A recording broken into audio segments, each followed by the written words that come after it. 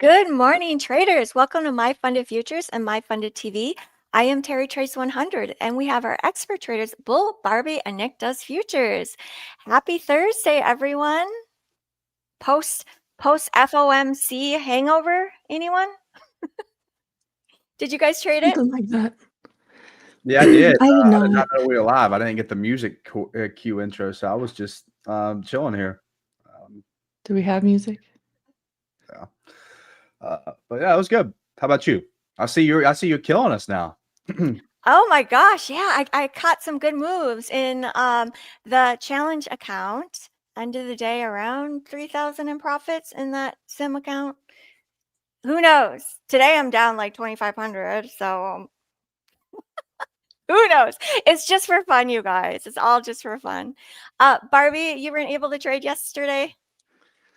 No, I've barely traded at all this week, unfortunately. But you know, we'll see if we can find something today.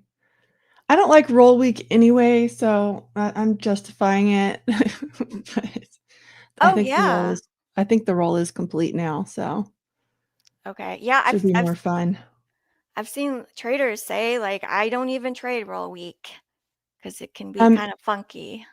Yeah, if you rely a lot on volume-based strategies, it sucks a lot. So I just have to rely. I do have a lot of volume-based strategies, so I have to kind of put those on the back burner and focus on the other ones. Who would like to go first, Nick or Barbie? I'll go first here and knock it out. Thanks, Nick. All right, moving my groups around. So we got the move right back to that Tuesday high that we were talking about. That 4-hour gap that I would say we're gonna hang out inside of Tuesday through Wednesday. We shot away from it. I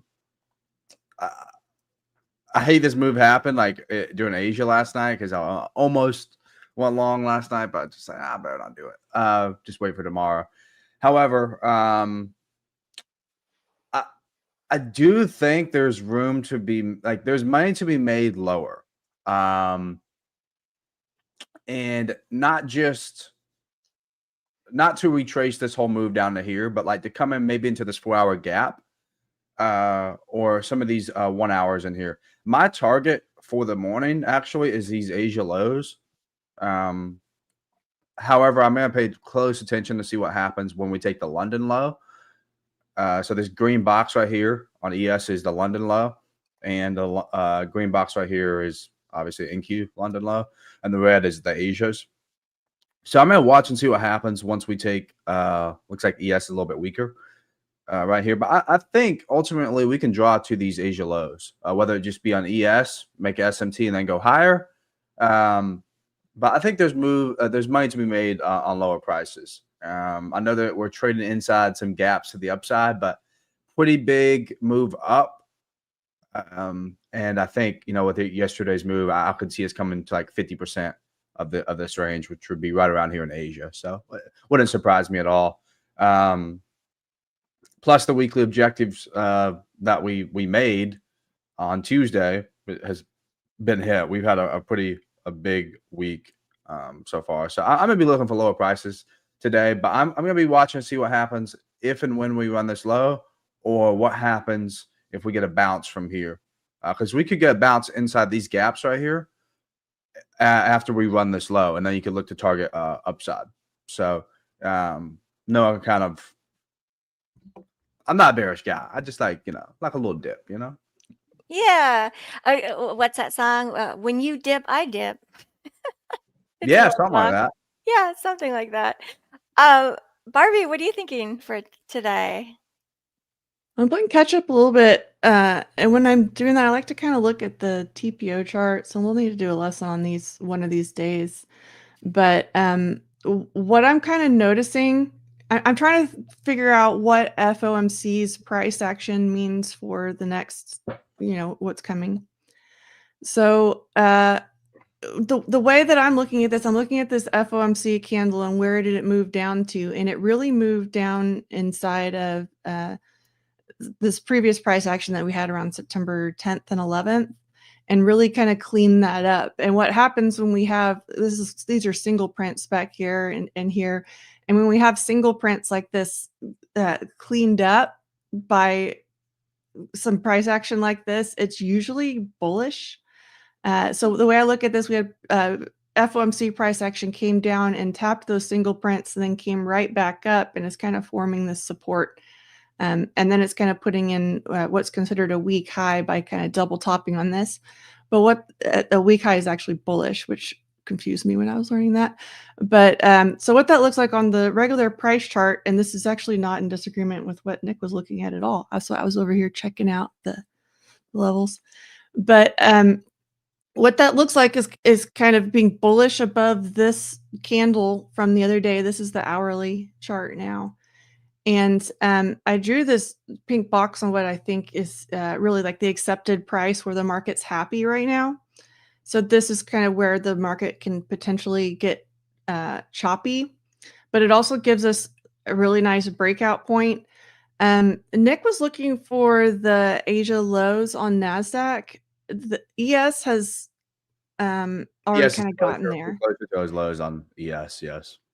So this was actually kind of the main level that I was looking at too, around 66.80 on ES. So that's pretty interesting to me that the kind of Asia lows and that level are kind of clear to me.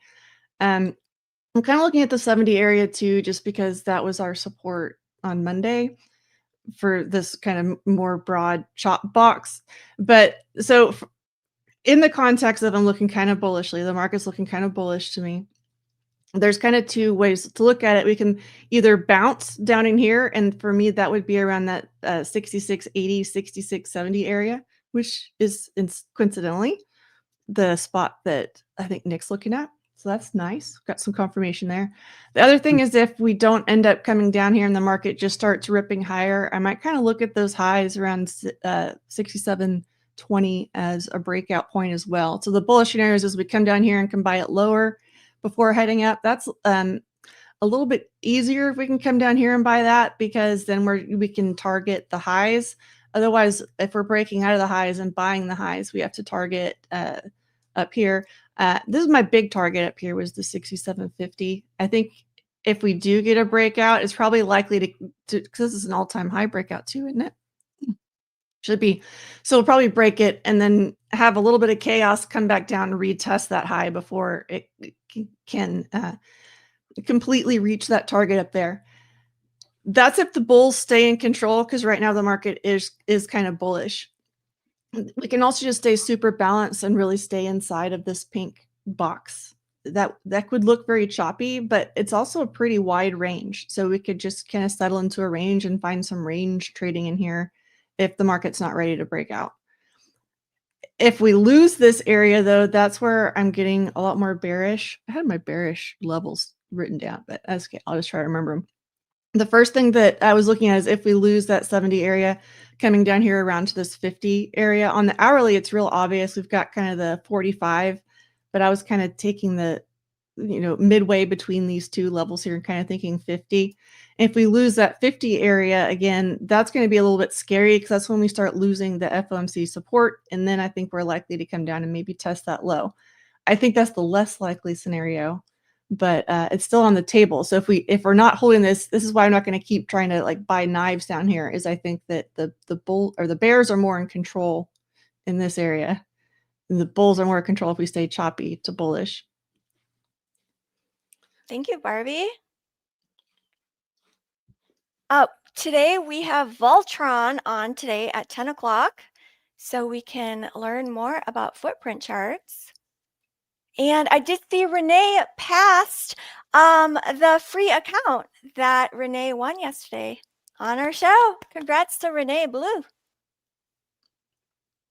Well, congrats. Woohoo. Man. Did anyone happen to trade? Did you trade at FOMC? Yeah, I did. Chat, did you guys trade FOMC? It was wild. It was so wild. I felt like I aged 5 years in 15 minutes. I was like, oh my God. Yeah, this is so intense. It was kind of intense. Yeah, not gonna lie. It was a it was wild. It was like a move up, move down, and then like another slight move down, then like just completely reversed.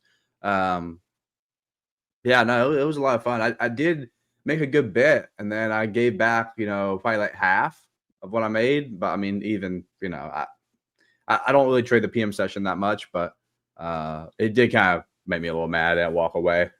But it's probably why I don't trade that session too much. Great job on walking away. Yeah, I was wondering because I know you were beating me. Like your P&L was up $2,000 in the challenge account yesterday, and I was like, I think I was up 1,600, and I'm like, Nick, I'm coming for you. Yeah, no Like, cap. You came for me for sure. Flew so right and past me. uh, What's it at? it, I need to check. I think it updates at the end of the day. Oh, It okay, never doesn't mind. Yeah, you're update. right. Yeah, continually live. Yeah, follow along, guys. Let's see who will win. It goes until Friday, and it's all just for fun. It's nothing serious. It's just absolutely just for fun. We used to play those FOMC moves a lot. We used to do it on options because then like what you can lose. But it didn't even play very well into that normal move that I like. I usually like waiting for that initial move Yeah, and then reversing it, but it kind of faked that. It yeah, faked the fake out, right? it did. I wasn't watching it live. I went back and looked at it. It looked like it faked the fake out. It did. No, it fooled me. I thought we were gonna go lower, because we had to move up and then it went lower. And I'm like, okay, this is the real move, which was so weird because it was before he spoke. And then once he started speaking, it slowly started grinding up, and then all of a sudden it just started popping off. Yeah, no, that was a crazy move. But yep. That was pretty much if you were new to trading, now it was definitely hard to trade. Yeah. The volatility, you're probably sitting there, oh, I usually take 5 contracts or 3 contracts. All of a sudden, bam, you just get hit. Like, oh my God, like I went below this level. It's usually like 20 points. Oh, wow, it's 100 right now. So. Oh, exactly. Like my $200 risk for $500 profit bracket. Like I was Yeah. trading with that to like protection, right? And then if I wanted to move my stop, I just would but it automatically just puts it on the chart at least. And oh my gosh, before I could even blink, my stop would get hit. I was like, this is crazy. Or like the profit would get hit like so fast. Yeah, no. That's why I always tell. That's one thing I've always liked about ICT. You guys hear me always like shit on him a little bit, but I do like how the concepts, like they have certain like stop losses and entry points, right? Like defined. They're already like clearly defined, and above order blocks, above or below fair value gaps, or highs or lows, whatever. So that's one thing I've always liked about it. But if you have it above a fair value gap, sometimes wherever your trading plan says to do, you'll always put it there, and you'll base how many contracts you take based on how many points that is, right? You don't. People just say, "Oh, I'm gonna risk 20 points," or "I'm gonna risk 5 contracts." My bro, like it's not the right way to do it, bud. Day like yesterday proves that point for sure. But whereas like supply and demand, I don't even know. Like people trade supply and demand. Like, you got these zones that are like, I don't know. I don't know how they do it, but order flow makes sense. And some of the stuff Barbie does makes sense. And I trade supply and demand. oh, really? Well, I mean, like I don't see you draw out these huge zones. But even if you draw, I try to narrow it down pretty close to levels because I don't want the zones get hard. Sometimes I end up with the zone and I'm like, I want to really define a spot. Right.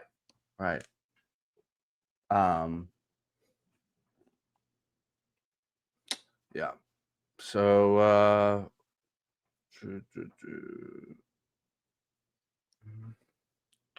Nick, I have some great videos and great webs to find, man. Not sure how to get it to you. Hey, Voltron. Voltron's in the house. Voltron will be on with us at 10 a.m. Okay. Yeah, Nick has to run, unfortunately, at 10, Voltron. Voltron is asking you to stay. Yeah, I'll see if I can stay for a minute. Cool. Nick, Mr. Blow Big your Nut. mind a little bit with actual market orders instead of I pretend to see things. Shane A. Nick thinks he is Mr. Big Nuts, 100%. How did you know, bro? Oh man, they're back. They're back. I can share the leaderboard because all the glory might be gone after today for me. It might be toast. We don't know. You gotta manifest it. You gotta manifest it. Yeah, we win. We win. This is true. Okay. Oh, I think I'm sharing it.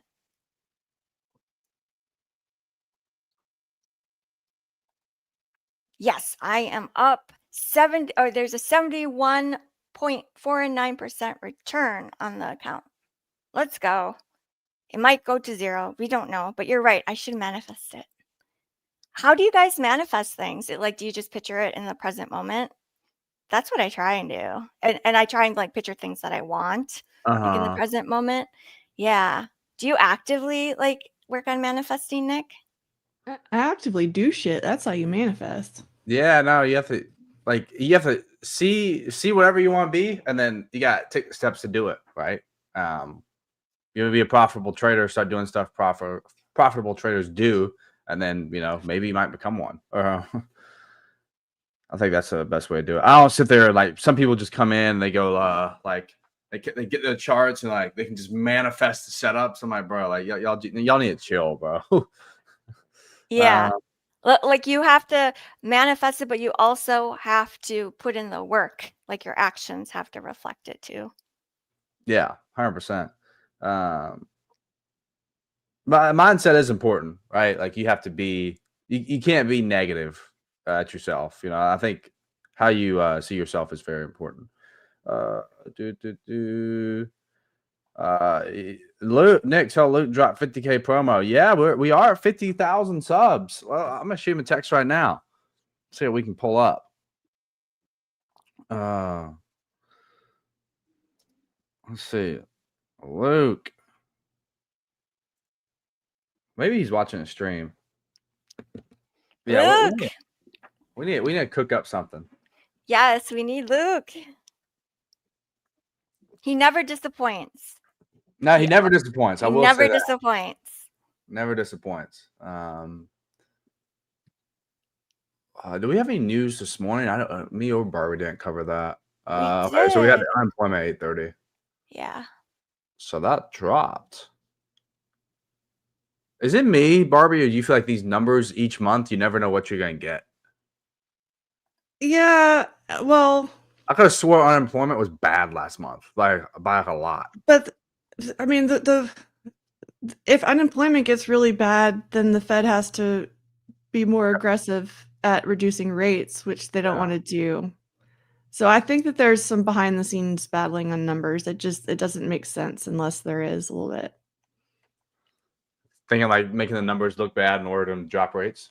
I mean, to both sides. I mean, this is not just a Trump Powell thing. It's been going on since before that. It really started a lot during the COVID stuff because we started changing the way the CPI numbers were calculated. Let's just take housing out of that. People don't need to consider how much housing is and that sort of thing. And it's there's different ways that they can do that.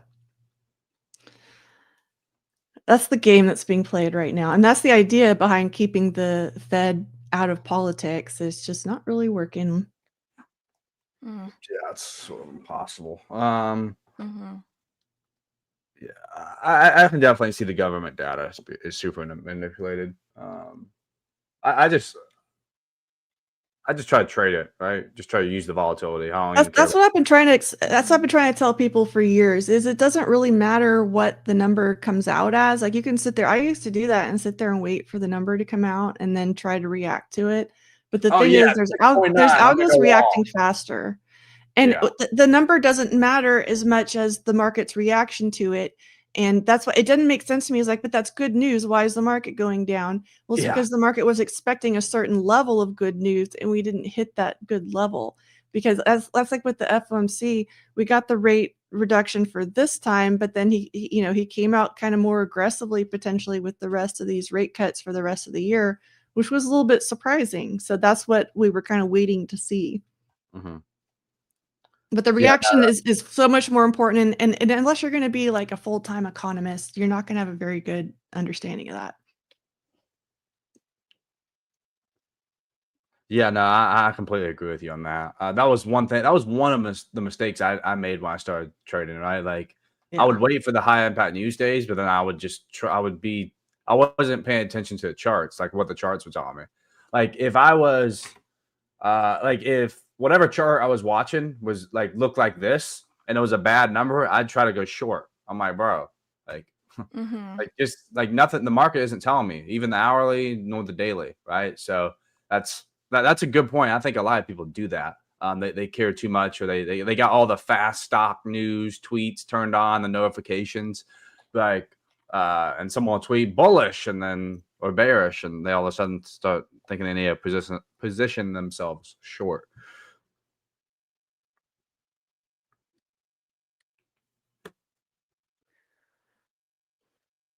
So I'm trying to figure out how to say this.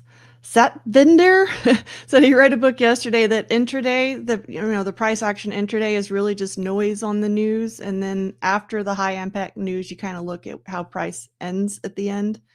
That's kind of what I was looking at on that TPO chart on how what's the story behind this move. And this move was really, we moved lower and then we held all of these closes and previous points of control, and that's what kind of shows the bullishness to me, is holding all of these key areas.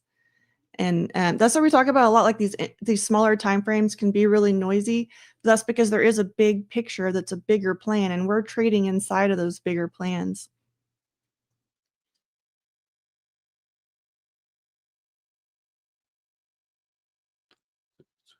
Oh, Benjamin is asking what your bias is again, Nick. It sounds like maybe initially down.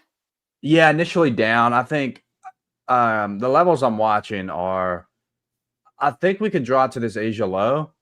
I'm going to watch and see what happens once we take London low on ES and NQ. If we get a reaction to the upside, a good one, I would take a long. I just think we could go lower because we have a lot of inefficiencies in here to fill, and that would make sense for us to come into this range. And for the people that play like premium and discount, 50% is right around in this area, 24.5. So I could see that, but I'm short-term bearish, and then I guess you could say bullish on the daily. But yeah, kind of like how it was on Tuesday, right? I anticipated the weekly to be bullish, but I wanted to move lower to Asia lows on I think it was either Tuesday or Monday. I forgot which one.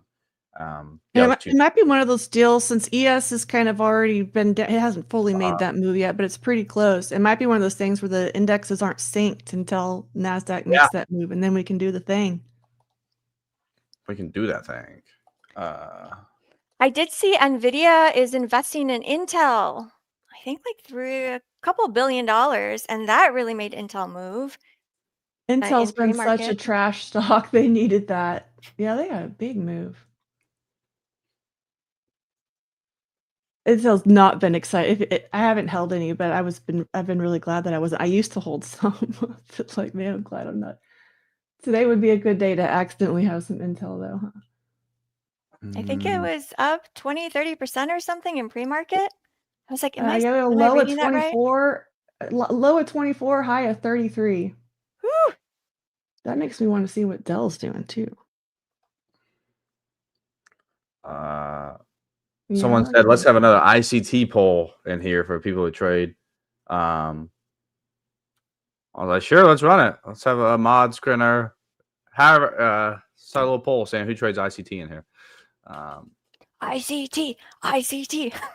Yeah, you got to do a chant if you win. What is this? Asia low? No, it's London low. I haven't watched. Apparently, he's been uploading videos lately, and that's I haven't watched one of them. Asia. Let's see. London. Just gotta pay attention to what happens here. One thing too, if we let's say it opens in 2 minutes, let's just play devil's advocate real quick. Let's just say I'm a complete moron. I don't know what I'm talking about, which is possible.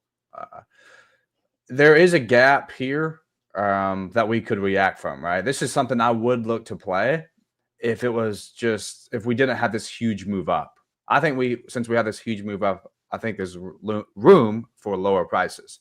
But if we're going to get a bounce, I think it's going to be right where we're at right now. If not, I think it's going to go lower down to these Asia lows. So let's pay attention to see what happens at the open here in about 45 seconds. Maybe Terry can send us lower. Let's go. Less than 1 minute. Market is going to open.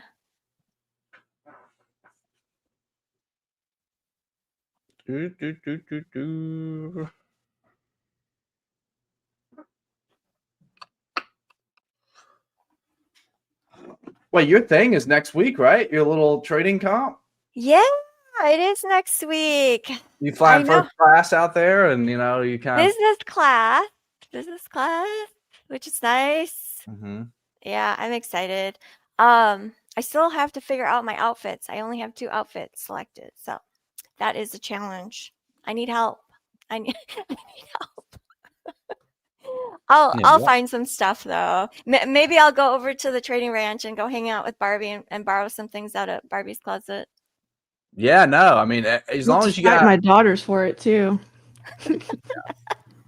But just remember, everything's not $19.99 or $20. It's like $19.69 or $25.69. So make sure you bring some coin as well to get that match up those cents.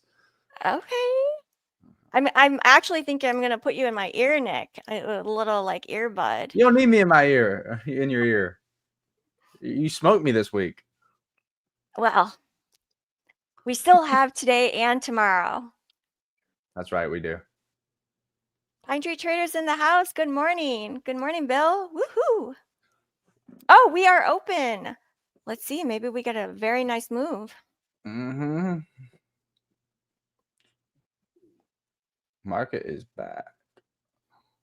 It's back.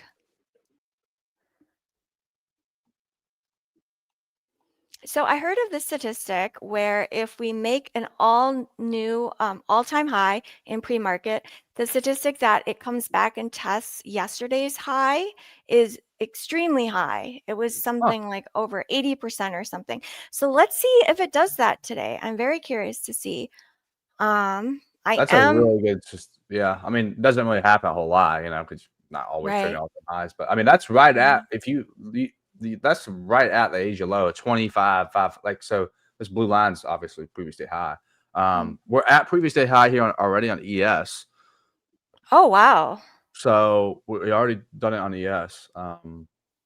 Maybe that's enough. Maybe it runs London low and then just reverses and goes back to the upside. But that's a cool stat. Okay, I am going to, this is tricky. So in the challenge account, I'm still holding a short. But this is my sim funded account, and I do want to take the 5-minute opening range break on it. But if it breaks on the long side, I won't take it because I'm short on the challenge account, even though that's like a sim account and it's just for fun. But like, I'll just stay on the same side. Oh yeah, later on, if we have time, I can show you guys some of the back testing that I did, like my little cute Excel spreadsheet. Google Sheet. I mean, there's so many people in chat that just love Excel spreadsheets. So I bet they want to see it. I'm serious.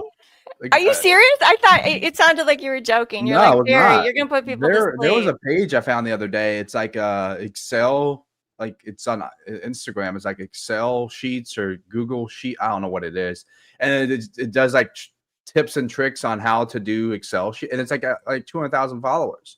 And people are like, oh my God, thank you so much for this. And it's like how you like add up numbers within a column, like with just 2 buttons.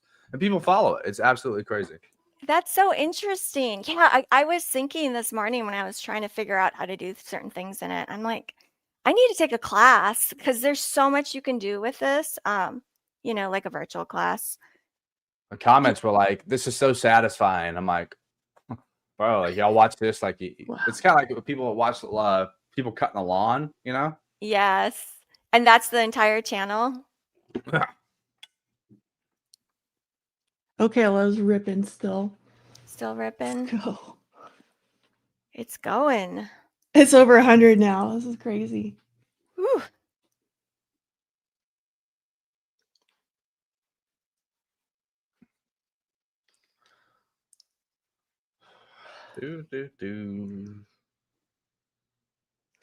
This has been a really good one.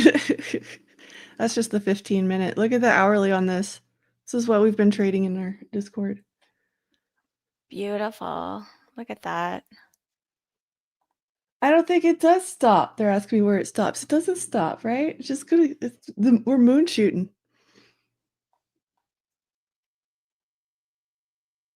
Okay, back to indexes. Do something. Poke it with a stick.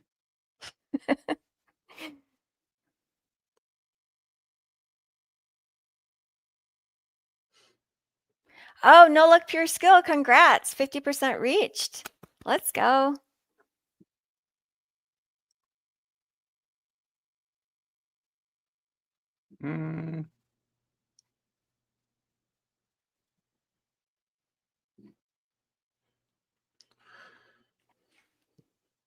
Okay, that first candle is how many points in the NASDAQ?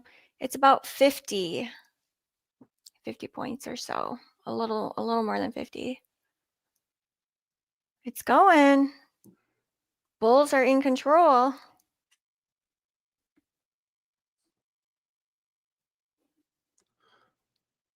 Figure out my accounts. Barbie, are you in a trade? It looks like you're in a No, trade. I've got my charts messed up and I can't see my levels right. I'm trying to fix it. Oh no. It's like stuck on a 1 minute. I don't want to be on a 1 minute. I can't trade a 1 minute at open. Okay.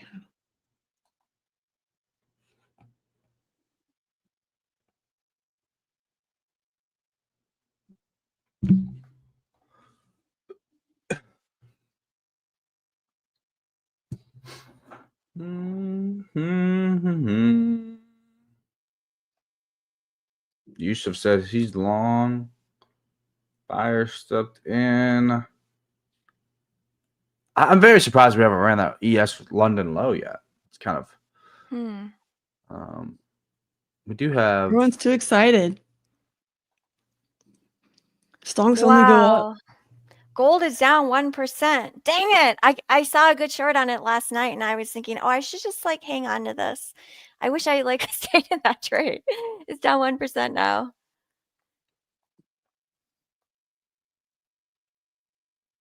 Are we going to break this high? This first 5-minute candle in the NASDAQ? Oh, yep, I think so. 708, 711. It just took out. So the 5-minute order people would have got tagged in on the long side. I'm only planning on taking this short because of my other account. Yeah, if we close, I mean, we got 8 minutes till we get a close here.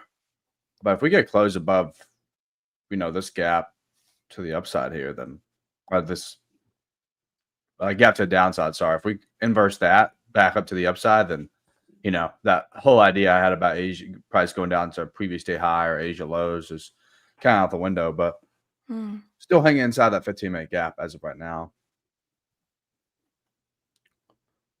Charts are lagging. Is anyone else trading you sort of lagging? It's just like not pulling. Oh, there it is. Sort of. WeWap said, I will flip my desk if we don't dump. Huh.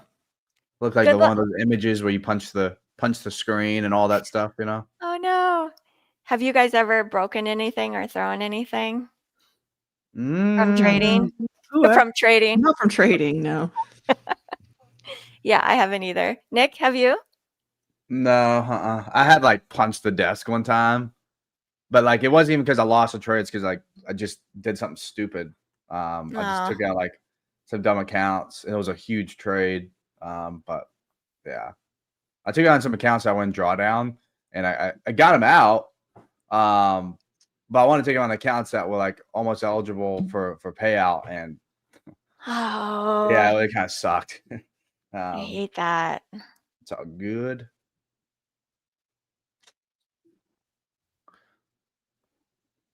It is all good.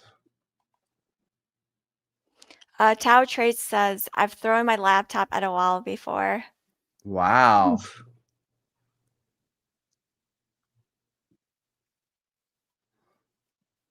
Yeah, no, I mean, I've heard some horror stories, and obviously you can go on Instagram and TikTok, and they're all over the place, right? Yeah. Borshan said, I broke a mouse once after noticing I left an order in an hour before. Oh, yeah. I think we've all accidentally left orders on. That's not a good feeling. Okay, the second candle is looking like it wants to be red or close red. I hope so. That's why I was zoomed out. I'm trying to really get a sense of when stuff could potentially be syncing up here because we're not there yet. I did go short up there. 696. See Oh what my happens. gosh. Nice entry. I mean, it's all right. 730 is my stop. So Okay. If it hits I have a stop for an entry to get in at 652 on the short side. See if the market pulls me in.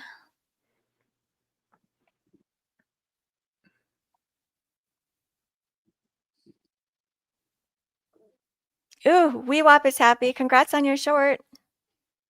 I'm glad you're not going to flip your desk. It's a good thing. Nice short, Nick. it hasn't done shit yet. It's coming down. It's coming down. The VIX is in a good spot for that. It's not come down really much since we opened.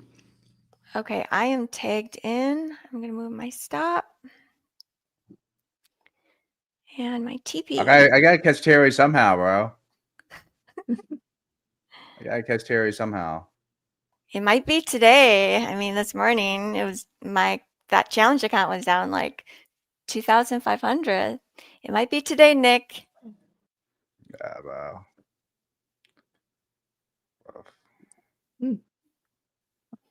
I have to take a class on like learning how to talk trash. Like, Really? Yeah. You got it right here. I am that. I'm a menace to society. I'm telling you. Okay, how do you do it in a way where you don't completely like offend someone? Like, how do you talk trash and it's just like friendly trash? Did you play? Let me just ask you. I think I know the answer. Did you play a whole lot of organized sports growing up? Yeah, exactly. You know the answer. I did not. I played, yeah, I did not like Hey, exactly. puppy. Yeah, apparently we're You getting learned that help in today. organized sports, how to friendly. It wasn't Trash even talk. like it wasn't even I'll tell you what. This is the best I can do is go watch The Last Dance on Netflix. The Michael Jordan one, the 6-part documentary from like 2020. Yep. That's a good one right there. Like he just used everything someone said to just make him mad, and he just used it to, just talk trash. Yeah, I played a lot of sports growing up, so it wouldn't even have to be organized. It'd just be my buddies in the neighborhood playing 2v2 basketball, and just like, at school we're cool, and then we got on the basketball court, we got on the concrete. It's just like, screw you, bro. You know what I mean? Like pushing, shoving. So I mean, it's just kind of, but I will say you gotta watch what you say now, because you gotta offend people very easily. But we need to go back to those old days where I used to drink Capri Suns and call my friends wherever I want. You know what a lot of people need to do? I can tell about how easily people get offended because they haven't played 1v1 on Call of Duty Rust. They haven't played Rust on Call of Duty. If you played on the map Modern Warfare 2, you played on Rust, you can handle anything in this world. I'm telling you. Oh, wow. Okay, like this is a good training playground for me to play that game. I think Denny in the chat will even agree with me. See, even look at the chat right now. They know exactly what I'm talking about. If you could sit through one of those lobbies, you can sit through anything. It is war.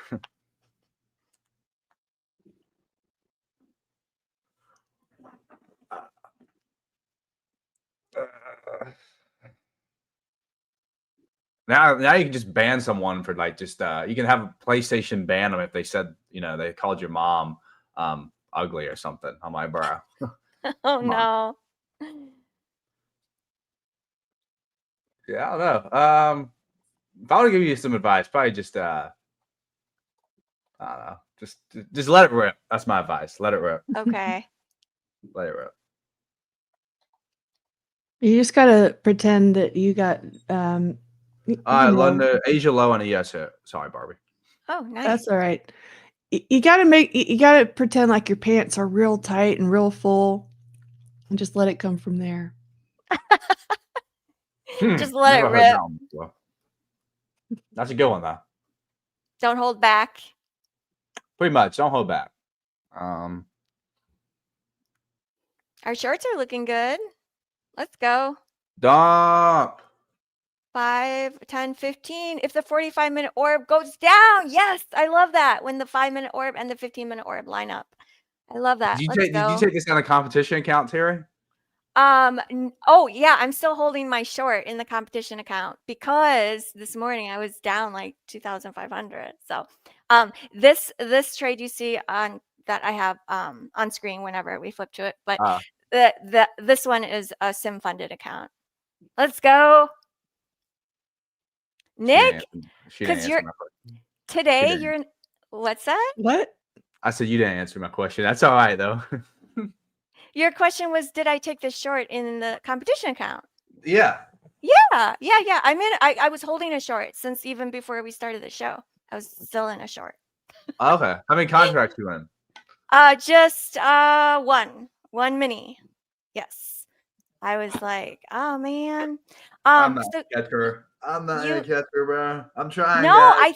I think you can because I oh, here we go. 603 TP. Come on. Yay! Win. I will say it's a pretty fat day right now. Nick, I think you can beat me today because I started the morning down 2,500 in that competition account. So there you go. Are you in the short in the competition account? Yeah, I am. Damn. I want mass contracts. I'll tell you what I'm sitting at. I'm sitting at $8,300 right now. So I don't know what the percentage is on that. Wait, I thought max contract is one mini. It is 1 minute. Okay. Yeah. I'm like, wait, what? Are other people able to trade more contracts than me? Dang it. Yeah, no, I can only take one. Me too. Good luck, Nick. May ICT force be with you because you're going to need it. I'm going to need it. Yeah, see, there you go. Little trash talk. I like that. I'm practicing. Thank you. We're still friends. Handshake later. But until then, it's on. It is on. Barbie, are you taking 15-minute orb? Yeah, I had a little glitch because I forgot to set the time on it properly. You spend one day away from the charts and everything's wrong. I swear. It's frustrating.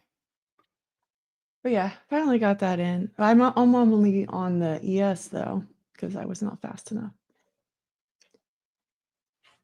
The thing defaults to New York time, which is stupid.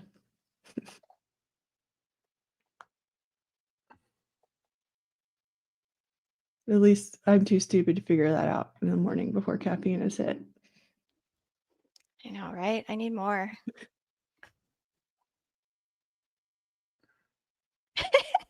Oh, yes, my trash talk does need some work. Sorry. 100%. I need to hire a trash talking coach. No, you don't. Just go get a PlayStation, get Call of Duty Modern Warfare 2, and I'm guaranteeing you still people playing it, and just go in there and listen to the lobbies. Yeah. That's all you gotta do. Now, it's gonna be a lot. It's gonna be bad, Oh no. but it builds Exposure character. therapy. Yeah. It builds character. After that, bro, I went to school and I had that bully sitting at my lunch table when I was in 6th grade, and I was in 6th and he was in 8th.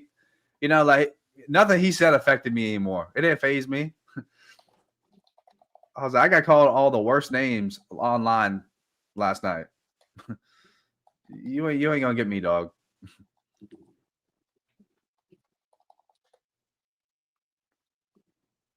Yeah, that's why I didn't like this orb here, but okay. It's at the orb's at my knife catch spot. Oh. Awkward. Oh crap! I really am short one and long one in the exact same spot. Oh well. One of those mornings, huh? 2 different strategies. What are the chances? Oh, hi. Is that your cat? No, Or the your dog dog? came back, but she like smacked the microphone. I usually have a baby gate up, but it's in the other room right now. Oh. She saw Nick's dog the other day. Like, I need to be the baby too. So happy. That was her name when we got her, was Happy. Aw. Yeah, don't do that. Okay, So that's cute. why you don't get to be up here. Okay. Okay, I trimmed that. The long side. Ugh, now I'm slobbery. Ugh. God. So we had a reversal here at these Asia lows in London. So look, I'm gonna see what we get now. Let's see if we go back up to the upside. We have his hourly chart doesn't look bearish. I'll tell you that right now. Mm-hmm. That's a big move on NASDAQ it just made. That's a huge move. If you look at the 15-minute, It doesn't look as big on ES. On my fundeds, I had 96. I had a profit target of 88 points from that. So I literally not bottom tick. I got like 15 points, but oh man, like if my stop was a little bit wider, like 2.5 R was like lower, that would have been the worst beat ever. That would have been bad.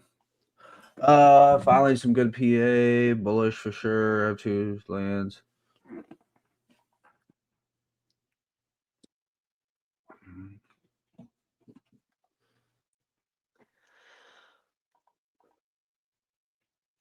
Nice.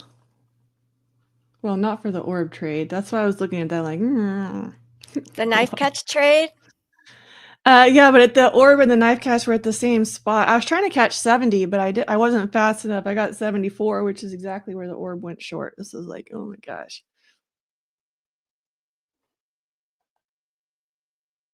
Nice Man, win. it's kind of like I should have taken it on NASDAQ. Yeah, it just ripped. I didn't have my NASDAQ chart open. I'm dragging today. I was like 3 steps behind myself. Yeah, I want to see how we close here the next 5 to 10 minutes. The 4-hour chart, 4-hour and 1 hour kind of look pretty bullish. Like we went down there and did what it needed to do, right? Got kind of came into discount for people who use that. Filled some inefficiencies. Say wouldn't be so. We're surprised we push up. There's got to be volatility there, though. You don't want to see it slowly grind up. That means the move's probably over, or at least for that session. The SMA is still sloping down. Interesting note. It's I think this is the 15 SMA. Yeah, we'd have to get above 708 for me to flip bullish. But could happen here. It's only like 20 points away. Somebody's going to be in timeout tomorrow.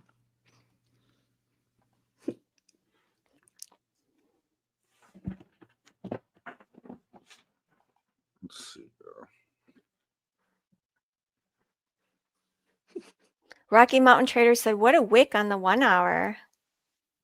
Ooh, that is a wick. It looks like ES came into that gap from Asia Open last night.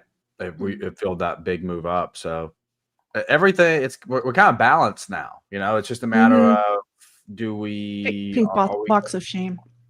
Yeah, there's SMT from that gap as well. So NQ is way stronger. Okay. And on top of that, you know, we're getting a move. So we'll see what happens. I just don't want it really lit up around that 75 levels. That's what I was looking at there. We'll see if that's sustained. But a lot of times when we have the buys light up like that at a spot, that ends up becoming support. And we did not get down to 70. It went down to 70 and a quarter.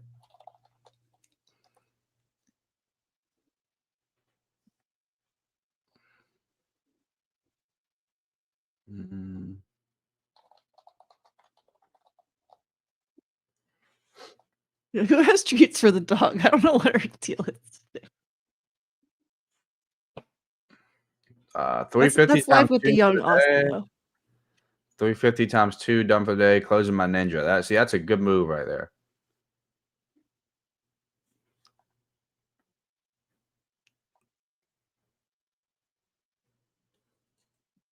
Hey, Keith. Keith is in the house.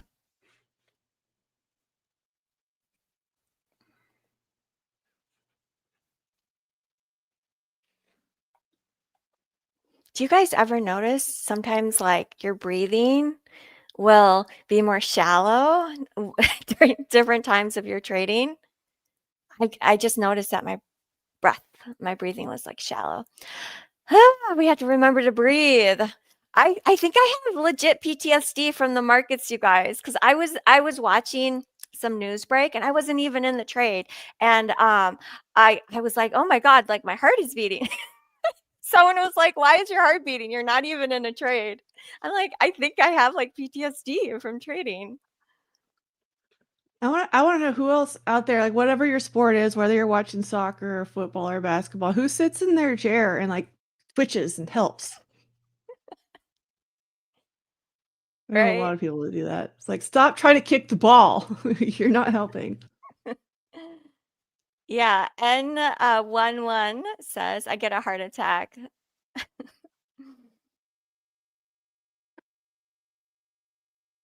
Hey, Corey. Corey's in the house.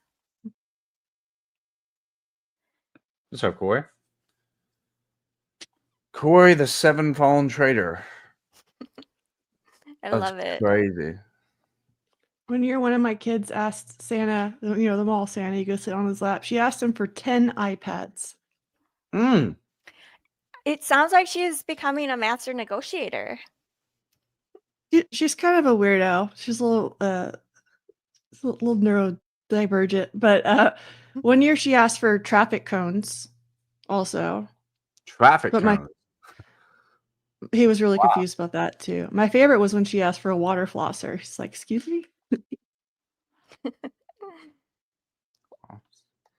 Seems like she's ahead of her time for her age. Yeah, she's always kind of been an old soul. She's a little bit, she's a little bit different. She's fun though. Well, now the market is just kind of chopping around. NQ is, at least. That's pretty. A lot of times those yeah, we got a big move for FOMC. The market's got to try to find itself again. But so far, everything's holding pretty bullishly. I mean, I'm zoomed out on the hourly, really keeping an eye on that because I'm watching what we're doing relative to the FOMC candle. Nasdaq's holding extremely bullish.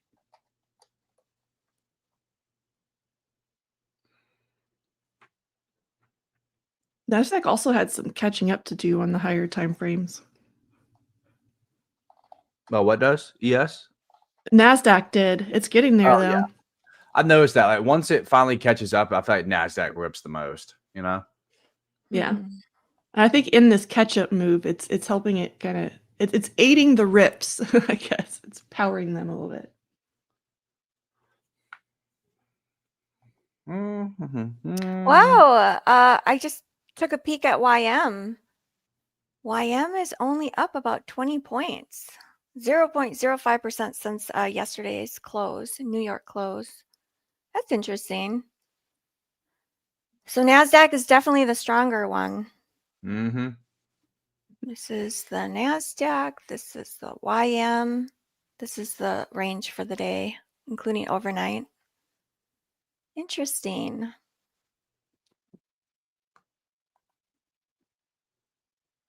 Let's see if we can keep ripping now.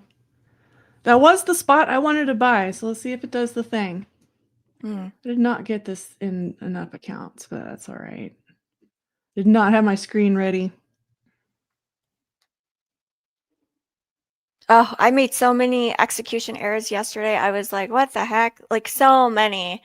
Do you guys ever have days like that where it's just like, it's simple execution errors? Like, let's say you meant to put on 5 micros and then and you actually put on 5 minis, or I don't know, like just silly stuff. Or I think too, trying to trade multiple accounts, it's definitely easier to like make That's what mistakes. Yeah. I moved my charts around, and I should not have done that. It's driving me crazy, and it does definitely contribute to errors. But the way I have my NinjaTrader set up is I'll kind of have an account per chart, but I run out of charts, you know, and that's when I start getting myself confused and on the wrong thing. And Yeah. Before I head out here, I'm gonna watch Voltron on my iPad, but because I want to hear what he has to say about that supply and demand thing. But this is a solid area here. We got a good close here on the hourly. It's respecting this hourly gap. This is a good solid area to buy. For you guys that trade, you know, that can go long and short intraday, multiple times. So kind of like this area. You're long in the stronger pair too. Just be aware of this 15-minute gap here is basically just retesting an entry here for lower prices. But given on the hourly, I'm gonna stick with that time frame. But yeah, I'm gonna head out. I'll see you guys back here tomorrow on for Friday. All right, see you tomorrow. Good luck, Nick. Good luck on the good luck, challenge guys. account. Bye. Let's welcome Voltron to the show. Come on down, Voltron. Hello, hello. Hello, hello. How are you? I'm doing great. How about y'all? We're doing good. Good Booked deal. some wins this morning. How about you? Any trades yet today?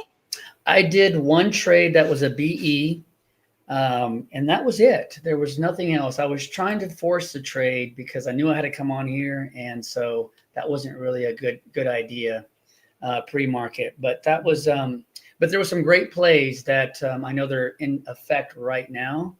I'm just not with the team, so I know they took it. But yeah, so when Nick said something about supply and demand, I don't really trade supply and demand. I was really more that's why I was like, order flow thing of it all. So let me see. Do you guys want me to go through this again, kind of like I did last time, or kind of explain what it is and then kind of go into seeing, like, maybe I can give you an example for today earlier? I don't know if there's one. Well, there. I guess what if we kind of give a short answer, just to catch up, a review of what order flow is and what kind of chart you're looking at. Okay, so I'm not sure if you can see my charts right now. I'm sharing my footprint charts. And what the footprint charts are is all the aggressive orders coming in the market. So basically all the people, all the live institutions, the banks, and the folks that have live accounts that are hitting market buy, it's going to show up on here, and market sell. So those are what these charts are that you're seeing in front of you. And I have different time frames up. So depending on the time frame, this is one rotation, so it's a 5-minute chart. You know, I can switch to the 1 minute. It's a 1 minute chart. So it's just the executions of the market, the aggressors. That's it. Okay.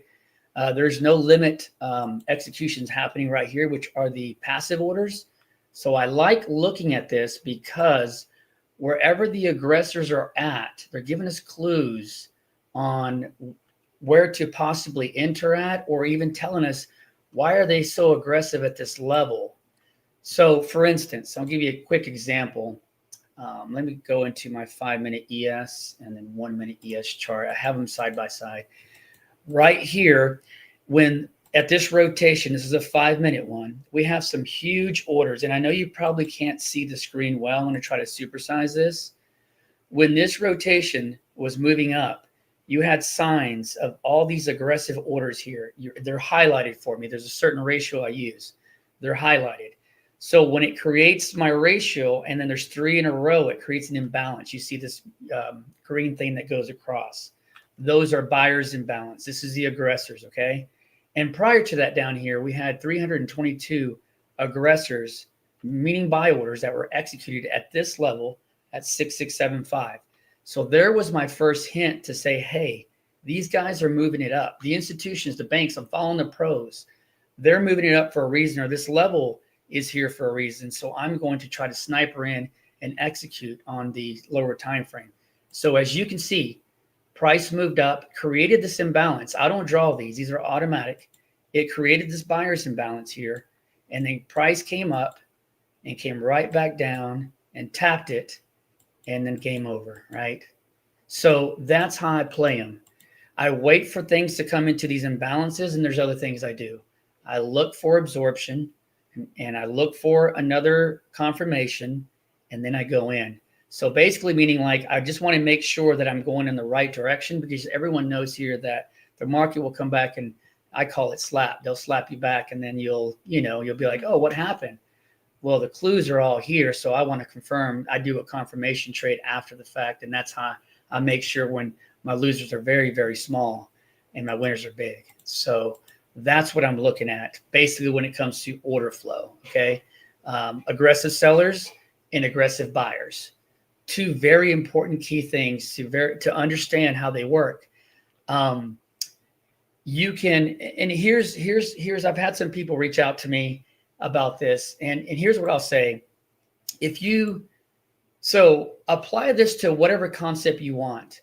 So let's just say you're a fair value gap trader. Okay, let's just call it that. Okay. And let's just say this is a fair value gap right here. It's not, we know that. But let's just say it is. And then let's say this imbalance is right there in your fair value gap. Well, since that we know what truly it is, it's a footprint imbalance that the institutions made when they left the prints. Why not just go in on that? And whatever you want to call it. But that's important, right? If you know your fair value gaps work, they're probably working, or your order blocks or breaker blocks, they're probably working because there's probably an imbalance there. I can pretty much almost guarantee that for the most part, almost 95% of the time. So I have actually a trader in my course, or my class. We trade together all the time live. And she has one strategy that she has order blocks. Everyone knows that's ICT. There's no secret about that, right? It's an order block that she trades. But she will not take the trade unless there's a imbalance there, footprint imbalance, because she knows that that's the level to execute on. So you see, this can be very powerful to any strategy you use, as long as you know how to read them and you have the correct ratio. So there's my kind of fast spill on the footprint charts. And I can give you an example. I can find one real quick from pre-market maybe and walk you through it if you want. And kind of how I hone in on things when it comes to the 5-minute and then other time frames, if that's what you like. That would be awesome. I was wondering what you were talking about, a confirmation trade. I didn't quite understand what you were talking about. So it's like where you kind of get your feet wet a little bit in the market, see how it's. Let me just find one. I wasn't prepared for this, but let me find one. Okay, let me find something earlier this morning if something happened, and maybe maybe I can. Hold on, let me scroll down here. I'm looking just for an imbalance right now. Oh, here's one. There's some imbalance. So on the right side of your chart, you have some levels coming up to. Is that where the actual orders are? What are you looking at there? Oh, I'm sorry. So the right side is going to be, the right side is not volume. This right here, you're seeing these things popping up. That's not volume. Those are passive orders. That's my level 2. So it's telling me, see, for instance, it's yellow here. I'll go back to, I'll hone in on it. So that's liquidity. That's not make up liquidity. That's not because there's a swing high there or there's a butterfly flying and then you got to catch it. This is actually the market liquidity. So there's 210 orders right here resting, kind of like Bookmap, right? But I just have it on my AMP. So there's 210 right here orders resting to get filled. We don't know if they're going to pull it or not, but that just helps me because if I'm actually on an uptrend, right? If I'm on a long and I see some major liquidity, like this one's not so big because it's only 210.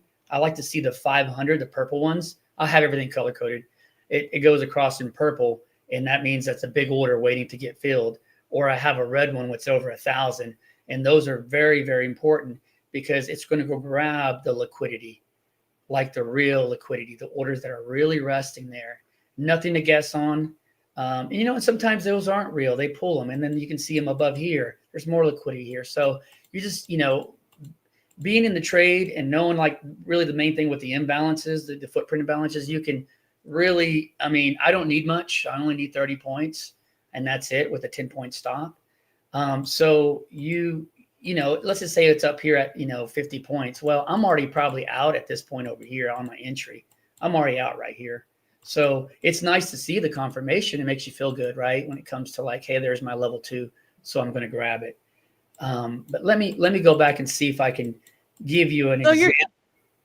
While you're looking at that, you're talking about orders being pulled. And so when we're talking about order flow in level 2, this isn't chart patterns and things. You're looking at the actual orders on the market, right? This is the real deal right here. This is the banks they're executing right now. Institutional traders, hedge funds, everyone, this is their data. This is what I'm seeing. I really don't even need candlesticks. I can just look at this. Matter of fact, great example this morning. I was in my live trading community, and this order right here, this is no joke. She took it. She's probably in here. Her name's Shelly. She took it. This order right here, you see this. There's 3,233 orders executed on the aggressive side, the buyers. That's not me and you doing that, right? That's someone huge. And this is ES, by the way. So knowing that the fact that they executed on this level at price 6,675, well, what does that tell you? It's telling you they're probably trying to push this up. And look at the sellers on the left side, like right here is my sellers. They had no chance. They slapped them out of the way, is what I say. They're gone. So what happened as the price went up? They created more buyers imbalance. You can see these highlighted. I have a ratio for that. So that's telling me what? There's my other clue. Like, oh, they like this level and they want to push it out of this level. So what am I waiting for? For a retest and confirmation. I'm going to show you that later. But what she did, she saw that, and I was getting ready for the show for you guys. So I would have done the same thing. She saw that big order come in, and guess what she did? She executed. She got in right away and made her money really fast, just based off of no candlestick formation, nothing at all, just looking at what's coming in that specific rotation. So it's very powerful. So if she would have stayed in, I'm not sure if she did or not. I think she got out. She would have made, it was a good move. It was a really good move. We're still moving up from that level and never came down to retest this until this time here, 10 minutes later. And you see, you had plenty of time. Each one of these rotations are 10 minutes. So 5 minutes here, 5 minutes here, that's 10. And then look for your confirmation to get in for something else. So I like to see, once it gets there, see some sellers that get trapped, and I can see that in my order flow, or I can like to see another buyer's imbalance to confirm the move that they're pushing up from there and not tricking us and going down. So just getting those clues help. And I could probably, let's just do this example since I'm here. 955. Okay. 955. Here we go. Okay. So I'm looking at the 1 minute chart right now. On my left screen, my right screen is the 5 minute chart. I have my imbalance ratio on my 5 here. So here's the 5.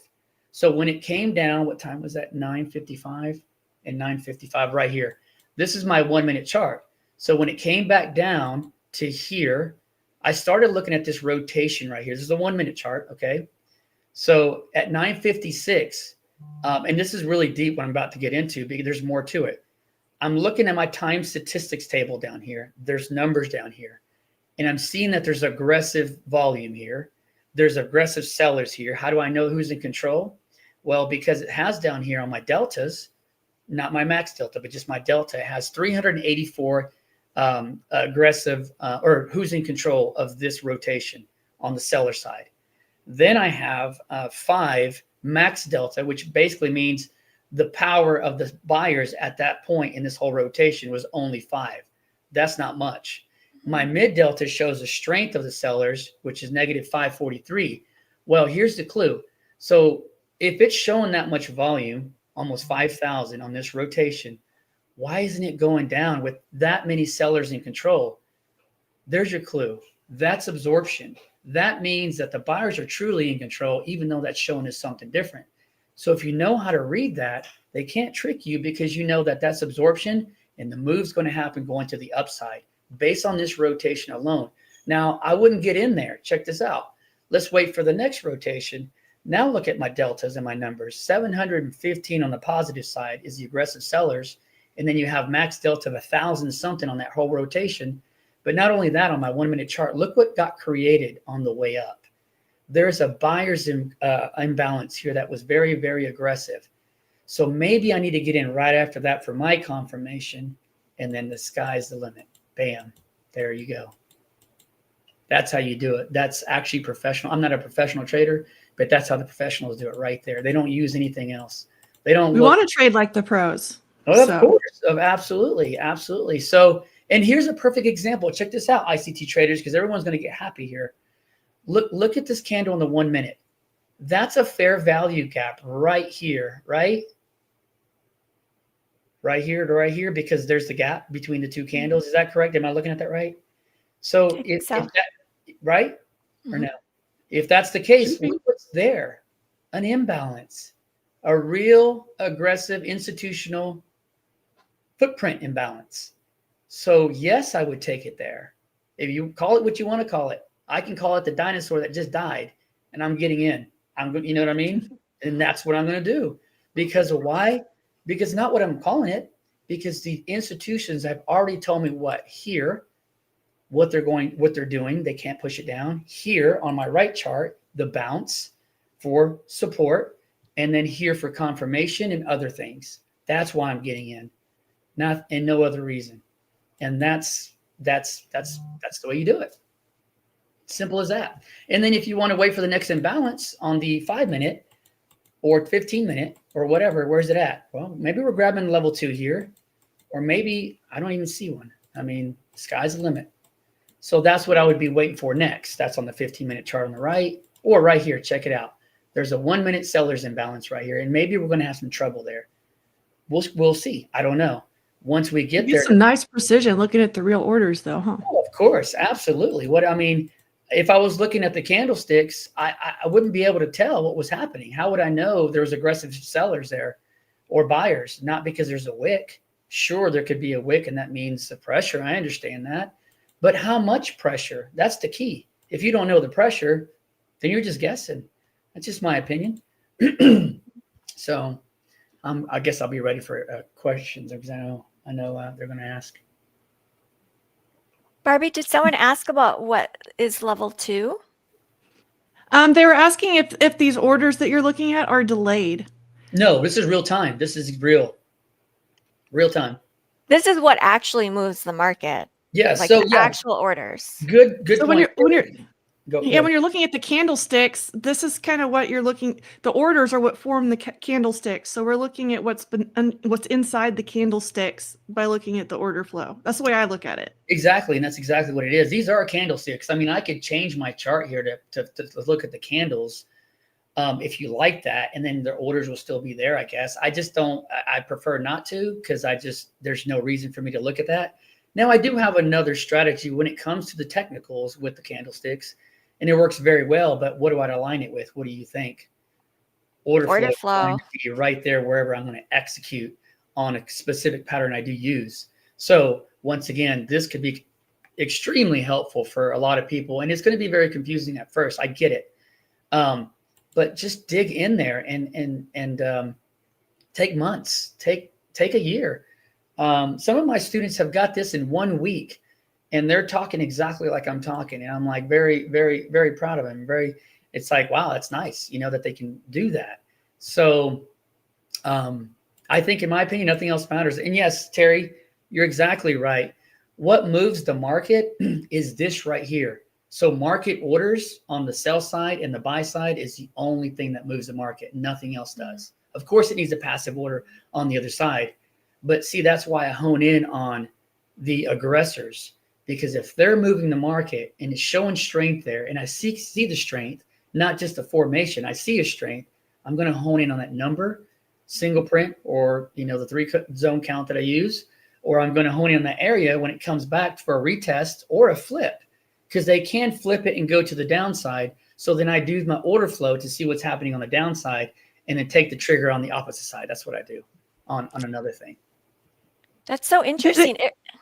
It reminds me of floor traders, like the footage of the floor traders where all of a sudden, like everyone's like, buy, like everyone's like fighting to buy them up or sell them. That's when you talk about that imbalance. That's what it reminds me of. Yeah, that's them screaming buy and everyone's buying. And guess what? They can't hide that. Where is it showing? Exactly. On the footprint chart, it's right there. You can't see that on a candlestick. If you guys can see that on a candlestick, let me know, especially how many orders are executed on the aggressor side. I will let you join my course for free if you can tell me how that's done. And by the way, I've seen this. Oh, go ahead. That's not a shout out. I do have a mentorship, but I'm not in the teaching stage right now. I'm taking off a little at the time. So maybe next year, but that wasn't for that reason I said that. We've been getting a lot of questions just kind of about Bookmap, and is this Bookmap and how is this different from Bookmap? Do you want to help us with that? No. So Bookmap. Okay. So in Bookmap, you have those bubbles, right? Those big green bubbles and big red bubbles. So those are the aggressors. Yes. And then you have your level 2 on Bookmap, which is your passive orders. It shows the thing like here on my side, and it shows you how many orders are on the passive side. So you can use Bookmap. I just honestly didn't like the circles going across my screen and trying to figure out all the orders. It was too messy for me. I like this. It's very clear. I can see the orders inside. I don't see bubbles, but I don't need to see bubble. All I need to see is these right here, these green things, and that's it. That's all I need to see. And I wait for my level to hit. So I can both this and Bookmap are showing you order flow just visually in a different way. Correct. Right. Correct. And yes, and I've used Bookmap for many years. I just recently canceled them because I didn't want Bookmap on another screen. So I've already have too many screens. So I'd rather just have my level 2 on here where I'm actually seeing all my orders go through. So it just made it easier. And there was a member in my chat, Sarah, she's the one that actually said, hey, we can get level 2 on here. I was like, cool, let's do it. I mean, it saves me some real estate, right? Imagine that. Look at that. It's bouncing off that area to the downside. How did I know that? Maybe there's a fair value gap over there. Let's see. I'm kidding. It's because there's an imbalance there. So we're waiting to see what happens. And so there's lots of questions about the footprint charts, and so I have it in NinjaTrader. It's under, instead of a candlestick chart, I set up a volumetric chart. I know TradingView, or not, I don't know about TradingView, but Trade-Of-8 has a version of it also. So you might just have to, everyone's asking about this. You shouldn't have to have, a lot of the platforms will have it built in. Sometimes it's an extra fee, but you might just have to look into your platform and see where that is. What platform are you using? I'm using AMP Futures. AMP Futures is what I'm using. I would not recommend TradingView, honestly. I did some research for some people that wanted to have it because it was cheaper. It's just the data is different. Yeah, that's what I was trying to explain to people too. You have to have a certain resolution of data. It's like if you can get a little GIF and it has all those little blocks in it, you can't zoom in all the way. And that's kind of the best way I can think of the way that the TradingView data is compared to some of the futures platforms. Correct. I'm trying to give you, there's an example right here. I hope this from 2100. So I'm trying to give you this example here on this imbalance on how it worked and what I saw at that time. If you give me a second, if you want to, if there's questions, then you can throw those at me too. In there. They're talking about Quant Tower.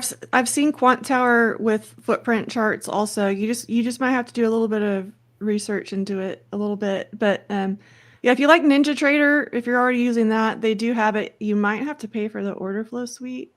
I think you do to get the good, because you want the good data for it.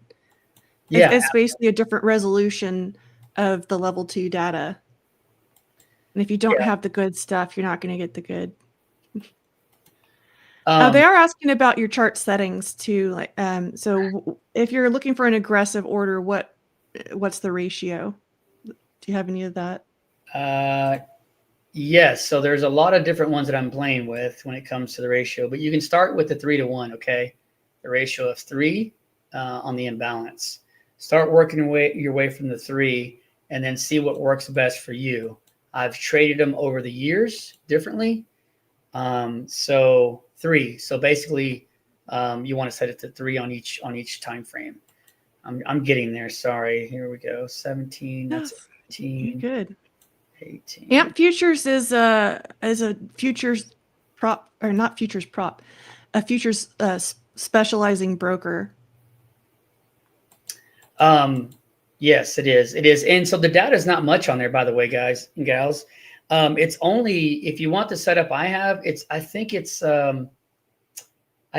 like 20 something bucks or $30 a month. And you get all this. You get the footprint charts, you get the ones I have, you get the level 2 indicator, you get all that. So I don't think that's much for a precise entry in professional trading. I would pay $500 a month, to be honest with you, if they took it down to that. Hopefully they're not listening and change that. I've never understood why people get stingy on data, because you should be able to make that up real quick on futures.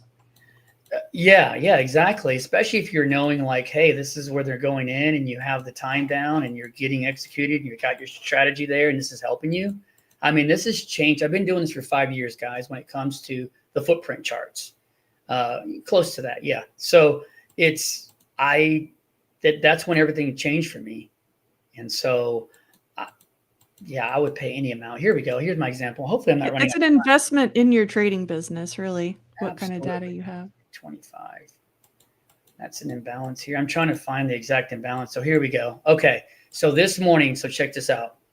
This is just one I just found. And sorry it took a long time. I didn't know I was going to go through this. So I'm just trying to find. Putting you on the spot. Yeah, no, it's okay. So 3 o'clock this morning, okay, at 9:18, we have a buyer's imbalance right here, okay, that got created at that time. Now, remember, as soon as this leaves the rotation, it gets created automatically for me. I don't draw these out. So it moved up, right? And then now it moved back down to this area where it bounced. So now let me hone in on maybe a confirmation for you. So this is the 5 minute. I don't enter on the 5. So this is 3:25. I see the time down here. Now let me go into the 3:25 time frame here on the 1 minute chart, because that's my executions. 3:25. Okay, right here. This would be the execution on this part here. So let's just start reading a little bit and see. I think this will open your eyes on, if you start reading the flow and getting the clues, you're going to start figuring out like, oh, damn, this is so powerful. Okay. So it came down at 3:25, and I'm going to start reading this a little bit. I'm going to go fast because I only have a little bit of time left. We see this seller's imbalance right here at this time. Now you see the seller's imbalance will push price down. But what's important is, since we're in this 5 minute buyer's imbalance, it's going to be more powerful. So let's just read to see what absorption we have here. So we have this for the push down. So I'm not getting in yet. I have this rotation here. The candle's small, okay? But what this rotation to the left tells you is that it had very strong strength for pre-market hours, -114 and -161 on the mid delta. So that's strong. So what do you think should have happened after this rotation closed out for this next one? It should have pushed down really hard for follow through, but it didn't. So what did it do? So it absorbed those orders, and I can tell by what I see down here on the numbers. Now it's going up. Buyers are in control because I can see what's down here on the numbers. Then now it's going into this imbalance here. Buyers are in control. They're getting actually aggressive. Now I can see it down here. And then right here on this one, they're getting really aggressive.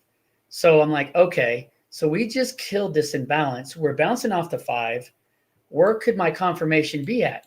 Maybe once we go on top of this imbalance, because we're already above it, we can execute. But let's just say you're not sure because you have another 5 minute up here. So because the 5 minute seller's imbalance is pressure down. So it could tap there and go down. We don't know that. So if we look at our 1 minute chart and say, here it is, it's right here, we can be like, we're going to wait till it gets on top of that imbalance just to be sure, because now those sellers are gone. And guess what just happened after that? The pressure was on right here. There was a buyer's imbalance on the 1 minute chart. My orders were huge. There were 300 aggressors down here, and I got some imbalances on the way up, which means what? Look at my 5 minute chart right here. There's my buyer's imbalance. Confirmation on the one to go in, and the rest is history. Look at that. That's so cool. That's a lot of points. That is that way. If you got it from down here, if you knew how to read it properly, that's a lot of points. So 688 on ES, all the way to 720. I mean, ES, I have a different strategy. It's 2 points and 6 point take profit. So 2 points risk, my stop, and 6 points to TP. I don't trade ES often. I just use it for analysis. So I think, my time's almost up. I mean, unless they want to keep adding or give me a little bit more time to answer questions, but it's up to y'all. So there's a perfect example. I just found it in the middle of the show, and I read it exactly how I would read it. But you can only do that with reading inside the numbers, following the prints, looking at absorption, and I didn't care about anything else. I didn't care about the goose egg getting laid over there, and I see it, and then I'm going in. I didn't care, and I didn't even care about the bias. Why? I already knew it based on the flow, and this is what I do every day. Thank you so much. That was wonderful. Oh, look on the screen, 50 free resets. Use code MOMO50. Nice. MOMO50. Get it, guys. Get it, and guys and gals. Let us know if you got one. Nice. Love it. Okay, now going back to what's going on right now. Look at that. It keeps going. So it did execute that order earlier. It's right here, the level 2. It grabbed it. And now look, it's pushing up. There's some clues. This is live right now. There's clues. There's a buyer's imbalance on the 5. Aggressive buyers. Wonder what that means. So interesting. Yeah. Thank you for coming back on, Voltron. Come back again. This is wonderful. Let me know. Sorry, I didn't see the chat, so there's probably a lot of questions. I'm not watching the chat. So a lot of them were kind of along the same line, so we got them answered all together. Cool. Awesome. Well, I hope that helped you in your journey. And yeah, definitely. Hopefully that helps you. Thank you. Definitely. I am interested in learning more. Barbie, last thoughts before you head out for the day? Well, the market's kind of doing exactly what we thought it was going to do. I didn't miss that by a tick. That's okay. But I'm kind of watching. We went down to the lower area that I was watching. Now we're up at that upper area that I'm watching. So I'll just keep a watch and see what the market gives us for the rest of the day. Yeah, definitely. Great lesson on order flow there. Just to point this out, on this bounce off this 5 minute imbalance, it's already went up 50 points on ES to where it's at now. Ooh, I need that. I am seeing lots of people want you back for sure, Voltron. Thanks again for coming. And we have Methodical Man coming on next. Give Methodical Man a warm welcome. He's covering for Ash. We'll see you guys tomorrow. Bye. Bye. All right. Good morning. Good morning. How's everybody today? How's everybody doing today? Hopefully everybody's green, nice and green on the day. I'm green on the day. We've switched over to micros. We're looking for a little initial balance retest here, risking 10 points on a couple of micros. Let's see what we get. What's up, Jay? Nicholas in the house. So already green on the day. Still looking for maybe that 5 minute inside bar. We took a nice little win on a failed breakdown trade on ES earlier today. And so now we're just kind of protecting profits. We'll still take a little bit if we can, but let's protect the profits. Abhishek, how's it going? So see if we get tagged in here at 790. I'm going to take one off the 800 and let one run. Yes, kind of at the same level here. Oh, goodness. Don't tell me this thing's going to miss me there by a tick or so. If it does, then we'll have to obviously take it off. If it runs back through 800, then we'll just have missed it. But kind of lining up with the 9 EMA on the 1 minute chart here as well. Initial balance retest. Look for the pop back below, above the whole number there. So we did get tagged in 2 micros here. Again, we're risking 10 points. Very, very small risk. And we'll take one off at the 800 if we can get it. And then try to let one run up into the 20s if possible. So let's see kind of how it goes. Working its way a little below here. If we get stopped, we get stopped. No big deal. Putting on a little action first thing for you guys right away. Just right away, a little action. Hey, you know, what more can you ask for? Might be a losing action, but that's all right. This is Quan Tower, Miguel. Quan Tower it is. So ES kind of at the same level here. Initial balance high. It's holding there. I'm tempted to give this a little bit more room. Should we? I don't know. Maybe we bring it down to like 770. Let's see. Just in 2 micros here, so we can be a little bit more, a little less aggressive with the stops if we need to. ES is pushing back below the 713, which I don't love, but it is what it is. So, but yeah, this is Quan Tower. And again, I mean, not much to do here, right? Let's think about this from a perspective of like, we kind of swept down lower at open. We've pushed back up. We reclaimed all-time highs. So we are kind of longing at the all-time high here, which is probably not the greatest idea, but we'll let it play out and see what happens. Yeah, it's Quan Tower. Yeah, this is kind of a 50-50 trade. It's just an idea for me to put something on for you guys. Trade of 8 versus Quan Tower. I like them both. I give Quan Tower the edge because of the bracket trading that you can do when you're copy trading, and plus the ability to copy across multiple props at the same time. I kind of give Quan Tower the edge there, but there are other things that Trade of 8 I think shows a little better at. Does a little better than Quan Tower, but the brackets are the only thing that I don't love in Trade of 8. And the ability to copy across multiple props at the same time. So standard deviation, Greek, I don't personally use them. I do have a couple on here just because you have to click another button to take them off. And so there's a couple on here, but I don't personally use them. But if they help you and they work for you, then by all means, use them.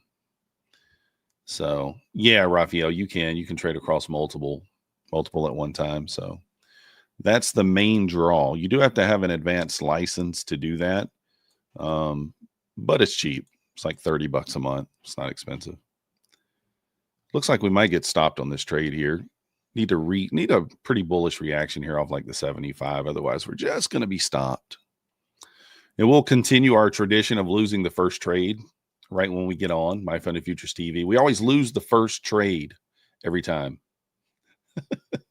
I don't know why. Maybe we can break it. Uh-oh, we're getting a green candle here. Maybe we can break it. Oh, darn. The green candle was short-lived. Short-lived. So, Trade of 8 has bracket orders, been using them for a while. They don't while copy trading, Dylan. When you copy trade, you cannot have bracket orders on. What's the importance of that? The importance is having your stop in right away and knowing where your take profit level is right away. That's the purpose of a bracket order, right? Just so you know what you're risking. When you don't have a bracket order in, then you could be risking much more than you plan to. So, you know, just make it all back like Tom did with his competition account. Oh, he probably YOLO'd. If I know Tom, he probably full port YOLO'd long overnight and caught the 200-point move. Bad day for you, Andrew. Yeah, everybody has bad days, right? I had a bad day last week. You just tuck it away and come back and do it again another day. That's all. So now we will be pretty patient here. We took the initial balance test. If you guys don't know what an initial balance trade is, it's just the high and the low for the first hour of the market open.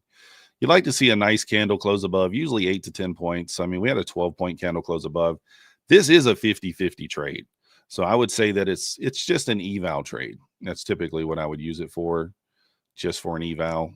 And so, it's not something I'm going to take on a funded account, but it's okay to take on an eval, right? Wins half the time. With Quantower, you can copy between multiple props. Yes, Steve, you can. I would show you, but I don't want to. I'm not quite sure if that's something we're allowed to do. So, but yeah, you need multiple connections, multiple synchro connections, and that's what the advanced features give you. So it's quite nice, quite nice. What up, Andy? You pray tomorrow has this PA? Probably, Raphael. I think today and tomorrow are going to be decent price action. I mean, we had, like I said, I can show you guys kind of what I took over here.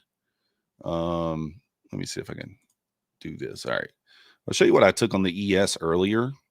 So I got a lot of lines on here, I know, guys, but this is what I was looking for on the ES. Outlined it on my stream earlier. So we were looking for the failed breakdown of the London low. So we wanted to see price sweep below the London low and recover 83. So I took this first long from 83 to 91, and then we dipped back below, recovered again, and I took a second long from 83 to 91. Unfortunately, I did not hold a runner on that second long. I tried to hold a runner on the first, and it got stopped out. But the second long, obviously, hindsight's 20/20. I should have held a runner and did not. So, but yeah, we got a little 50 EMA pullback potential here. The problem is there's no more liquidity to the upside. I mean, we're at all-time highs. We've already ran the high. So like, I don't love taking these trades, these bounce trades, when you're not so sure it's going to go higher. If we want to keep it safe, then we probably want to wait and see if price can move either back down into this level, kind of OTE of the range, or even sweep this London low. Or you could even, if you want to be super safe, wait for that gap to be filled all the way down at the 500. Of course, we're 265 points off the gap fill at this point. Probably not going to happen today, but this is NASDAQ we're talking about. So anything can happen. What up, Andre? Anything can happen. You never know. It's just one of those things. Like, again, we need to either see an inside bar on the 5 minute or something along those lines where where we sweep below a key level and then kind of pop back above it. So very tough to short at all-time highs. Very, very tough to do it. I try my best to avoid it. So what's the difference between DX feed and CQG?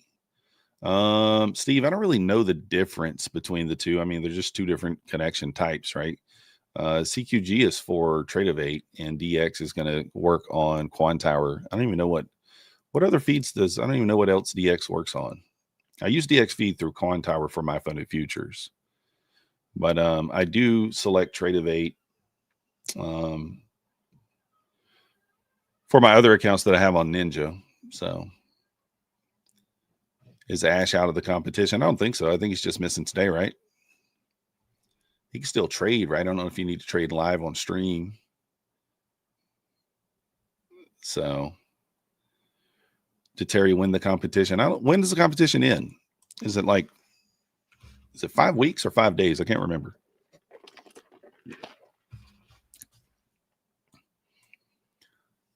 Any discount for 50K YouTube subs? Well, Jennifer, they do something every single day. So they just gave away 50 resets. So I'm certain something will be coming. If you just hang around, you'll find something eventually. Some sort of a reset, some sort of new account code, something like that. Oh, it's 1 day left. Okay, I wasn't sure. So Tom brought his account back from the dead, huh? Interesting. You know what he did? He full ported as many minis as he could. As many minis as he could. Something about MVP, market by price order or market by order. No, I have no idea, Steve. I'm a simple man, Steve. I press the button. The order goes through. I win. I lose. Whatever the case may be, and I move on. We mark it out of our mind and we move on. So, Tom was on fire or who? Oh, okay. I got you. Not Tom. A trading competition for the people? I don't know. Maybe they have one. So what I'm waiting for now is I need like some sort of deep pullback, or if we get some sort of inside bar, I'd like to break to the downside potentially on the 5-minute chart. I don't know. So far, we don't have one today. We haven't had an inside bar all day. Let's switch over to the 5-minute here. You can kind of take a look. No inside bar. My inside bars are painted in white.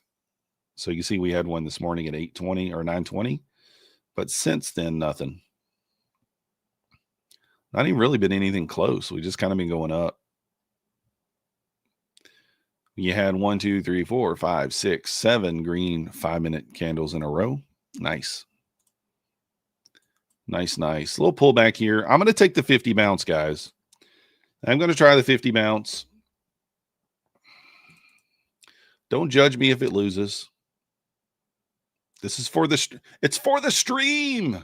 For the stream, guys. You loaned at 641 with 3 micros and added at 688. Let's go. Nice job, 337. The thing is, like I said, you caught the whole move there, but we really just need a piece, right? We just need a piece. We don't need the whole move. Can we get a trading competition? Oh, yeah, somebody said that. Winder gets Magnus's cat. Oh, I don't think Magnus, he's not going to want to give up the cat. Come on now. That's a tough ask right there. That's a tough ask. Short on gold again. Yeah, I got gold pulled up over here. I do keep an eye on it. I like to watch gold. It's fun. I don't trade it that often. We just go down nonstop. Might be Aki. Might be. I'm not quite sure what to expect for tomorrow. I mean, when you're at all-time highs, you typically expect it just to go up. Eventually, there might be a 500-point down day. We just don't know when that's going to happen. How or when, you have no idea, right? So why don't I use level 2 data on Quantower? I don't know stop loss because level 2 is not something that I implement into my trading. Again, if there's something that you use and it helps you, perfectly fine. But with my strategies, I don't typically use level 2. Probably could help me, but I don't. So he probably wants to get rid of the cat. The cat takes his chair all the time. No way. He doesn't want to get rid of the cat. No way. He secretly loves the cat. Or maybe he openly loves the cat. I don't know. One or the other. You got to ask Magnus. You got to ask him what he wants to be done. Magnus has 2 cats. Oh, dang. So he's hiding one. He keeps one locked away. He keeps one locked away. He didn't show that one. Oh.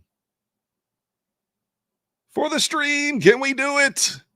Come on, NASDAQ, you dirty girl. I mean, you sweet girl. Yes, so you call her a sweet girl, she goes. You start to degrade her and call her a dirty girl, then she takes your money and run. That's what she does. So, Ash, y'all have 3? You have 3 cats, Abhishek? Holy cow, man. I like cats. I don't have any, but I do like cats. I have a dog, obviously. You guys know that. He's a Dachshund. He's over there chilling, sleeping. You might hear him later. He might bark. He might make an appearance. I don't know. Magnus can't pet lions. That's why cats are his best option. He can pet lions, guys. Come on. Let's be real. Anybody can pet a lion. Now, I don't know what happens after you pet the lion, but anybody can pet the lion. RKY is deathly allergic. Some people are. Cat traders are better than dog traders. Get out of here, WeWop. Get out of here. Where's the band hammer? Let me get WeWop out of here. That's Tom's alt account, the WeWop. I don't think Tom has any animals. Although I will say this, I've never seen his fiance, so I'm beginning to wonder if she's even real. He might have made her up. I'm not sure. I'll have to ask him later. You think I like wolves, Ezra? You know, maybe. Maybe. You saw those not electric. You saw those robotic women, the women that are actually robots. You know what I mean? Maybe that's what Tom has. I was trying to see if Tom's watching, but he's not answering, so probably not. Tom appears WWE style and hits me with a chair. He might. The future. That's right. He's the future. He's got the future woman in there. You see those videos on TikTok and stuff. It's kind of shocking. I mean, they look like, I don't think they're really real, but they look lifelike. They look lifelike. Pine Tree Trader in the house. What up?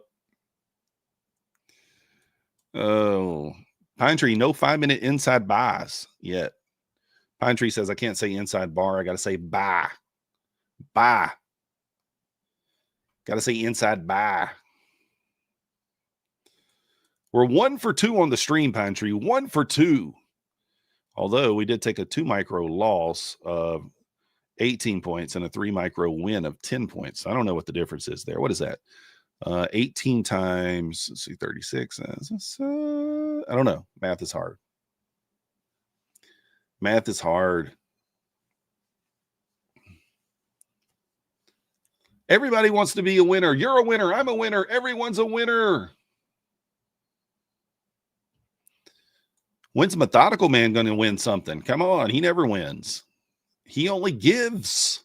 Math is illegal. I agree. I have to break up the calculator whenever I'm trying to do math.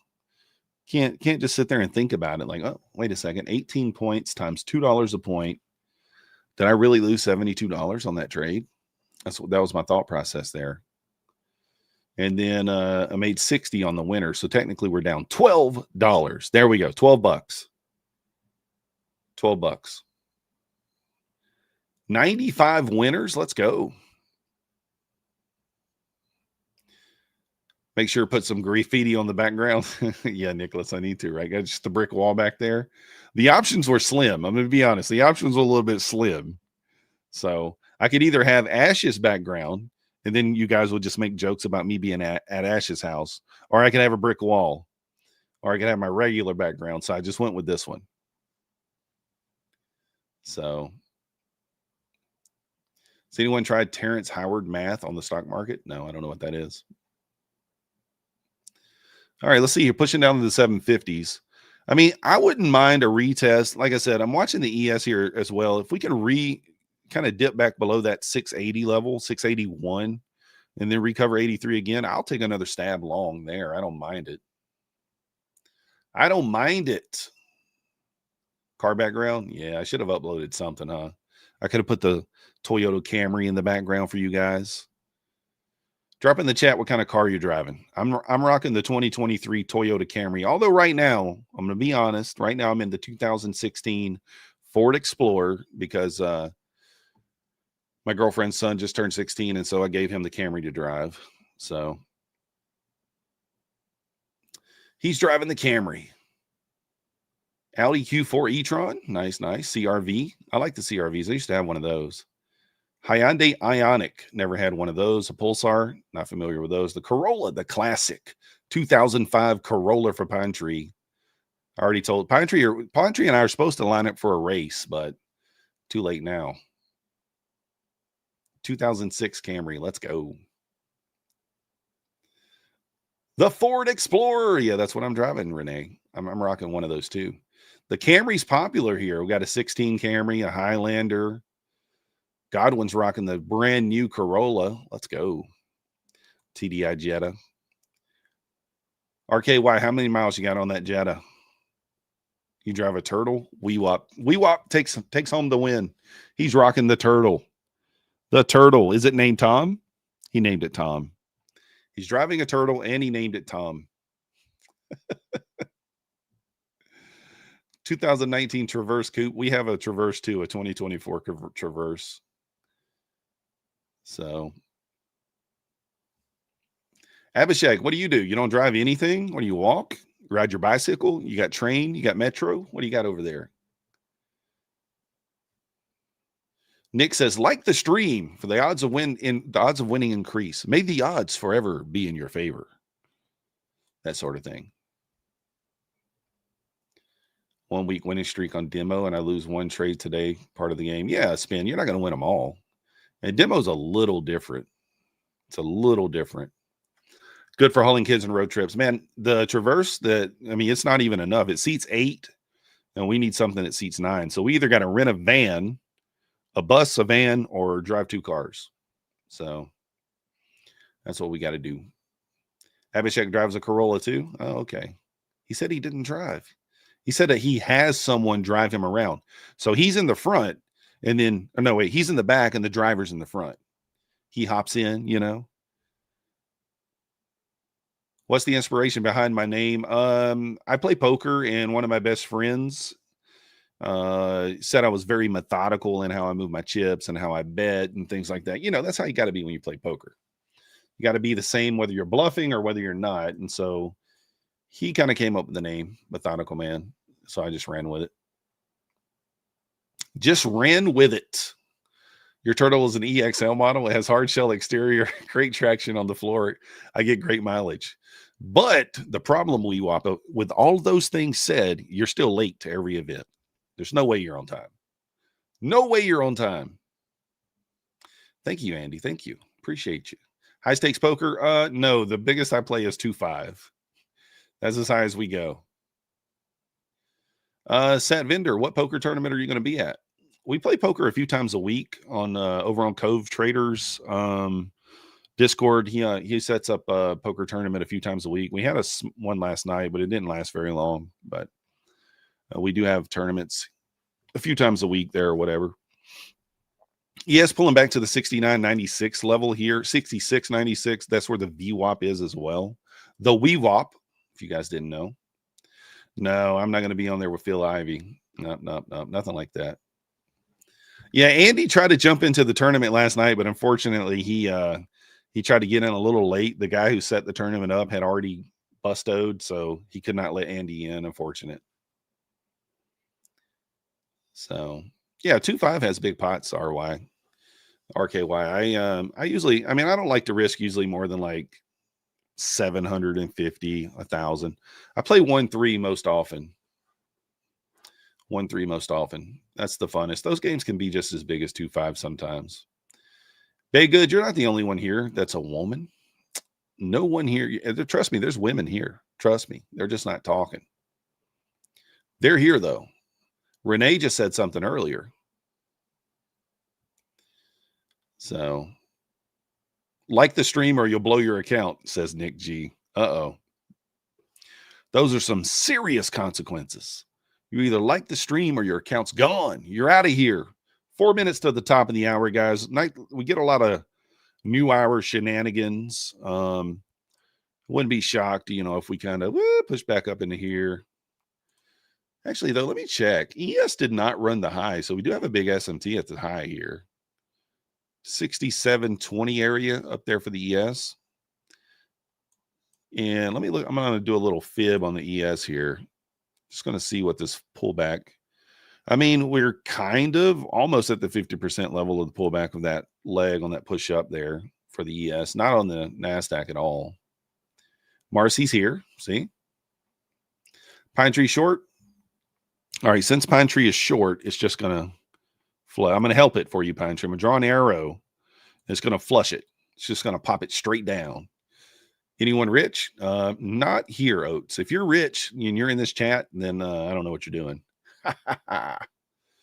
That's what I tell people. Nobody rich is watching me. That's for sure. Anybody like the new hat here? Anybody know what this hat is from? Do you know what this hat is from here? Let me try to give you a little view of the icon here. Wherever it's at. It's over here, I think. What's the hat from? Anybody watch that?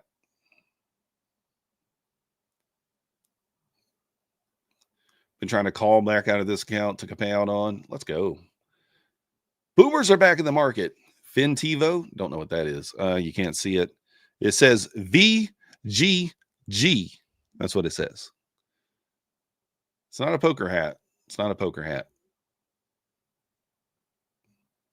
Somebody has to watch it. This guy's huge. He's huge. It's not golf. That's another YouTuber. You need a WeWap hat? Yeah. I'm going to go ahead and give it to you. It's Vice Grip Garage. There we go. Oates got it. Oates got it before I said it. Vice Grip Garage. He's a big YouTuber. He does. So what he does is he finds abandoned vehicles and he, puts a little glue and duct tape on them, and then he drives them home 300-400 miles. So, Fintivo is the MyFundedFutures beta platform. Thanks, Alfie. Yeah, I knew they were working on their own platform. I didn't know the name of it.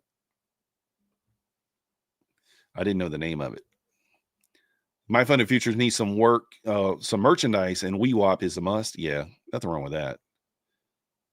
Gives the cars a little TLC. That's right. Rust Valley. I haven't seen that one, RKY. Yeah, I like him because he's a funny guy. He's a funny guy. He's a super funny guy. When I first found him, I found him at that when he went to that burnout competition with Cletus McFarland, and I was like, "Who's this Vice Grip Garage guy?" So, but I started checking him out, and I like him. So, I like him. Remove emotion from trading. Yeah, I mean, that's hard to do, Mr. Clark. It's easy to say, right? Easy to say, let's just have no emotion. No emotion. But at the end of the day, there's money involved, right? There's money involved, so there's going to be a little emotion. So, little bit of emotion. Cars and cameras. Never heard of that one.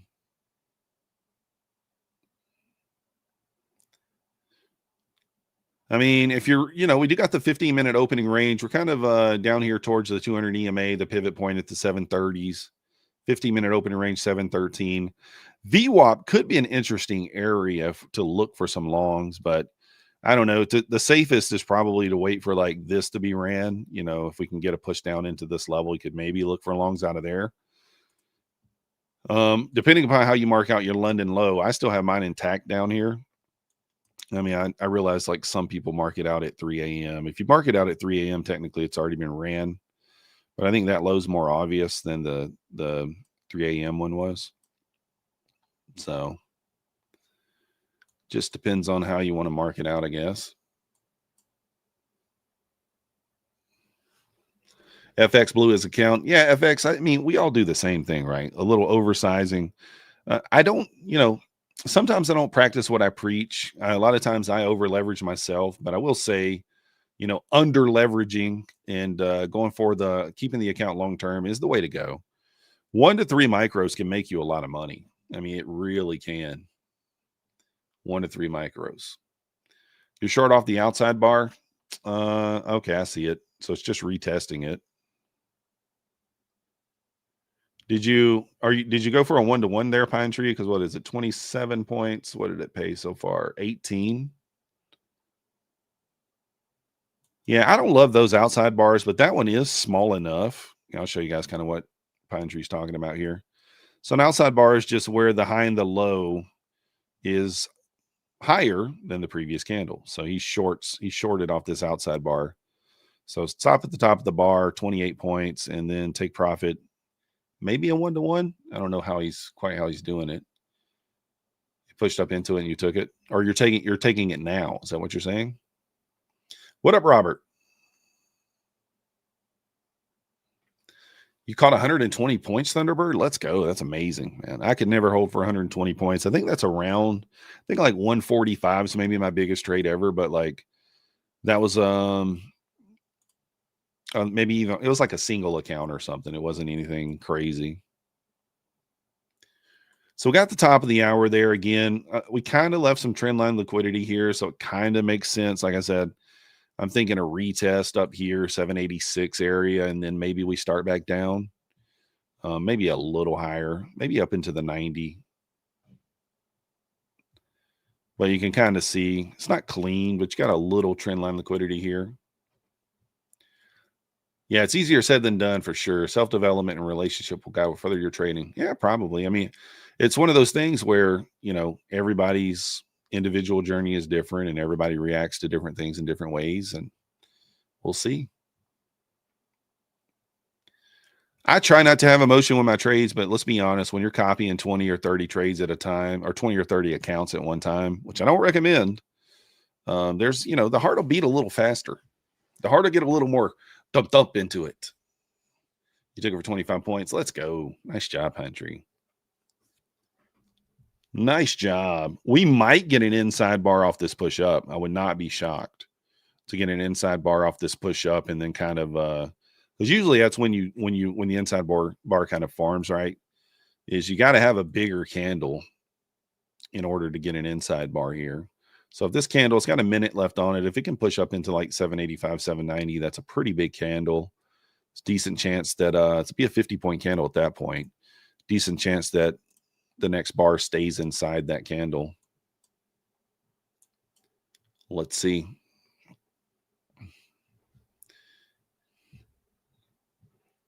We're beating on the drums. Yeah, baby. The dogs pulled it out. They did. That was it's one of those games where I thought whoever won, obviously Tennessee should have won. Let's just put that out there right away. Tennessee should have won. They lost in the way that Georgia has been losing over the last, 15, 20 years, aside from the last 3 or 4. Your size down to 3 micros, I think that's an excellent idea. MM is loading. He's loading. So I didn't quite get the push up as far as I thought we might there. Let's see if it continues to push or not.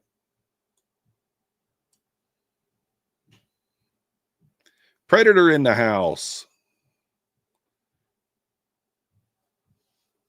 Last letter is Abhishek is teasing something.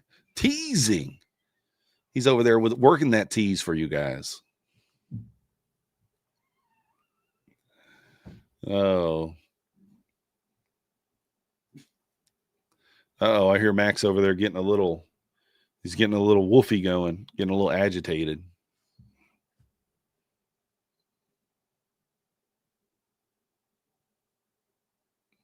Congratulations. Lava, Caveman 787. I recognize that name. You've won a 50K scale account. Let's go. Let's go. I recognize that name. I certainly recognize him.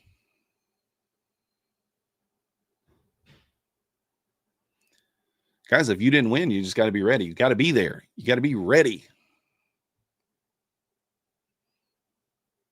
All right, now we're getting a little push there. Holding up at those EMAs off that 750 level. Let's see if it runs up into the 790.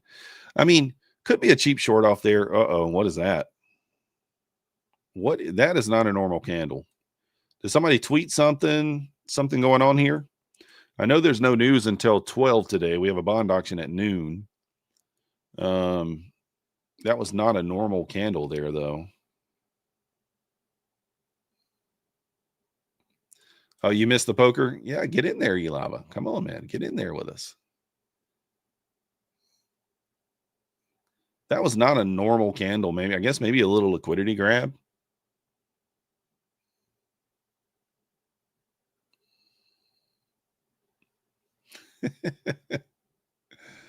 Oh. All right, now we're getting a nice bullish push up here. It took your order perfectly. TP plus 1500. Let's go. Nice job, Mekaras. Nice job. A little trap candle, says Ezra. Maybe. It just didn't look normal, right? You saw that the volatility, the speed on it was not a huge candle, 20 points or so, but it's just unexpected out of the blue like that.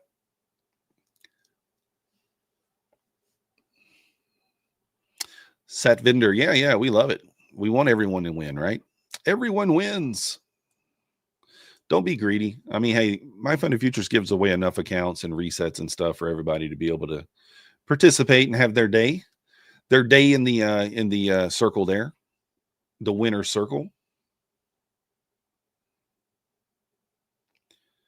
Has anybody here ever been to Atlanta Motorsports Park where they have the outdoor go-kart tracks? I want to go there and drive some go-karts. I don't know if anybody's around this area. I'm in Georgia, so the Atlanta Motorsports Park is in Dawsonville. It's about an hour and a half from me. Oh, they slowed down a little bit, Greek? Well, still. Nothing wrong with that.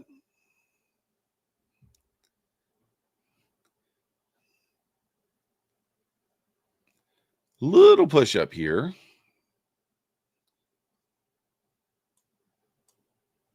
Awesome Bill from Dawsonville. Gary knows where I'm talking. Oh, baby, it's an hour from you, hour and 20. Cool. I'm not in any trades right now. I'm pure. I've taken 2 trades. You can see the executions on my chart here. One was a loser. It's in this trade only lost. I'm going to tell you right now, 100%. I know why this trade lost. Tom Sabo bought 1 micro short at this exact moment at 789, 790, where I got long.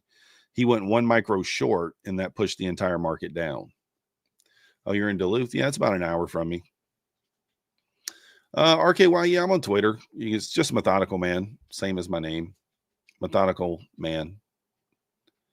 So, but yeah, Tom bought 1 micro short. Otherwise, this would have been a winner. And then at the exact same time of the winner that I caught here, he bought 1 micro long, or either he covered his position. Yeah, I think he probably covered his position right here. So, pure motivation. I'll trade ES some. I took 2 trades on the ES today, both winners for about $350. Took the failed breakdown of the 83 level. I showed it earlier. I'll show you again. Why not? So I marked this out pre-market here, London low, just looking for the breakdown of the London low, recovery the 83, and just took it level to level, 83 to 91, twice here. So took the trade here, boom, boom, took the trade here, boom, boom. That's it. That's all we did. Nice and easy. Easy peasy lemon squeezy. There we go. Tom's still cutting grass. He might be, and he should be finishing up. He's got about 20 minutes, and he's probably finishing up. We'll see how he looks when he gets on the stream. If he's got, like, grass clippings all over his face, or if he has a hat on, then he's probably was cutting the grass. So Tom loves to cut some grass. Don't let him lie to you. It's amazing what you can get a man to do for $20.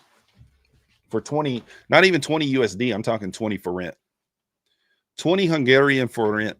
It's amazing what you can get a man to do.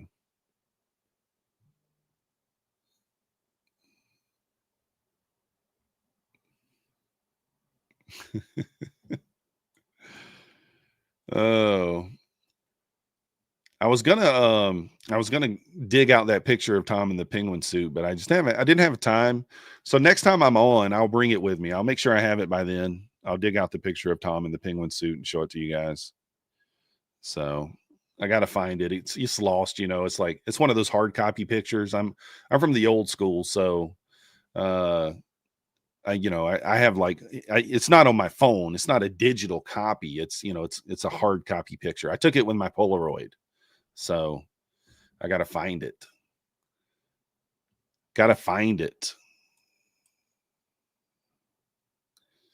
Why am I making fun of Tom? I don't know, because he's my friend, and you make fun of friends. That's what guys do, right? That's what guys do. Guys make fun of each other. And because Tom's my friend, I have the ability to do that. If he weren't my friend, then it would be rude. Can you see my fursuit? No, I don't have a fursuit, the Abyss. I told you, I don't.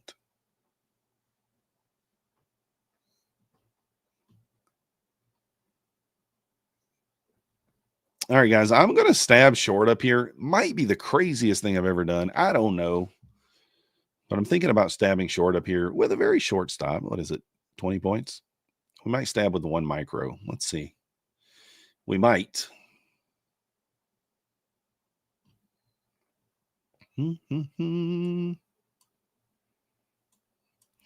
Oh, don't worry, Livy. I do it in front of his face as well. We both do it the same way. Man, I don't know. ES looks way weaker here. I guess if you're going to short one of them, might ought to be the ES.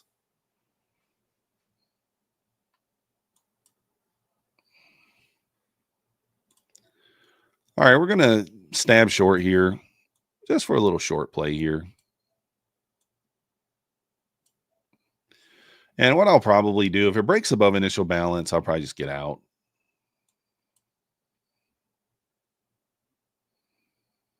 It really didn't rebalance this gap yet. I might be a little early, to be honest, but that's okay.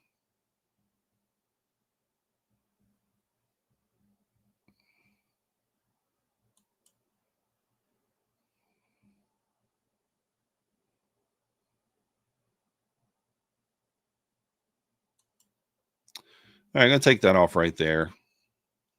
Right at the 9 EMA, a little 10-point winner. Let's go.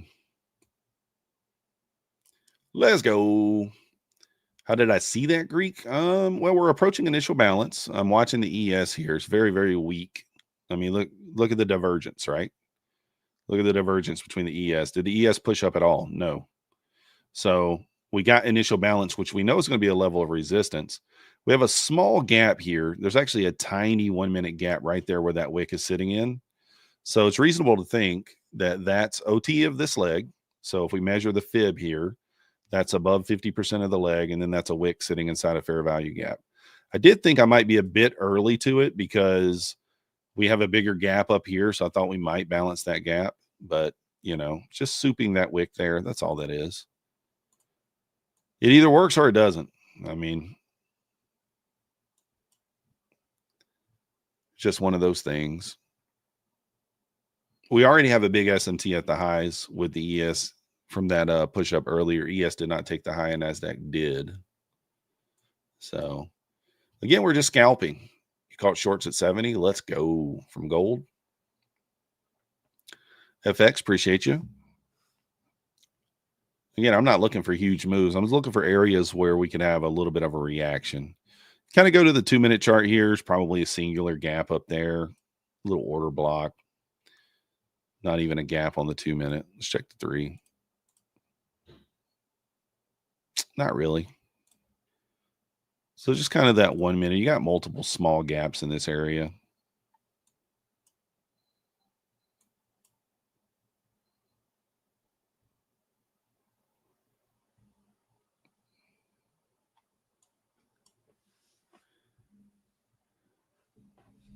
Keith Singleton in the house. What up, Keith?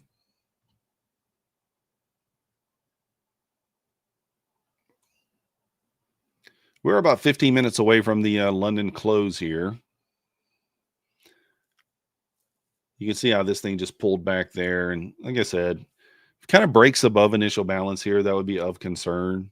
This thing could really, I mean, like this could sweep the high and then start back down, right? I mean, ES is not looking strong at all here. It's just kind of glued to that 98 area.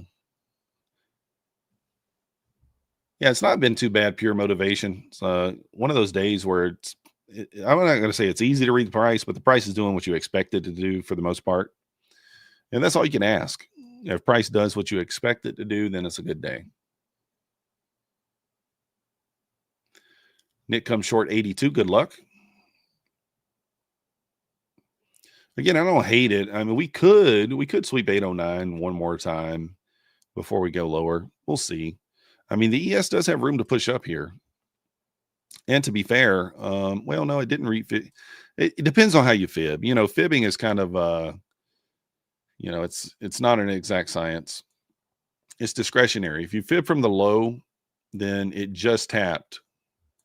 This is going to look crazy, but the fib in here, you can see it just tapped the 50%. So NASDAQ's definitely the stronger indice here. NASDAQ might have tapped, what, 38?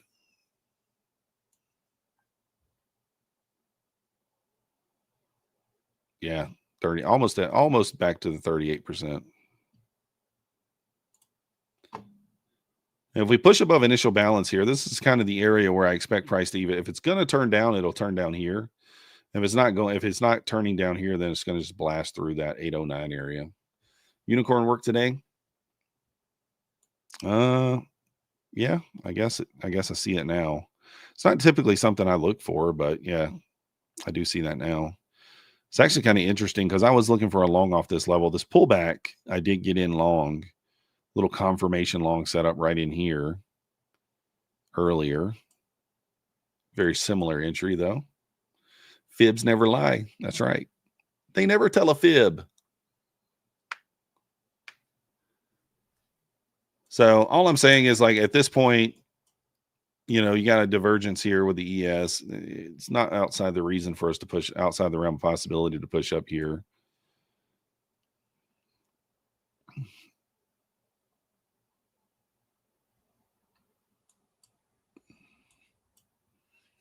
ES looking to retest that 704 level.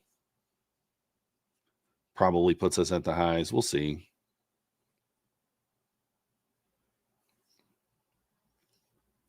Sadviner, how many screens do I got? The more screens you have, the more money you lose. I got 4. So I have two 28-inch screens right in front of me, and then two 32-inch screens vertical on each side. So 2 horizontal and then 2 vertical. So it's not too crazy. I know some people who have like 6 or 7 screens. 6 or 7 screens. I just have 4. Listen, every inch is filled up, though. I will tell you that. There's not an empty spot on my screens. We have charts galore everywhere. 6, 7 says Greek. Whatever that means. Steven's got at least 30 screens. Yeah, I did see that. Oh, is it going to fill it out, guys? Look at this. We got a little M going on here. Is it going to fill it out? It's either M or it's some form of Batman or something. It's either M, it's Batman, or it's Magnus's cat. I don't know. One or the other. Pushing above the high there.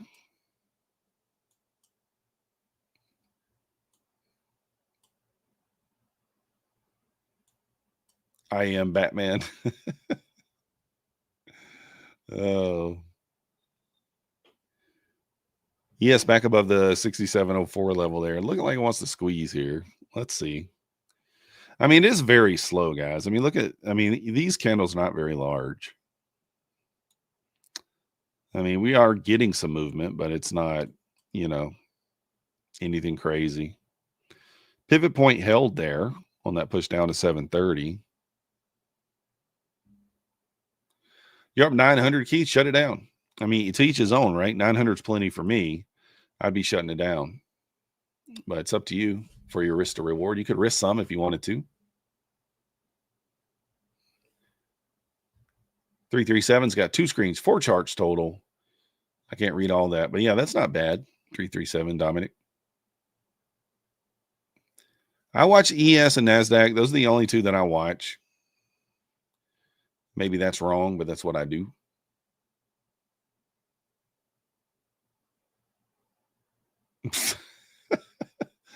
Debba Deep's going off the deep end right there and breaking up with Abhishek. No free account. We're not friends anymore. We're no longer friends. I don't know how Abhishek will ever recover from the loss of the friendship.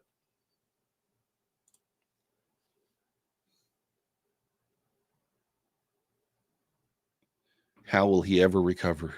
I don't know.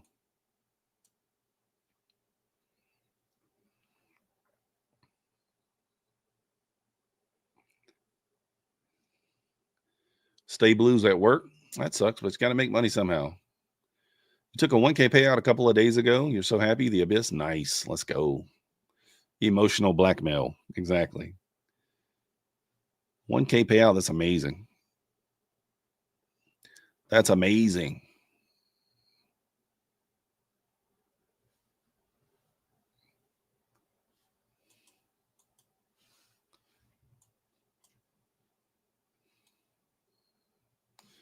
Just measuring this out here. I don't know. Back below initial balance, it does kind of get interesting for a potential short there, but 1K is a lot of money. I like it. I mean, I think it's a lot of money to me, Abyss. 1K is a lot of money. If you think 1K is not a lot of money, you're just too rich. You're too rich for me.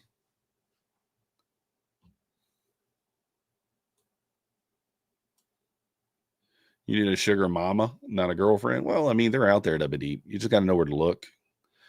I can't give you any hints on that because I don't know personally, but yeah, they're out there. Maybe that's something you stick around. You ask Tom. You ask Tom when he gets here. Just ask Tom. Em says $100 is a lot of money. Let's go. My kids don't think so. Can I have $50? Can I have $100? Like what?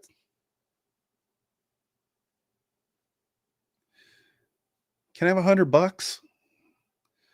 Listen, when you're responsible for as many kids as I am, it's expensive to do things. Expensive. How much is 1K in the US? I mean, Kishan, I would say the average American makes about $1,000 a week, right? Or the average American family, I guess, is around 1,000. I mean, I don't know. I think the household income here is like $65K a year or something for the average family. So somewhere in there, maybe for 2 people working. Kids don't understand inflation. That's right. That's right. Tran, I can't read what that says because I have no idea what that word means. So I can't read it. I can't say it. I don't know what it means. You got me. Your rent's $2,650. Yeah, that's expensive. Well, it's reasonable. It's reasonable. Depends on how big of a place you got. 65K, it makes you rich there. Yeah, in some places. Yeah, it's around 80K. Okay, Jay, I wasn't sure. Will I teach my kids trading? If they want to learn, I'm not going to force it on them. They think trading is easy and that I suck at it. They're like, you're terrible at trading. Like, all right, give it a try. Give it a try there, Buster. Oh, it's a 1-bed. You live in California. Yeah, that's different, Craig. I'm in Georgia. Georgia. The average rent is probably 2K here as well. I would imagine. My rent is very cheap. No, I don't trade crypto, Ezra. My rent's very cheap because my landlord is very fair and I live in a rural area. So my rent is $1,150 per month. 4-bedroom, 2-bath house in a very rural area. So it's not bad. Dun, dun, dun, dun, dun. Rents near Vancouver are obscene. Property values, yeah, that's the way it goes. $100 to make it into $100 a week to pay your own allowance. Yeah, exactly. Go Dogs. Let's go, Colt. Your rent's $200, Knit. Where you live? I need to move where you live. I need to live where you live. Hey, you can make it happen there, Tran. You can make it happen. Man, we kind of got a little bull flag going here, guys. I'm going to stab long. I think right now. And I'm only going to go for 10 points. I'm on my 20 funded accounts over here. So you guys aren't going to see the trade, but stops at 90. Look for the breakout to 810. Little bull flag right here at the highs. I mean, if it loses, I'm okay with it.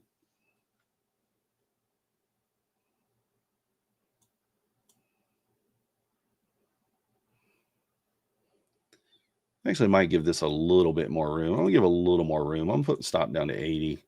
And I may average into this. I'm just in 1 micro here, full transparency. Just in 1 micro. I don't mind averaging back into it, but just looking for the push to 810.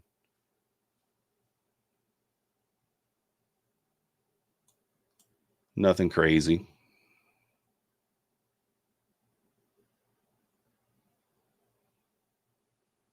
Just a little bull flag play here. If we lose initial balance, that would be interesting, but I think we push up here. Let's see. We got Tom Sabo joining. Oh my gosh. You're Here's not Ash. Tom. What are you doing here, man? Oh my goodness. I don't know. I am just hanging out. What are you doing? I know. I mean, what is going on? Like, I was like, Ash, and like, what? I mean, anyway, I just finished up with the grass at the neighbor. So Yeah. I was like, wait, what is going on? I got my $20. So Did you take your shower? no. I mean, why would I?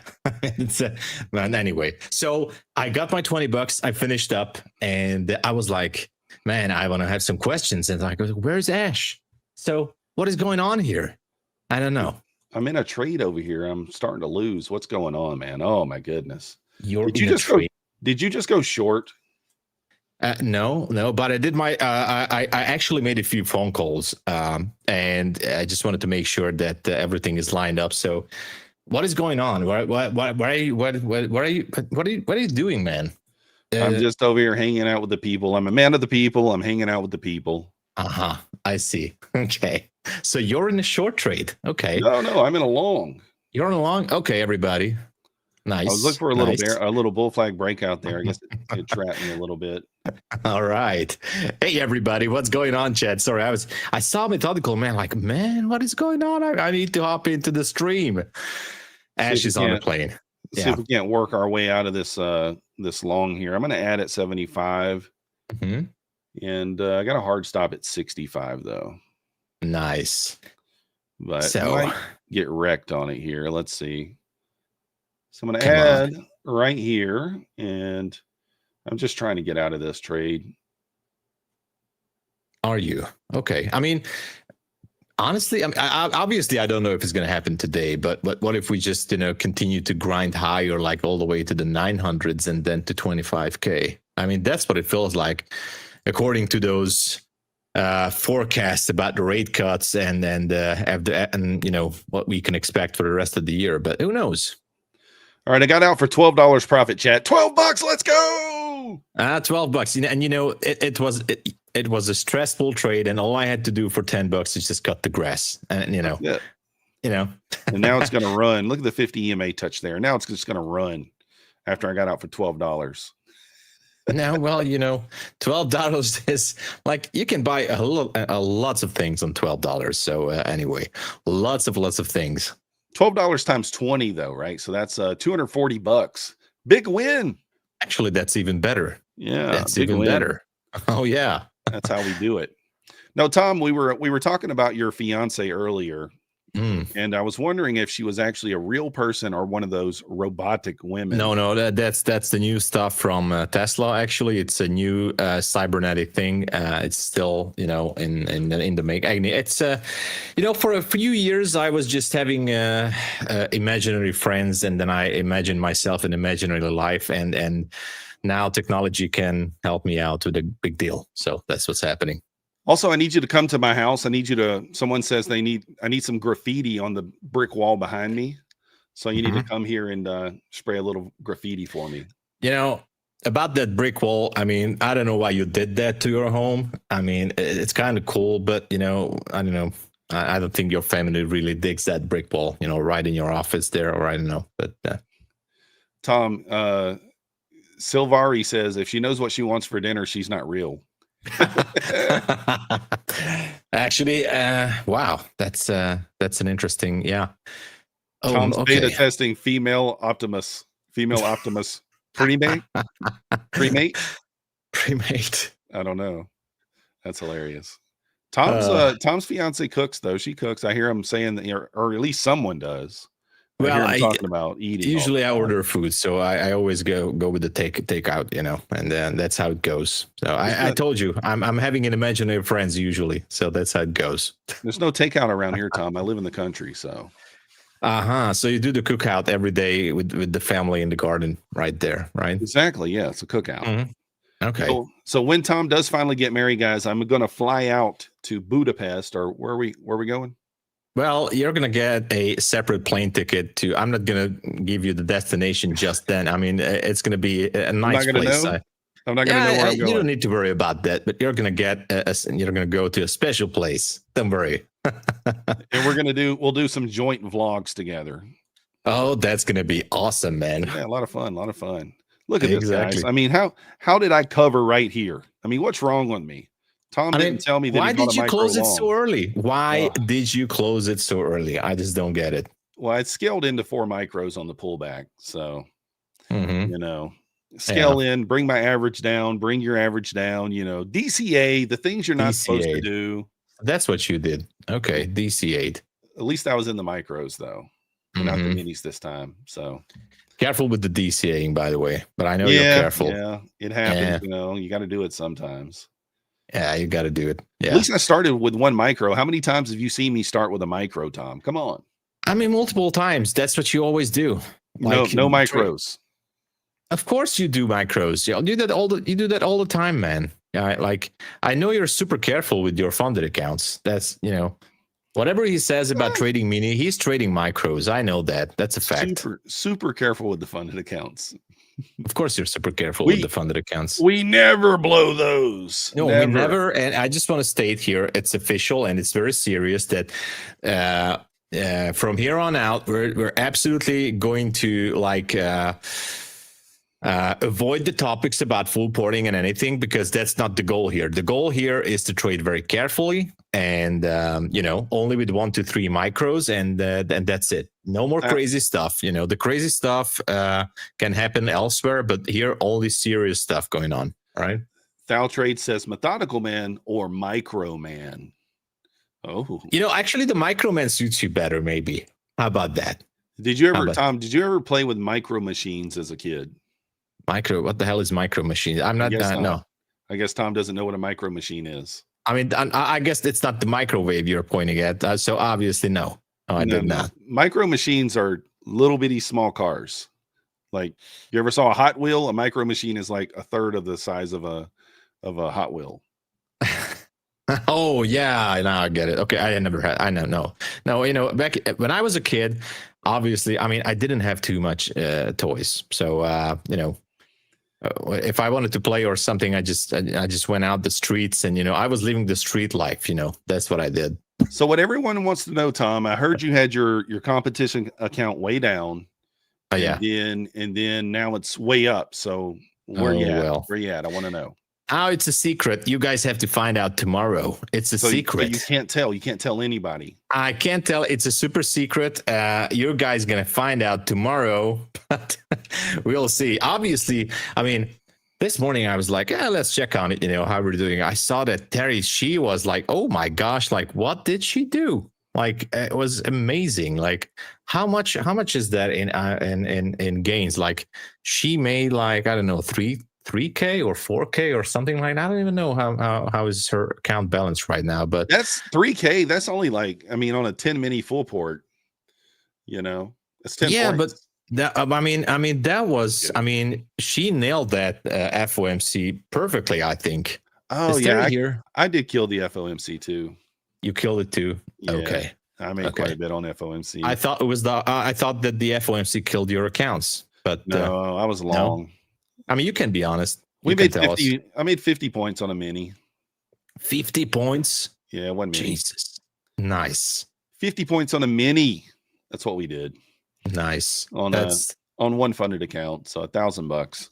That's an excellent trade, man. It erased my red day. I was down like $400 before that trade, but 400 is doable, by the way. 400 is absolutely doable. So it's not a big deal. Yeah, no big deal at all. Tom, what's the point of that fan in your bedroom, though? I'm curious. It's never pointed towards you. It obviously the fan, it has a special purpose. When it's hot, I just turn it on, and it keeps the room a little bit chill. It kind of helps me. So I don't know. Maybe you haven't seen the fan actually in real life, but that's a real actual fan. I know it's a bit of in the dark spot right there. I'm actually working on some new decorations, so I need some ideas from the chat too. Trading related ideas, and but yeah, that's what it does. Otherwise it could be just just like as real as your brick wall. Who knows? Yeah, exactly. Somebody said the Hungarian whoosh fan. The whoosh fan, exactly. OnlyFans? Oh, it's part of the OnlyFans. No. That's a forbidden thing to talk about. So no, no, that's not. So anyway, that was helping out a great deal because during those very hot weeks during the summer, like August and July, my room is actually this room is at quite at the opposite side of the apartment where I live, and the AC is working and it's all good, but sometimes I just need that extra fan. And you're still using that computer that has Windows 8 on it? No, Windows 95. Windows 95. But a friend of mine showed me how to run all these things, so I do have the upgrades. So all is good. The funny thing is, I used to be a cable guy, if you guys didn't know. So I would go to a person's house. This is no joke. They would have like a Windows 98 computer, and they would want to know why they're not getting 100 megabytes per second download. Like, well, why am yeah. I'm not getting my speeds. What's going on here? Like, Oh yeah. What's going on? Yeah. Yeah. Well, it happens. It kind of happens, but sometimes those things work. Sometimes it works. You couldn't just say your computer sucks, My computer is actually one of a kind. It's an excellent computer built in my computer built in 2018. So it's like 7 years old, but it's still working just perfectly. Yeah, so. I think mine is from like 2020, so very similar.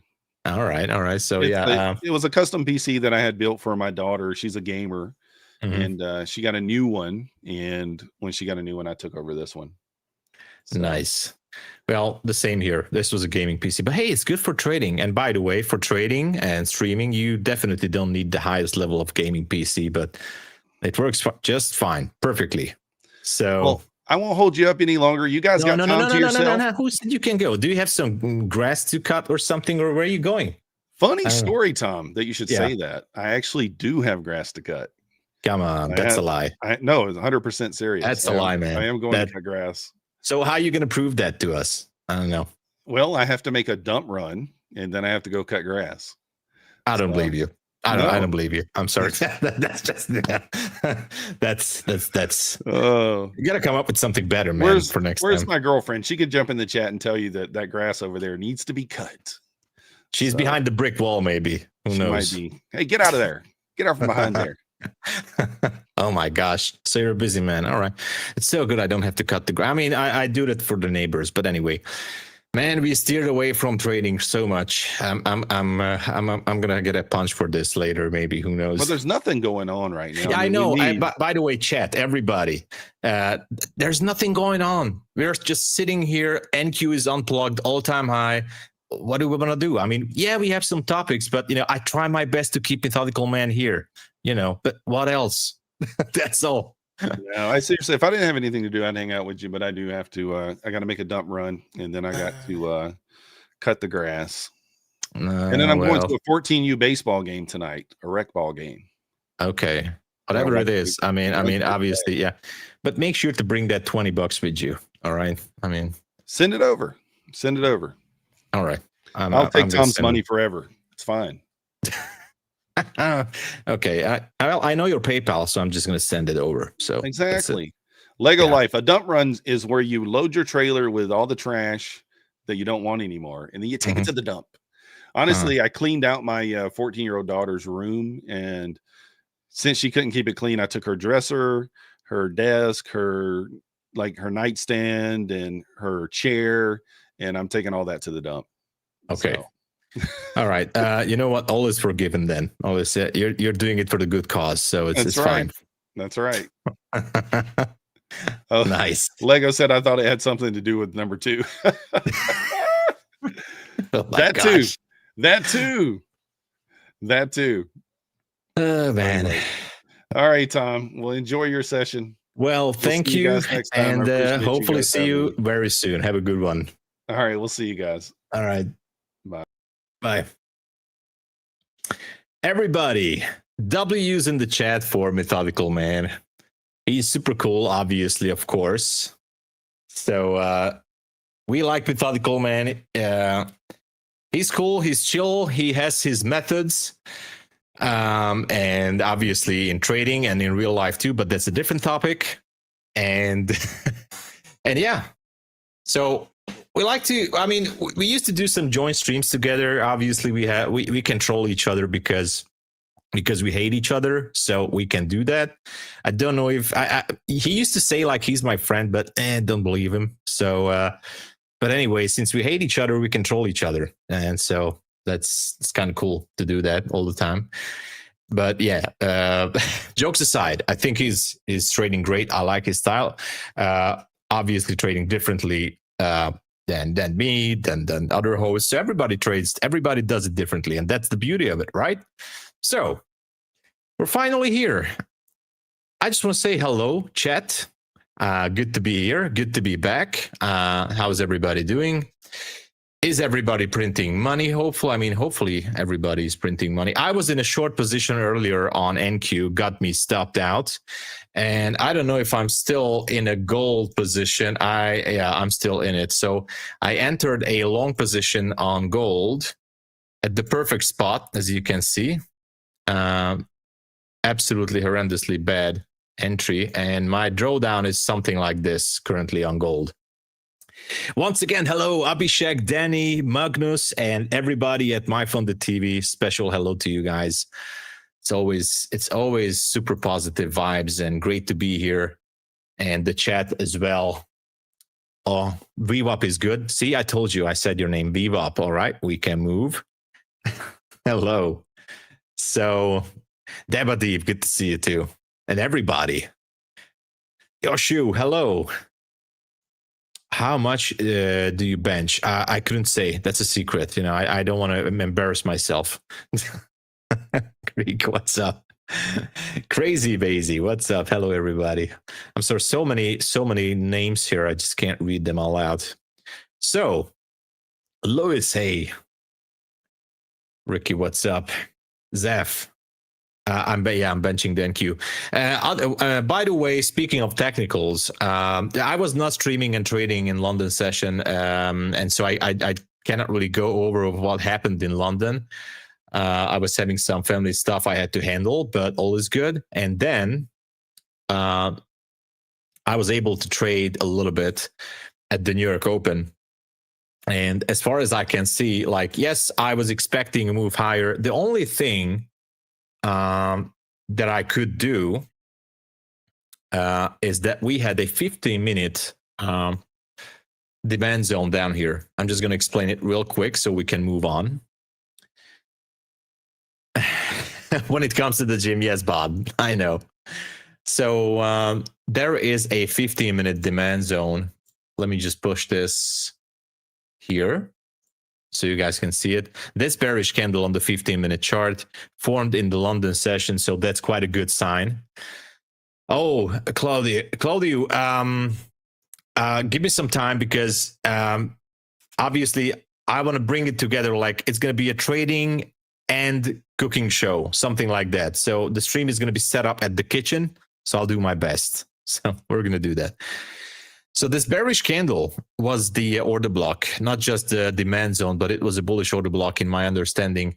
The point of this, or saying this, is that if I go down to the 1-minute chart here, after the 9:30 open, I was watching as the candles were printing, trying to go higher. And obviously, after the Papa Powell's speech and the forecasted furthermore rate cuts,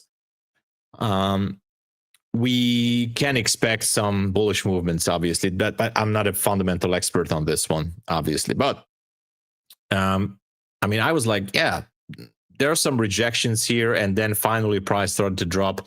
The only thing I could do is scalp a little bit here, and I took this one, so that was a nice trade there. And I'm going to show you something on the 3-minute chart.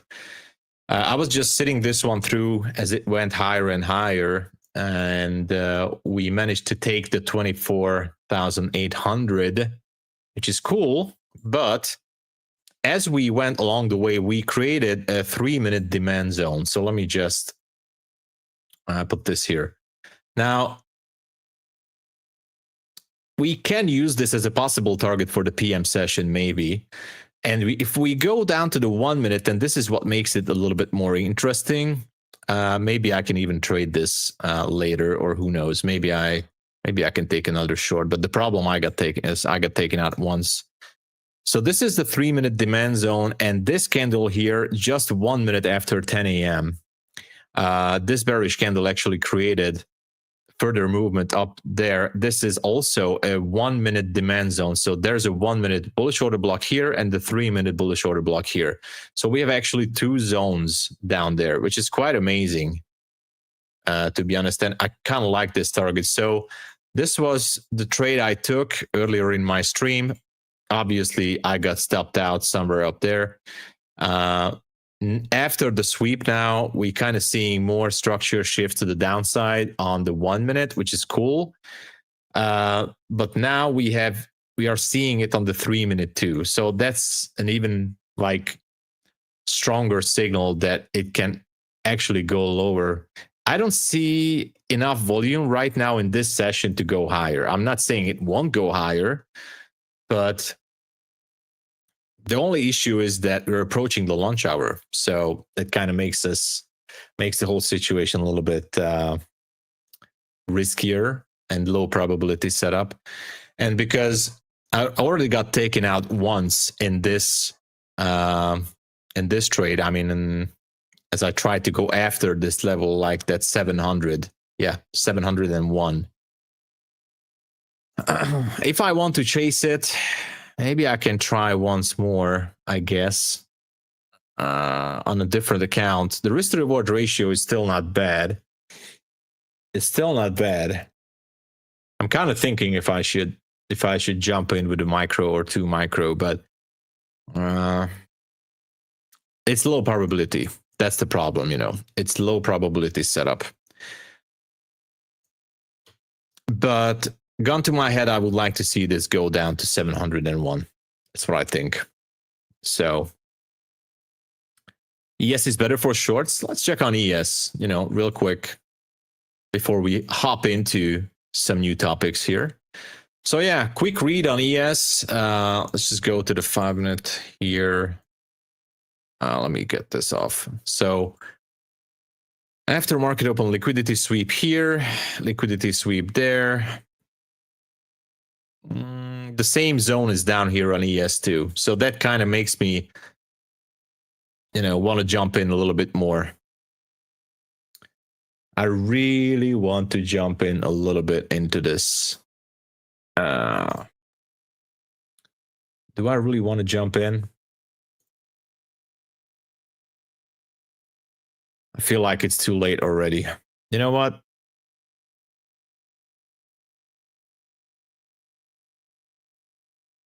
Well, let's just scalp this.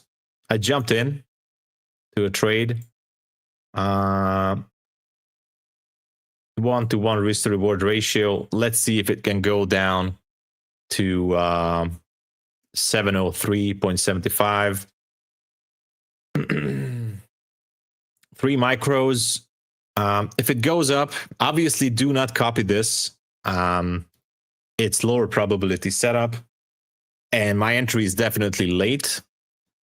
There was a bit of a pullback on the 1 minute chart, and that is it. I can actually put this up here somewhere.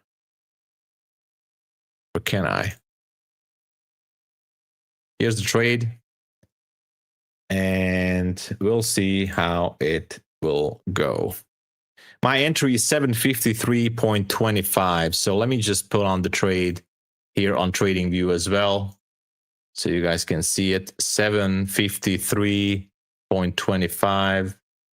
Usually I don't take trades, and my stop loss is 794.50. The TP is 703.75. Okay.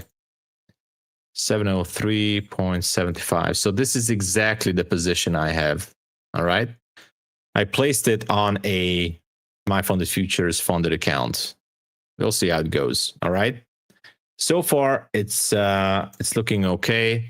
I kind of feel like it should be hitting that 1 minute zone down there. So this is on Quant Hour here. And I'd like to see if I go down to the 1 minute.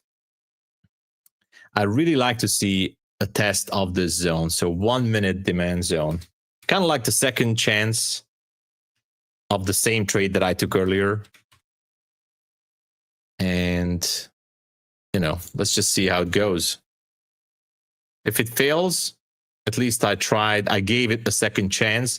And, the scorecard thing, at the end of the day, we can all answer ourselves like, Like, was my analysis correct or not? Now, according to risk management, I took this almost the same exact short as I said earlier before 11 a.m. and it stopped me out. Now, some of you guys were asking me in my stream as well, like, should we, give a second chance, a so-called second chance to the trades or to the same analysis? And I say yes. Second chance is a good thing, not just in life, but also in trading. If you have a good conviction, a strong analysis, or vice versa, a strong conviction, good analysis, if it's still within your risk parameters, then obviously I say yes. The only problem here on this one is that I'm breaking my rules in a way because the latest time I'm entering a trade is just at lunch hours. Technically, it's valid because I entered before lunch hour, but it has to be a really good setup for me to enter, especially for a second chance. But as I said, if that particular trade, even if you lose that trade, is still within your risk parameters, if you still see the market, shifting the structure and moving into your direction, then I'd say, why not? Yes, maybe you won't be able to make all that much profit, especially if the risk to reward ratio is only hovering around 1-to-1, right? So I would say best case scenario, if this trade would go well, I would be able to come out with a small green at the end, but we'll see how it goes. And because we're approaching the lunch hour, we can expect some sideways action. So, but at least for once, I was able to take a trade here with you guys. So, as I said, 99% of the time I'm not taking trades at this hour. So it's not my kind of thing. What is going on? Obviously, I'm not going to give a third chance to the same trade, okay? So if it takes me out, and today I'm going to talk about this, by the way. We're just nailing the topic here. So about forcing our trades and forcing the setup and because of forcing ourselves, putting our mind into the tilt session over and over. But we're going to talk about that today. Anybody win? Okay, congratulations to the winners. I wasn't really aware. Oh my gosh. The lawnmower, man. They turn it on. I need to close the window.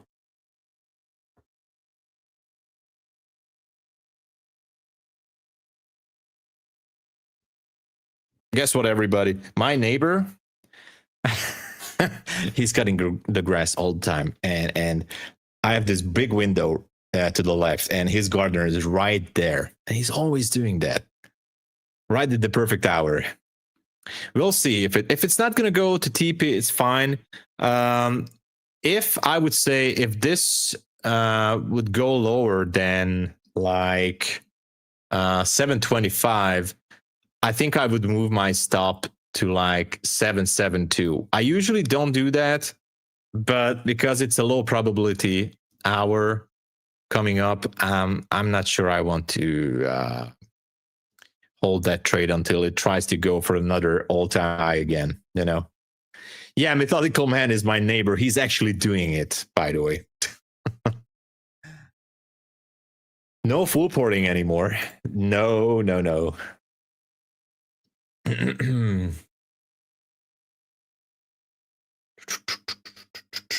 Yeah. It's the learning. Look at this. As soon as I talk about moving my stop, it's just going higher. I'm telling you, the market makers are watching the stream, which is kind of cool, but it is a strange situation. All right. Obviously, actually, I have two topics for today, and I was just wondering which one to go with, because we're at all-time highs. And I got this idea earlier, like we should talk about how to survive, when the markets are at all-time highs. And I think that's kind of the case right now. That's happening like in the past couple of weeks, actually, always just going higher and higher. The answer is the weave up. Okay. Oh my gosh. I think Abhishek has the pressure rising. He definitely feels the pressure. So yeah, because we're already at all-time high, this keeps happening like every week. This market is just unstoppable. When the market is, the markets keeps printing like all-time highs, most traders are losing their minds, and that's it definitely causing a lot of trouble, a lot of tilt sessions. Some keep shorting every new high. I saw that. I know that because I keep getting that info. Like, I'm going to short now. Like, if you are trading a sim funded, that how are market makers hunting you? Obviously, that was metaphorical. I was joking there. It was just a metaphor. Nothing. Obviously, they're not hunting us. They're not hunting. So yeah. So what I do notice is that everybody, even me, like everybody wants to short the all-time high. That's kind of a thing, right? Waiting for the big crash. We did see that kind of a big crash in April, I guess. It was in April. And, others, chase blindly because they're afraid of missing the rally. That's the thing. Like, both groups getting wrecked. And the key survival is knowing how to trade when the market goes against your emotions. And this is what I wanted to talk about. All-time highs don't kill the traders, right? The mindset at all-time high does the same thing. Like, it's always the mindset. And that's why it's important to say. Yeah. Yeah, exactly. So the all-time high environment does have the same psychological effects, the fear of missing out. If I don't buy now, or if I don't start to short the market now, I'm going to miss everything. It definitely triggers the mind. I know how it works. Okay. Yeah. Fear of collapse, maybe, like it can't go higher. You keep saying to yourself, and I'm going to short the top because it just can't go higher. To be honest, I think we can still definitely go to 25K. Maybe not today, but 25K, such a nice round number. I think it's just unstoppable. It's going to go there for sure. And of course, it still has the ego battles, wanting to be a hero. That's all we want. We want to be the heroes, to be able to short at the all-time high. We called out the top. That's always an issue. That's always an ego thing. And of course, we have the confusion, and all that thing. What I want to say is basically at all-time highs, the market is just super dangerous. Be careful. I know that ICT dropped a few videos right now about all-time highs, which is basically the whole thing, but yeah. And of course, just like we talked about the mindset traps about everything, like yesterday, before yesterday, like this has the same traps as well.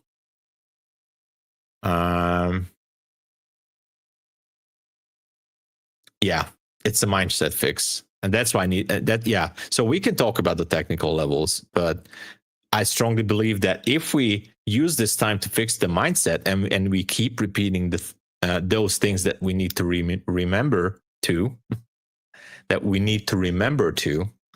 that's going to help us actually to practice some discipline, right? And as I said, like this trade is not looking too good right now, but like as for a second chance, we'll see. Why short all-time highs when the market is clearly bullish? Yeah, so it has to do something. Obviously, the time and price thing comes into my mind when I try to take a short position. We took out a psychological number, the 800 up here, And obviously, we made a new high, and the big picture forecast kind of shows us that we are going to go even higher. What you having for dinner? I don't know yet. But, the time and price thing kind of tells us that the major move for the AM session has kind of happened. And maybe, and this is just another narrative, like the bulls did the move. They swept another high. They squeezed the shorts.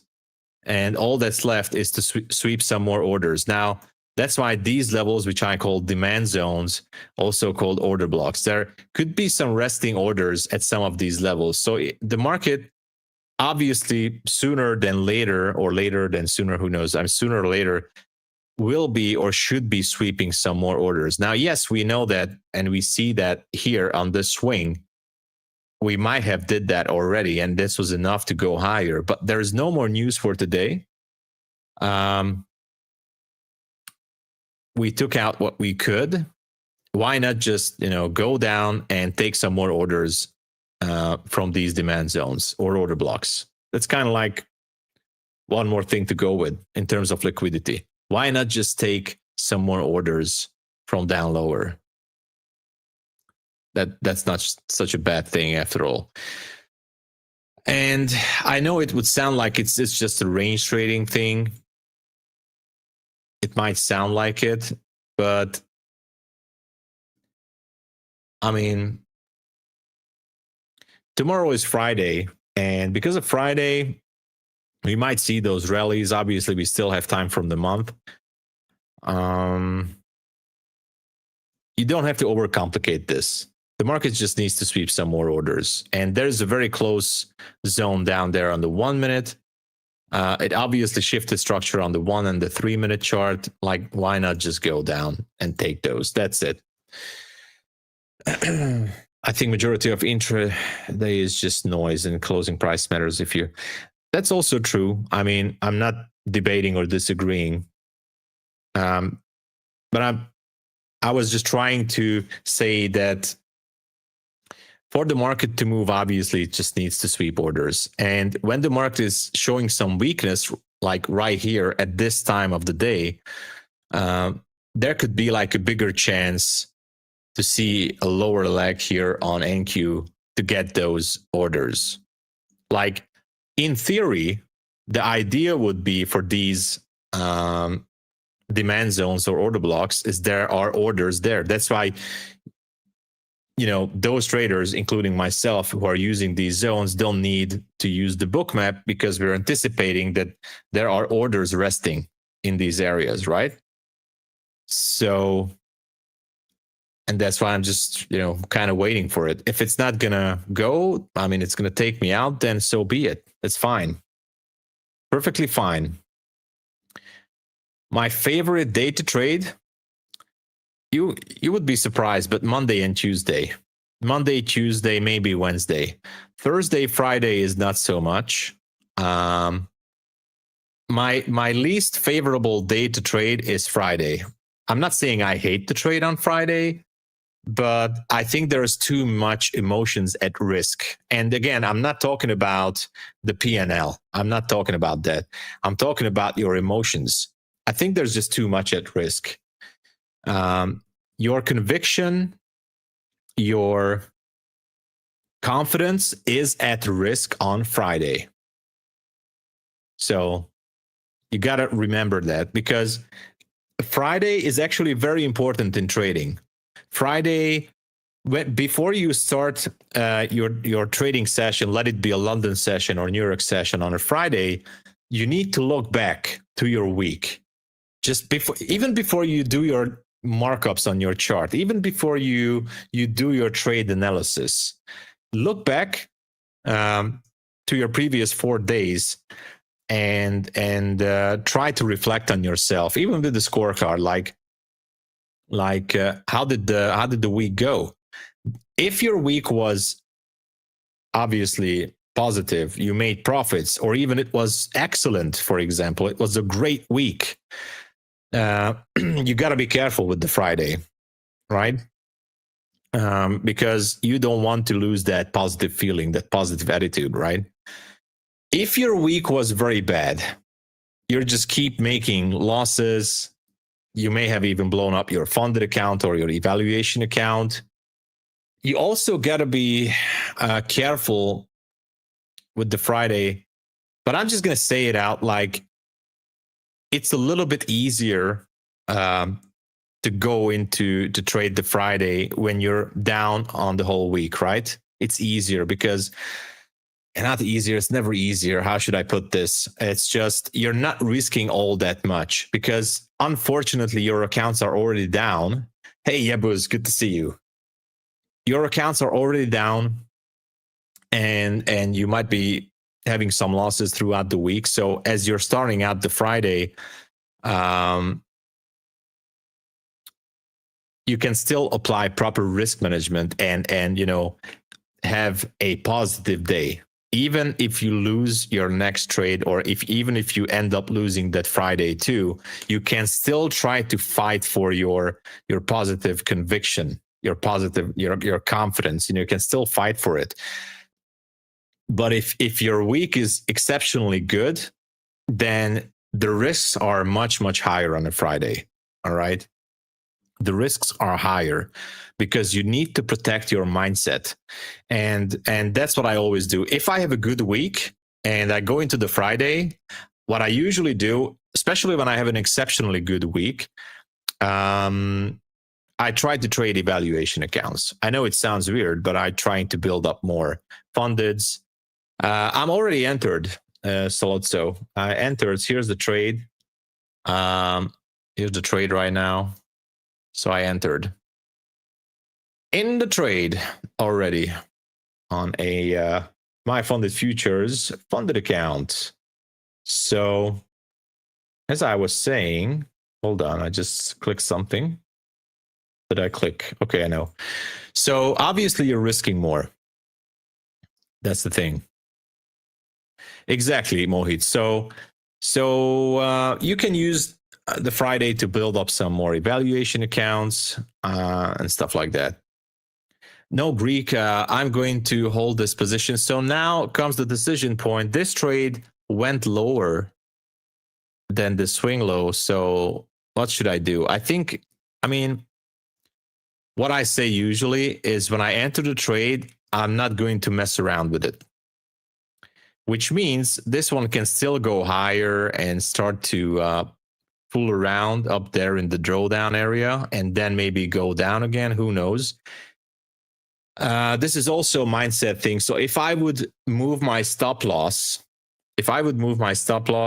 and the trade would take me out and then immediately turn back to the green, that would mess up my mind. And, I was reading this first time from Mark Douglas, and I think it's a huge lesson.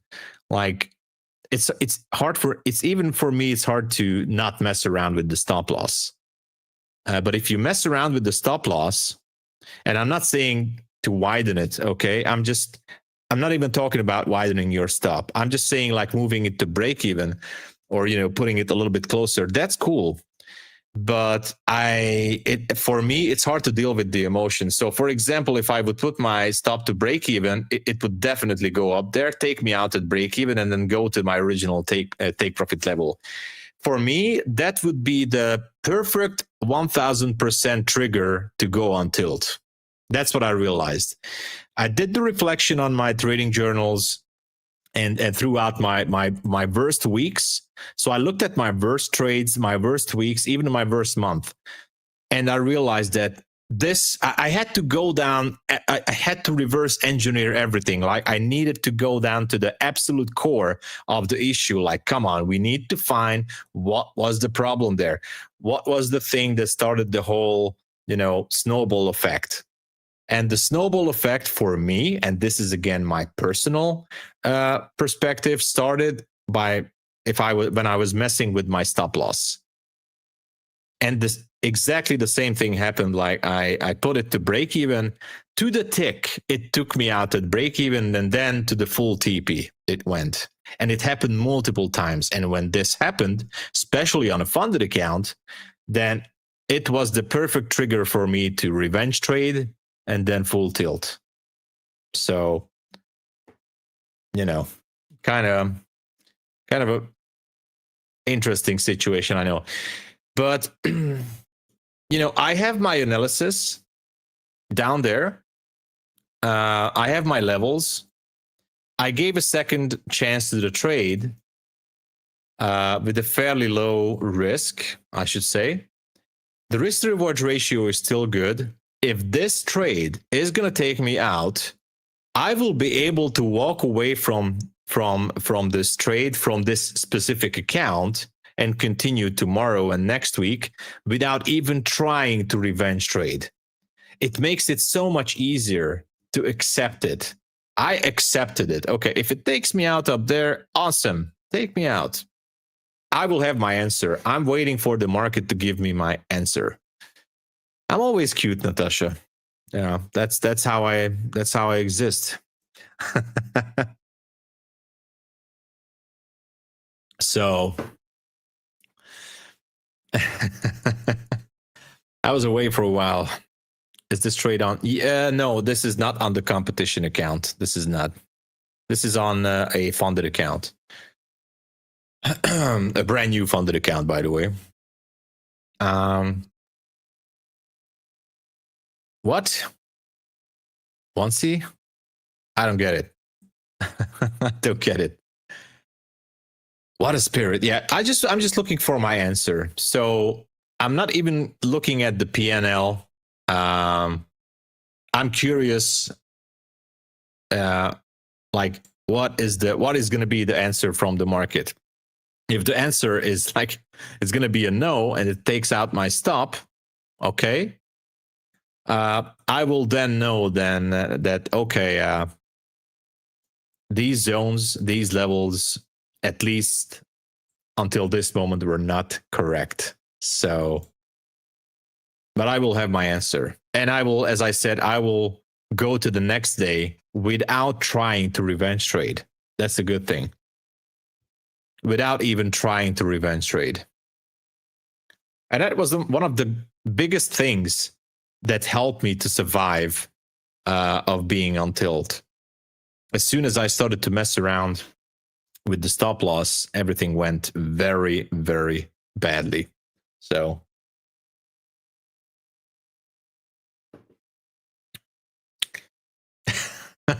I see you, Natasha. All right. So is there let me see.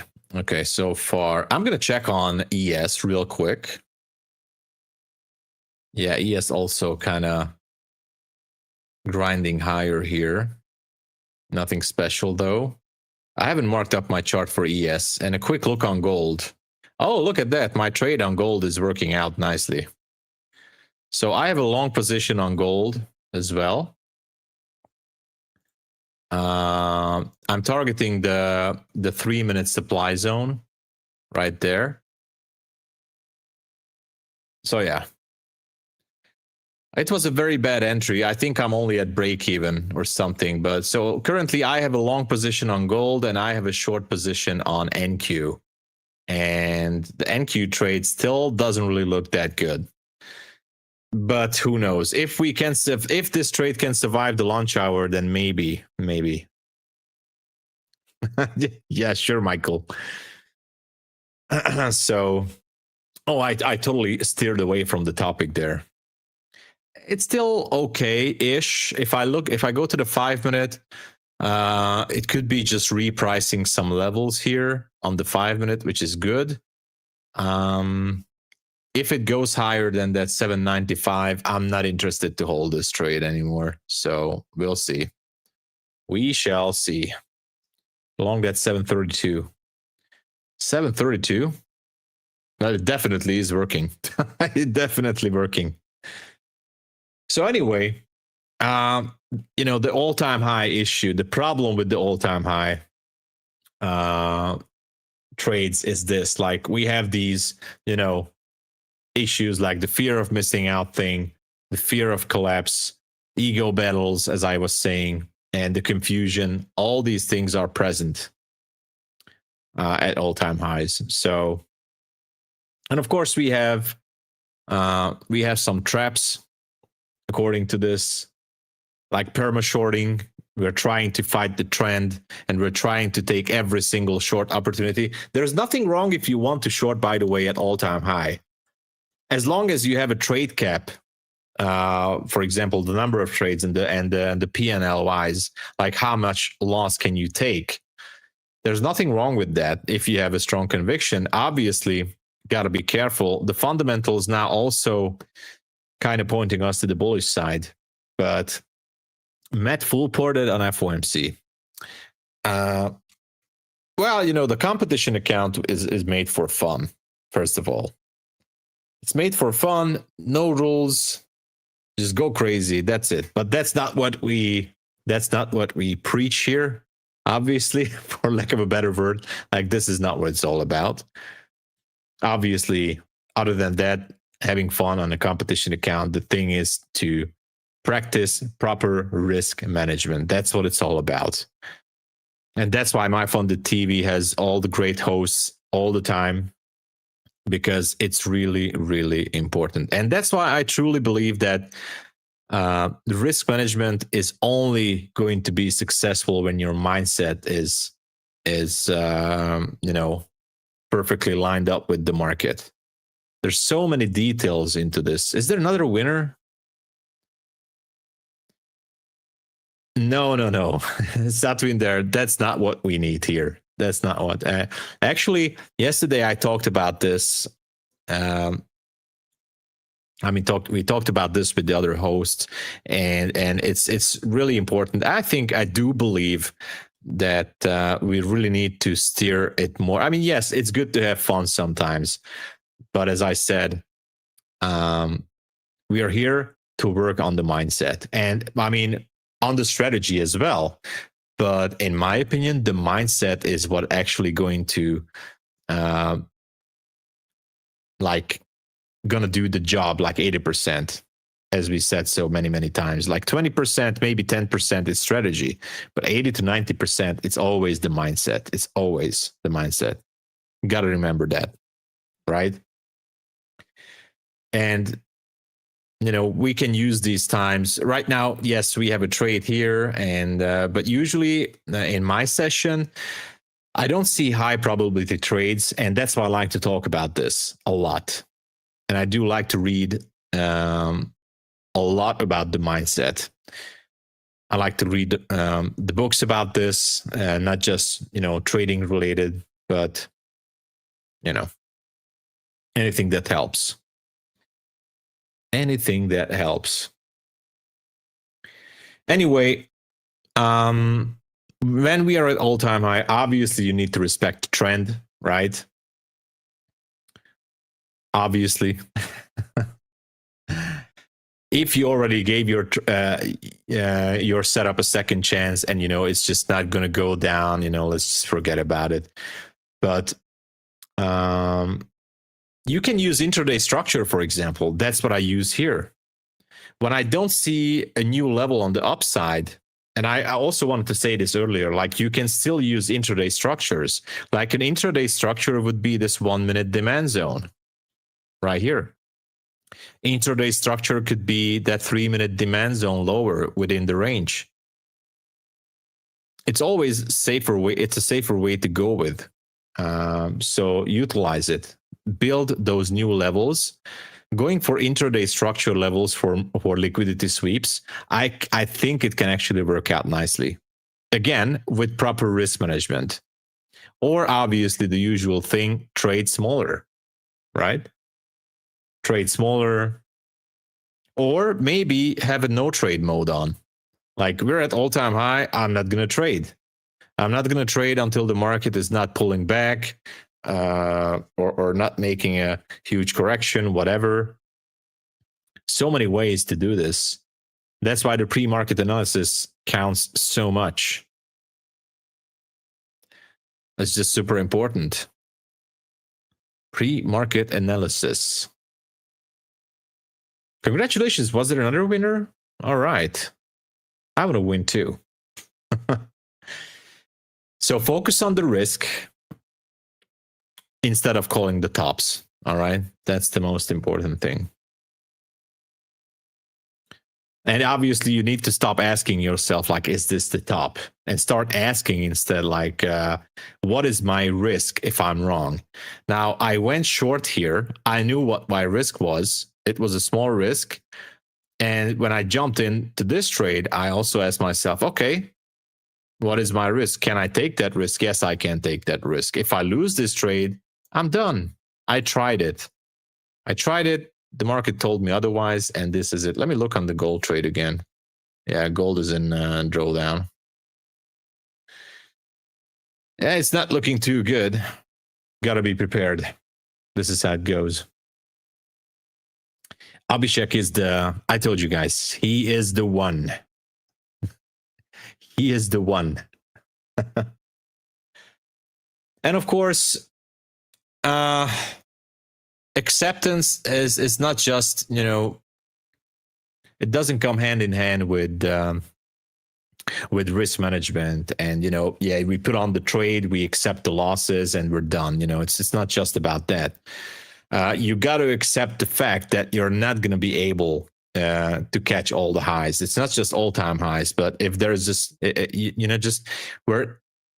Yes, I know some traders. Are able to do it, and there are some very, very smart people and traders who can anticipate where is going to be the high. We all know, but accept the fact that you're not going to be able to pinpoint the highs and the lows, even like 100% accuracy. Just saying. So you need to control that. Because you don't need to actually point out the high. That's the beauty of it. So, you don't need to predict where is going to be the market high. That's the beauty of this. The survivors are those who control the tilt, not those who predict perfectly. And obviously, surviving is all about, as I said, risk management. Yeah. yeah, I know. Consolidation, yes. So calling the tops makes headlines, but surviving them makes traders. That's the thing. Trend is your friend, obviously. But be honest, by the way. I also wanted to ask, be honest, that who shorted the all-time highs over and over, waiting for the top? I mean, I guess some of you guys did that. I'm not saying it's wrong, but I guess you guys tried to short it. Congratulations to the winners again. I see that it's happening already. Or still. You did one day and blew your account. Yeah, like oversizing, over leveraging. Yeah, you know how it goes. Exactly. Nitkum, you did that. Well, you're not alone, obviously. Quick look on gold. Oh man, it's not looking good. As I said, the 3-minute supply zone here, it's kind of interesting. I thought that it will have some steam in it to go higher. It's just not going. I'm kind of having some second thoughts about the trade, but I'm not going to modify anything on this. I'm just going to take the full stop if I have to. But it's going to be interesting. What's the time? Oh my gosh. Oh yeah, I see that. Almost less than 3 minutes. So yeah, that's why I keep seeing the Rocket Scooter fam is here. Some new names were here in the chat. If you guys have some questions, let me know. I'll be happy to answer. I know we basically tagged into some small topics here and there, and we talked about trades and setups and technicals and risk management again, kind of some tidbits from here and there. Volksbart, hey, good to see you. So, Chet trying to remind me. What's up, guys? So, if you have questions about this, I'll be happy to answer. But yeah, and as for the competition, I think seeing the leaderboard, I think the Terry definitely. I mean, I think she nailed it. I think we can say that it's pretty much almost technically settled, right? Mids, hey there. Hello, everybody. Time flies. Exactly, Salotso. It flies. Ian, good to see you. So, yeah, Terry did a great job on the FOMC. I mean, what a ride yesterday. You guys were trading, by the way, the FOMC. I mean, I guess it was hard to stop not to trade, right? Yeah, W's for Terry. She nailed it. Yeah, I mean, how is she doing? Like 70 something %? Oh my gosh, that's like wow. Time flies if you throw watches. That's true too. I like that. Abhishek was doing some giveaways. I guess it was, chat was going absolutely nuts, but yeah, it was happening. I told you, you gotta be good to Abhishek, and he's gonna decide. He's the one who's gonna decide. Man, I was expecting more from this trade. Actually, I was expecting more, but Devian, good to see you. How you doing? Yeah, I guess so too. Like, I know it's hard to stop, and that's the problem with the FOMC. I know it makes it easier to pass an evaluation account, but it can put you so fast into like that tilt session, that revenge trade session. That's the fastest way. And obviously, you have your normal trade size. Like, let it be just a few micros, not to mention a mini or 2 minis, whatever. Like yesterday, it was moving upside down like 200-300 points. Like, these kind of swings are absolutely destroying your accounts. And you got to be careful with that. So definitely not the best way to trade funded accounts. That's for sure. As I said, it all comes down to risk management. Low probability, yes, Victor. Low probability. I'm not surprised on this move, by the way. I was hoping that anyway for later on. I'm just going to remind myself that it's this 24,700 level. How the day is going to finish up until 4 p.m. Are we going to see the 700 level today, or is this just going to keep on grinding in the PM session? That's going to be my question for myself. Whatever happens to this trade, I'm just going to be, I'm gonna look. I'm not trading the PM session. I'm gonna leave this trade as it is. I'm gonna look back later after the PM session and trying to figure out. I'm trying to see, out of curiosity, if the 700 level got taken out or not. So yeah, it looks like a classic buy, right? It is what it is. But oh man, it's just, don't worry about it. At least we have our answer. It's easier to move on. For me, it will be definitely easy to move on from this. It will be definitely easy. I haven't checked that. Yeah. But we'll try. The man is here. Hey. Hello. Hello. Hi, how's it going? What's up, Matt? Hey, what was happening yesterday? Tell me. Oh, dude, have you seen Have you seen the leaderboard? I'm in first place. Like, look at it right here. I'm right at the top. Wait, hold on. Listen, I was pushing upside down. Hold on. I was pushing the refresh button all day, like refresh. I then I had to reinstall everything. Like maybe it's my browser or something. I can't see your name on the leaderboard. Like, what is going on, man? It's that bad, man. Oh, it's that bad. I thought it was in first until I inverted it, and then I'm like, oh wait, no, that's it. I'm in the bottom. Yeah. That's so far off the scale. That's funny. So I did. You know what's funny? I actually I longed, but at the wrong spot, and I immediately got chopped. So my coin flip strategy didn't work. I was in your stream. Actually, I was just halfway looking there. I did see you pre-entered the trade before the number release. I don't know, but you did something there. You were Yeah. up in profit, actually, I think. Every account that I was trading ultimately made money long in at the end of that day yesterday, but the spot I did long from in the MyFunded didn't make it. And instead of just trading it like seriously, I just said I'm gonna hold through it, and then I held through it. I want to do that with like a real account, with a serious account, but yeah, I mean, as I said to the chatters, this was for fun, and it's for fun. So it's obviously these methods that we did with the other hosts on these competition accounts. Obviously, this is, I would never do this with my funded accounts, not to mention a personal cash account. So this was absolutely crazy what we did here. But this is all just to see you can be creative and fun and have fun with it. Exactly. No rules, whatever you want. But yes, it was a good thing. So what do you think? I entered the trade. It seems like I'm going to hit my stop at 94 here. I think this one's just keep grinding higher up to the 900s and obviously 25K. Yeah. You predicted this.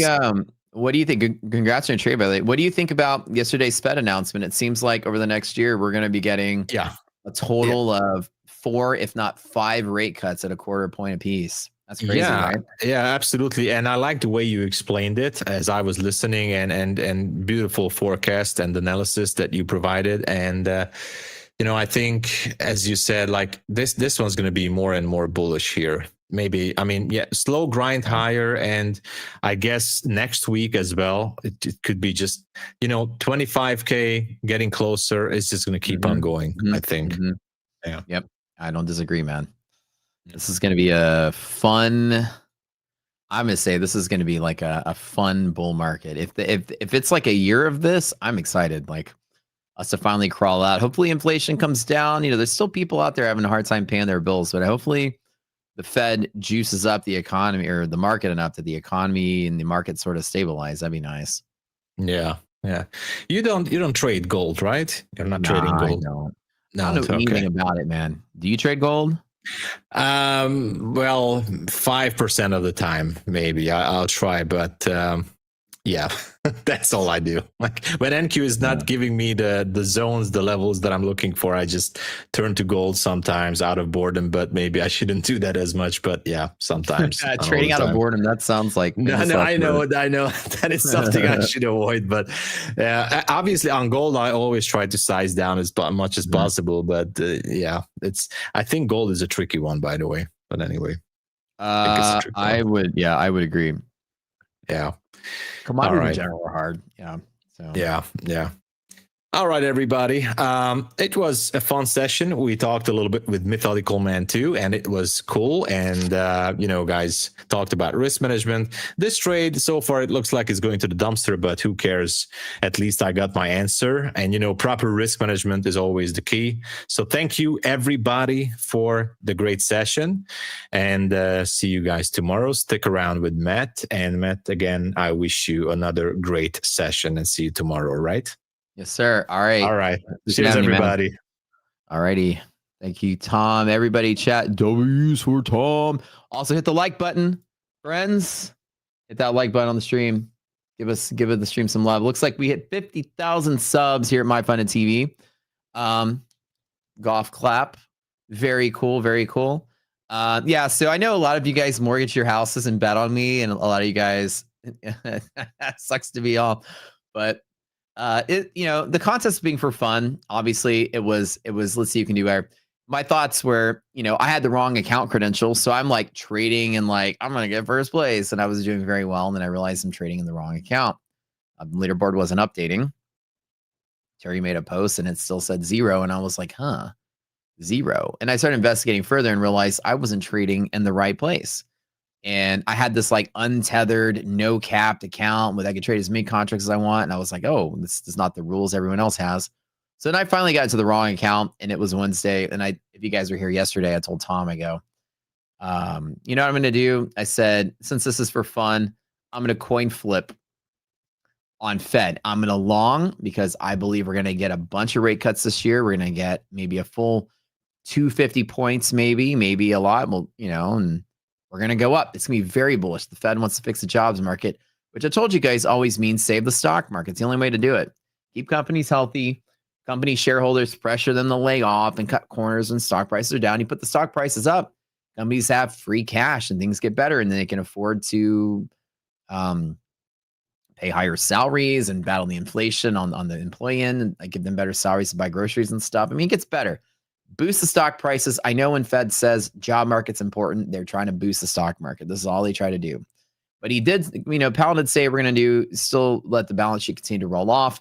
So QT is still in effect, but they're at least going to cut rates a bunch. And if you read the dot plot, they're going to cut rates at minimum 4 25 basis point cuts over the next year or less.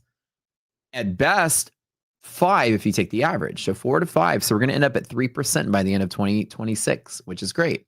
So when we moved yesterday, which was kind of great, I longed into FOMC into a couple of accounts.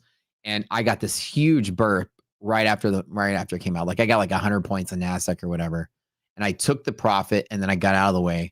And then market dipped to monthly hedge pressure. I think it was like right here. And I was like, all right, MyFundedFutures, let's go. I'm going to buy the dip because we're going to rally hundreds of points off of this. And I just went in with the maximum of whatever it was, 2 contracts, whatever I got. And then the account busted literally like right there before it even recovered, or it busted somewhere. And again, it was just a tiny account. We're just playing paper account for fun. But I mean, I was right. I mean, I was ready to YOLO to the long side because of the Fed news, but the volatility chopped me out. But the funny thing is every one of my accounts was green. Just like today, every one of my accounts is green. I made a big trading day yesterday. But the exception was that one because I committed to holding out until the meeting. And then once it was out, I couldn't trade it back because it was just a tiny little account.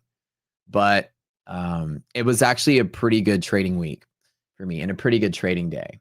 I'm on like a huge win streak. I've only had one losing day in September. It's been crazy. Green all across the board today, and it was all longs. Today was a pretty simple textbook sort of day. The 2 trades I did make on my stream are very simple. I traded a half gap to gap fill on positive resilience. This is one of the easier setups that I always do. One of my favorite bull market setups is a quickie little scalp. This was a $9,000 trade in 5 minutes.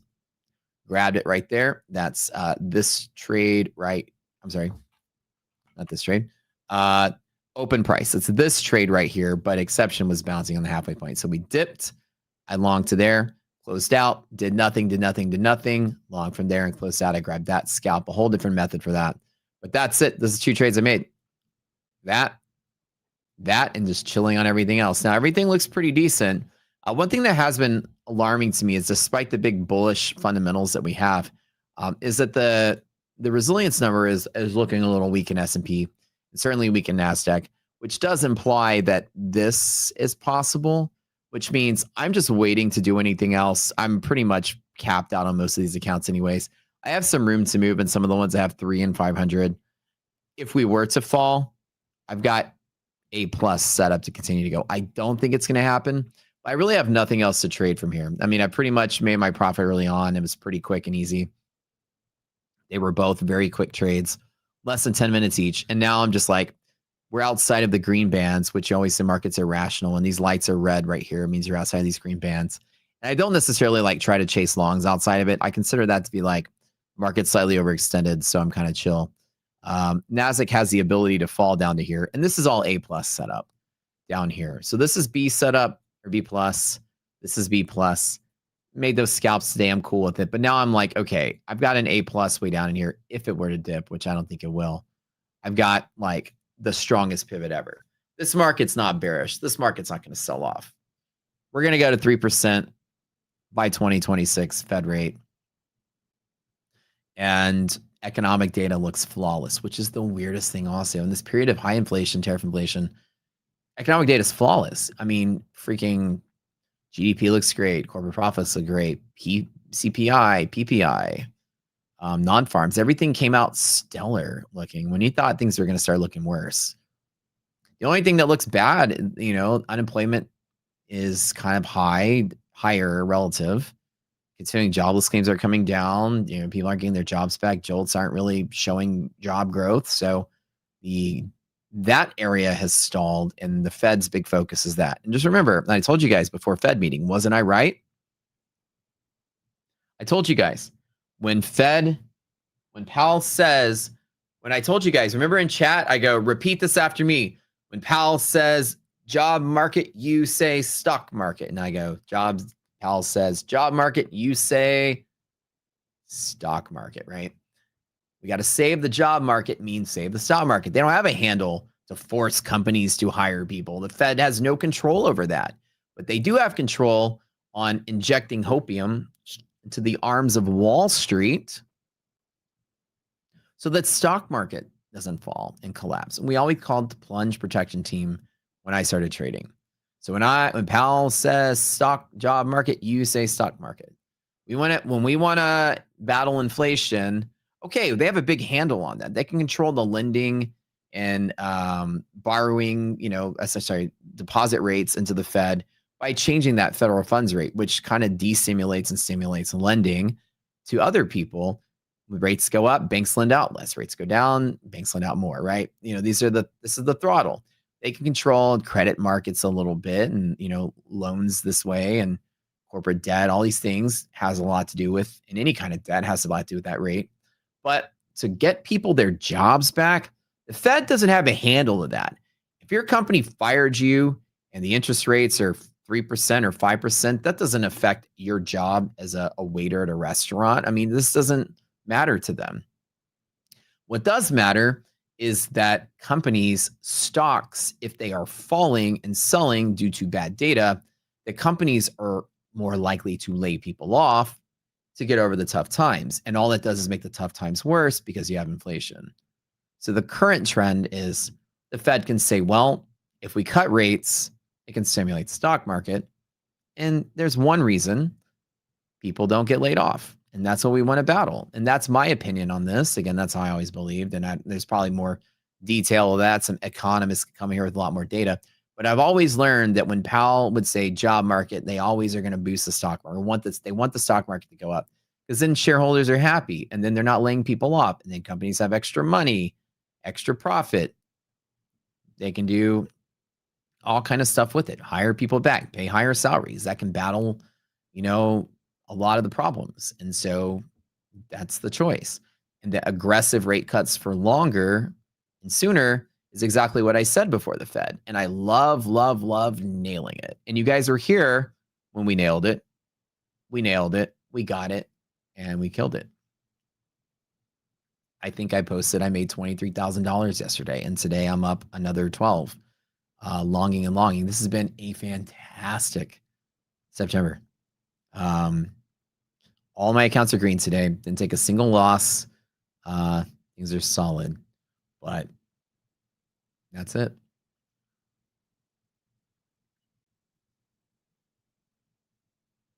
How'd you guys do yesterday? That's the real question. Did you guys long the stock market? Short the stock market?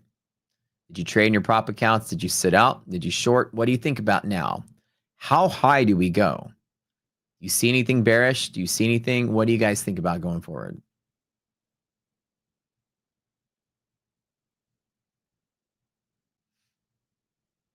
Somebody long today after Asia. Very nice.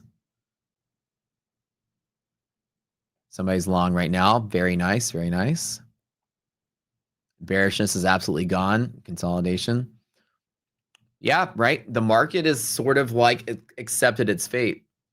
Remember I told you guys there's a lot of bears out there that have been trying to get out of the way of these proposed rate cuts. Remember I said we were going to get at least a full basis point cut probably this year by early next year. And even before the meeting, I posted on Twitter that we would see 50 basis points before the end of this year and 50 more before the end of the first quarter.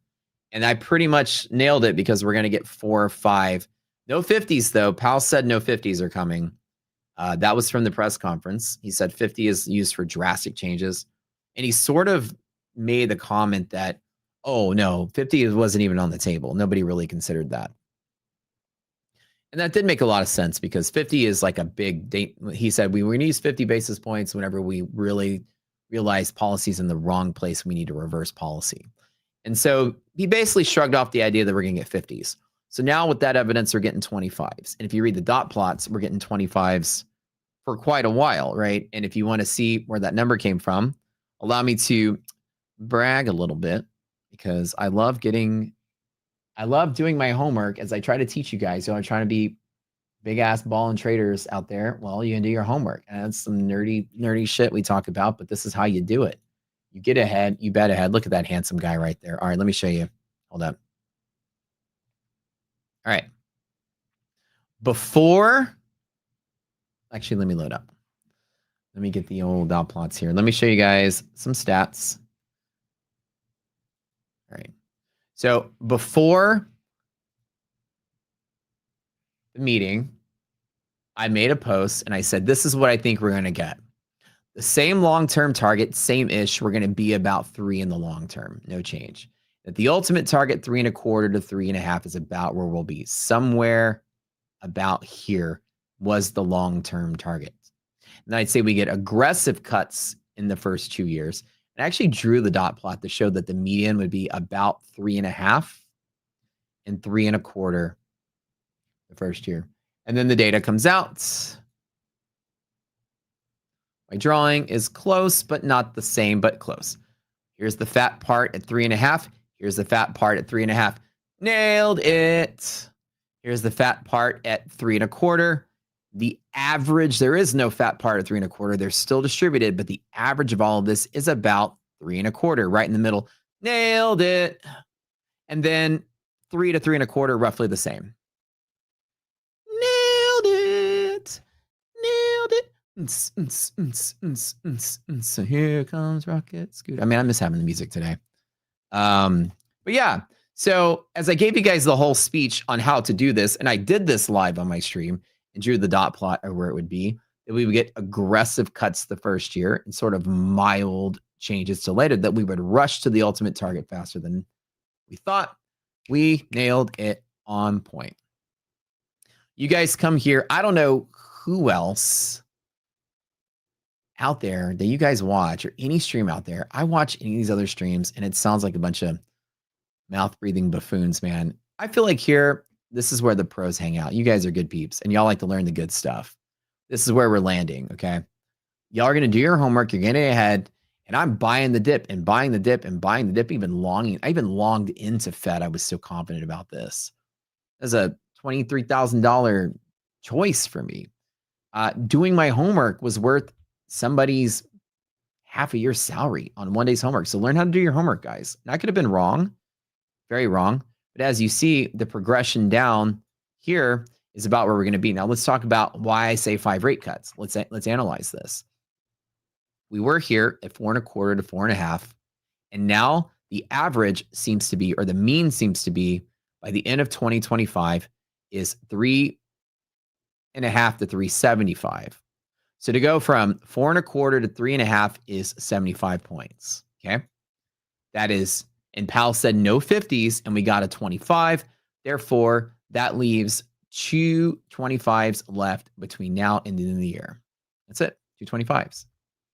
We are now here. This is where we are now. Right. And we've got 2 more steps to go. And we've got 3 more months. So we've got a rate cut in November or December or October.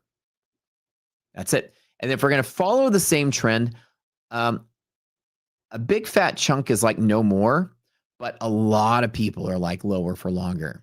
So if you take the average of this, you can see that we are roughly sort of like here or here, depending on where you believe the average is, which implies 1-2 more cuts. So to go all the way down to 3 from 4.25 equals 5. So right here, 4.25, 1, 2, 3, 4, and 5. 2x average scenario, 3x best case scenario, 325s total, and we're there. So depending on where we land, roughly 4, maybe 5 rate cuts between now and the end of 2026. And if you think that's bearish, well, good luck to you, because the Fed just pulled out plunge protection team. I remember from 2015 and 2016, PPT, I always joked around, the Fed opens up this like medieval gate and all of these like monster, they run out of there and they've got trampolines on their backs. They specially bred these things to prevent the stock market from falling. It bounces on the monsters' backs. And we always had these funny things we talk about plunge protection team. The Fed runs around with a bunch of plungers to declog the toilet, or they keep the plunge from happening. So it's monsters with trampolines. And we had all kind of funny things we said a decade ago about it. But PPT, right? PPT is in. Save the job market, save the stock market. We got a year of rate cuts, man. PPT is it, man. And so they're not going to let the stock market fall. Therefore, you never fight the Fed, which is rule number one of trading. Don't fight the Fed. Never fight the Fed, because everybody sides with the Fed. And if the Fed is like, all right, we're going to cut rates, 4 to 5 rate cuts in the next year, in the next 12 months. Remember, 4 to 5 between now and 2026, which is roughly 15 months. That's on average 1 every 3 months, give or take. And the bulk of them are going to happen soon. So with 2 of them probably this year, we're going to have rate cut, rate cut, rate cut. And I don't think Wall Street's going to be very bearish towards anything if the fundamental data and stuff's all coming out pretty spectacular, right? Somebody says, Matt, am I buying any crypto? I am not. I have never bought crypto before. I'm like the boomer, bro. I don't touch it. Not that I don't know enough about it, but I know enough about it that I think that it's not the time for me to buy crypto.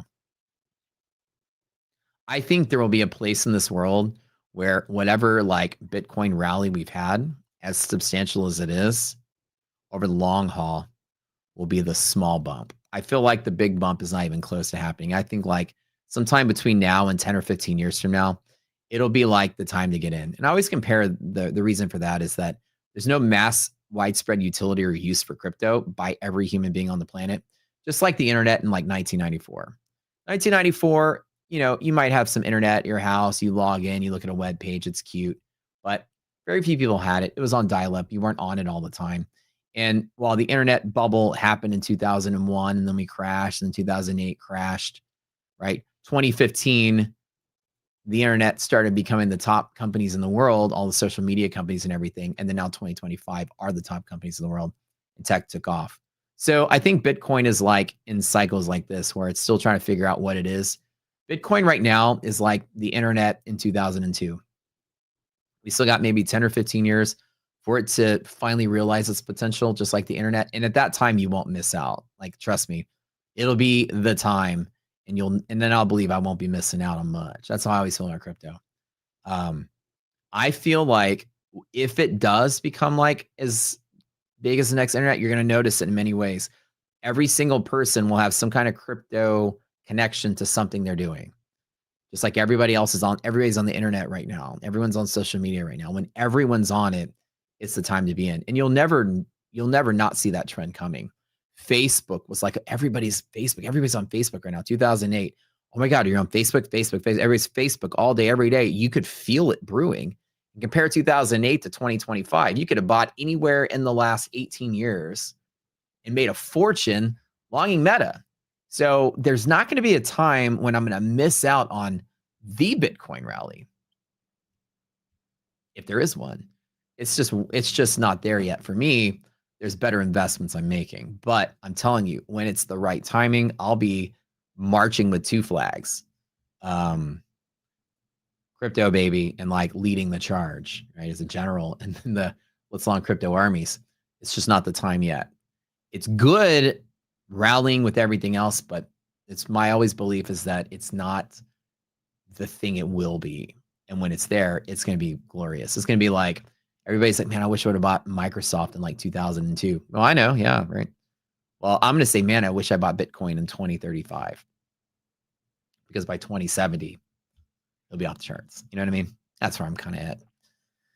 What happens if a solar flare wipes out all of crypto? Yeah. Well, what happens if, gamma ray burst comes from a supernova and just destroys life on Earth in a single second?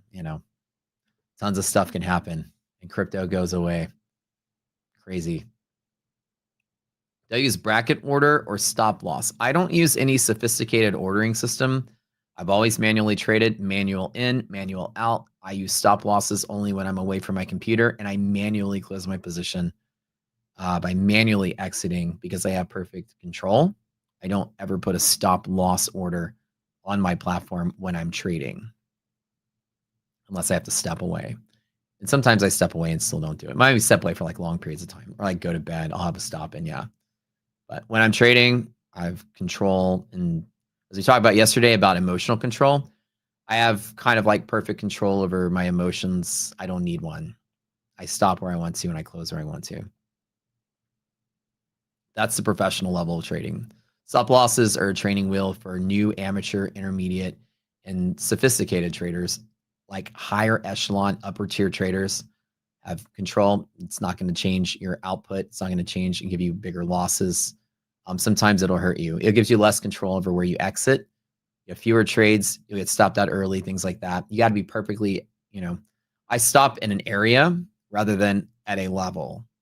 And when I get to the area, I'm still watching it, and then I pull the plug. So I use a little fine-tuning approach that's different. I don't recommend you guys do it until you're, 15, 20 years into your career and you're trying to find how can you get better from there. My philosophy of manually stopping, I believe, makes me more money. No, I don't believe it does. But it's something that you would not really like. I wouldn't tell a new person to abandon the idea, because the idea becomes, it's like once you've mastered the piano, how do you get even better? You try to fine tune and be a little bit more efficient. My philosophy is you all need to use a stop loss. Don't do what I'm doing. I'm a different breed of trader. But I use a stop loss. I just manually force myself to push the button. Somebody would say, well, what happens if the market just tanks? If I had a stop loss right there, I got out of the way quick enough. Well, you didn't, because when your stop loss triggers, it's fired as a market order, and you still get filled down here anyways. You're not usually filled at the right spot, especially market drops. Market orders go to the end of the line. Very often, like if you can test this out, if you go try to trade at CPI and you like long with the stop loss and it just burps down in there, you didn't get filled right there. You got filled like here. And that's what happens, right? And so if I manually closed, I got filled probably at the same spot you did. When the market pauses is where all the fills happen, and we get out the same spot anyways. I can prove that, but take my word for it. You get kind of like a lot of times you're going to have to like choose exactly where you want to be.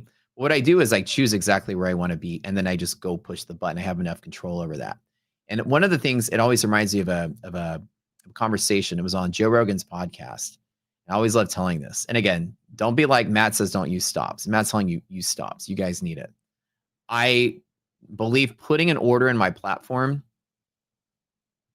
now wouldn't make any sense, because when the market gets there, I'm going to have a different opinion on where I need to get out. So I'm always changing my opinion, which means I'm always going to be moving it around anyways, and I might as well just handle it when I get there. And again, you guys always use stop losses, but this is the Joe Rogan podcast. I'll tell you, he was talking to Neil deGrasse Tyson, the famous TV scientist guy. And he was sitting there, he had his phone in his hand, and he's just like tossing his phone around. He's like doing this, and he's just sitting there. His phone didn't have a case or protector on it. And Joe Rogan was getting like incredibly uncomfortable. And he was like, are you like, this is making me uncomfortable watching you like throw your phone like that. You don't have a case on it. Like, what if you drop? He's like, and Neil deGrasse Tyson goes, yeah, I don't. So he goes, yeah, but what happens if you drop your phone? He goes, I'm not going to drop my phone. Well, how do you know that? He goes, because I know that I'm not going to drop my phone. But how do you know that? He says, because I'm not going to drop my phone. How do you know you're not going to drop your phone? He goes, because I'm paying attention to my phone when I'm holding it. I'm paying attention. I'm not going to drop it. And he goes, when they taught the medieval knights how to fight, they taught you that if you drop your sword, you're dead. So you don't drop your sword. You always have awareness of your sword as you're training. Therefore, it's never out of your periphery. You're never not knowing what's going on. So therefore, they don't drop their sword either, just like I'm not going to drop my phone. So why do I need to go and inconvenience myself with the protection that I don't need? When I give it the protection that I need, I don't drop my phone. And I've never had a screen protector. I've never had a case, and I'm never going to have one, because it feels weird in my pocket and it's bulky when I type. And I've never dropped my phone because I pay attention. And that's what I talk about whenever I talk about stopping. I pay attention. Discipline allows me to do it. Again, that's mastery level choice. I would not do that as a newbie, but I don't drop my phone. I don't fuck up trades. I don't. I lose. I lose as much as anyone else, but I don't fuck up trades because I'm paying attention. If a lot of people put a stop and they move it around, you're giving yourself false confidence. It's not really a good safety net. You're not doing something. I don't mess up. I know what I'm going to do. I know when I'm going to do it. I push the button every time. On rare occasions, the market will blast through and I take a slightly bigger loss because I manually pull the plug. On rare occasion that happens, but on every other trade I do, I get a little more fine-tuning approach. And again, it came from years of trading where the inconvenience of like, okay, let me put a second order in. I'm maneuvering that in a bunch of accounts. The inconvenience didn't provide any additional return of my time, like, or any return on my, like, there was diminishing returns on my time invested into that. I still would move the stops around a little bit. I'd get to where I want to go and then I readjust it. So I was always constantly fidgeting with it instead of just knowing where I'd want to be and then just manually pushing the button. I tell people not to do what I'm doing until you know you have control to do that.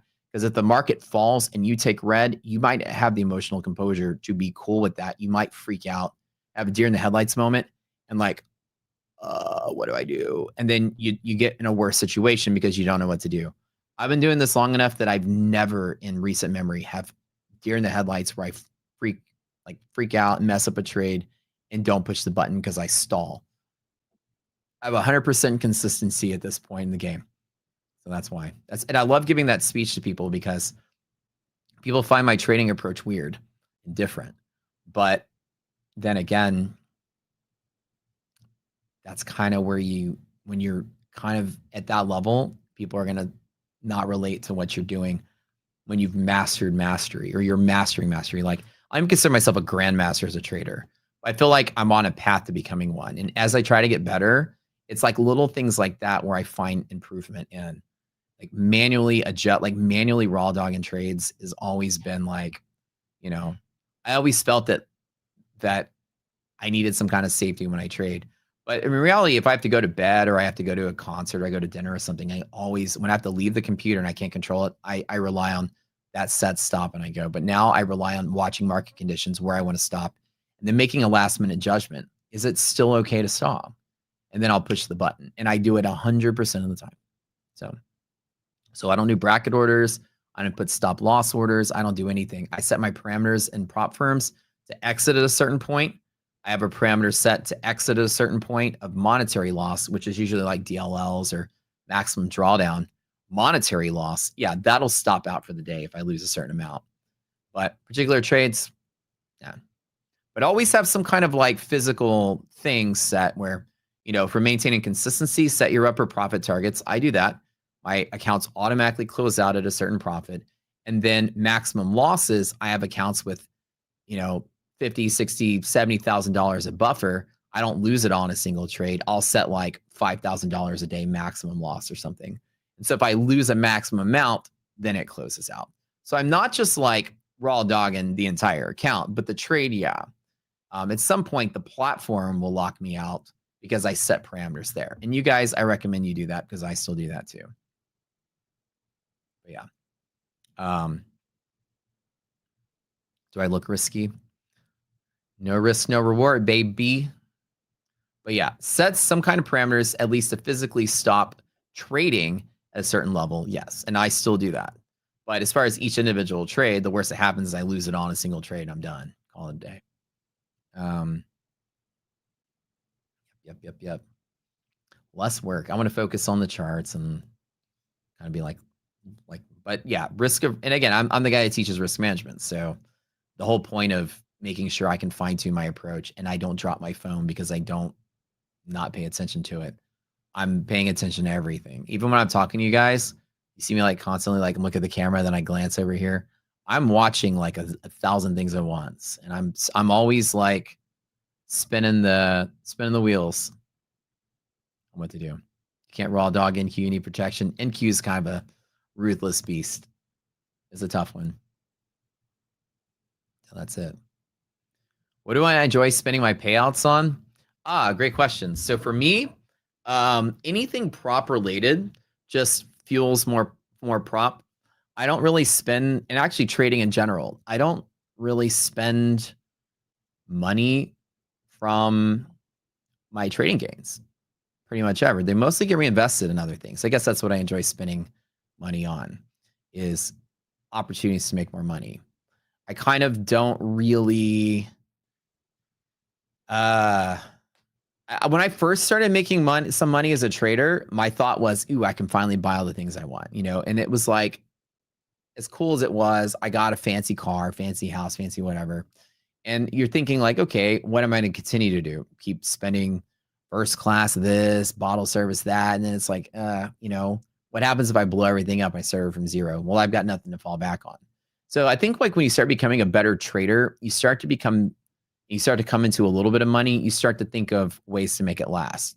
Because as much as I think I've done very well in the market, I still believe the market can take it all from me in a single minute. And I always have that fear of this can all be gone tomorrow. And I've never lost that. Even though I'm confident in my abilities, every time I make money, it's reinvest in other ways to make money at this point. That way, if trading blows everything up I've got dozens of streams of income already coming from other places. And that helps. That fear. And the idea is that if I make money trading props, and I told the people this, right? What do you do with your first $5,000? Well, you can either A, go pay off the bills you're in debt with, or B, assume that $5,000 is completely gone at the start, and then put it back into a bucket to keep reinvesting in props to grow it further, to keep practicing, keep getting better. Prop gains should be fuel for more practice. And then your goal is to create a self-sustaining machine that you don't have to put any money into. This is part one of prop, is you make enough money that it supports the game, and then you don't put anything else back into it. And then maybe you have more and more and more left over as time goes by. And then when that gets big enough, you take a chunk of that onto the side and start a new endeavor. Start your real trading account, your own trading account. You got the prop system still going. The payouts are fueling it back in. You've got a fallback now that endlessly loops on itself. And now you can take stabs at a real account. And then you blow up, you pull a little bit out, start over, blow up. You still got the prop machine. You've mastered that. Now you're trying to get a real account going. And then once that makes money, and now you're making some money, you're like, oh, wow, I've doubled my real account. I had 20, now I've got 40. What do I do now? Well, take that 20 out and put it on the side so that your futures account, if it blows up, you can start over there. And then once you start making enough of that buffer, take that buffer out and invest it here. Now you've got two self-sustaining loops. And my goal is to do that. Anytime I have a business and start making money with it, my first thought is, do I buy a Lambo, or B, can I open up a second location? And so you guys as traders, you're entrepreneurs, you didn't know it. Your job is to figure out how to create something that's no longer requiring you to put money in, get your business to fund itself. And that's what I would spend prop payments on. Right now, what do my prop payments get spent on? Tons of stuff. I built Rocket Scooter. I run a company with 23 people in it. I have the marketplace that I built. IDOC and I are currently building a concept. I can't tell you about it. It's a secret. We want to invest in a boba shop and a pickleball court. It's things like that. So it's constantly like, I want to keep growing with it. And that's where I am right now. The coolest thing I ever bought in general what's the coolest thing I ever bought with trading gains? I did put a big, giant, fat cash down payment on a Porsche Panamera in 2017, somewhere in there. So that was fun. I was like, look at me, a big baller buying a Porsche. How much is that down payment? Oh, here's half of it in cash. Boom. That felt fun. That was fun. I mean, but the excitement of that was short-lived. My car is pretty dope too. Do you guys remember my old car looked like? Let me show you a picture of it just to aid the story. It's a really cool car.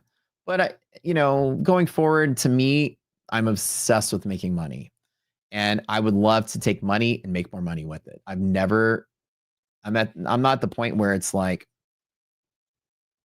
what else can I buy with it? It's what can I build with it? Very important. Let me show them my old car. This was 3 cars ago. I got a picture of it somewhere, I think. She's a beauty. Oh, here it is. This is the one right here. And this was many, many years ago when I still had an apartment.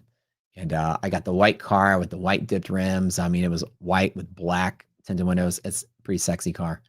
And this is, again, at the time, it was fun.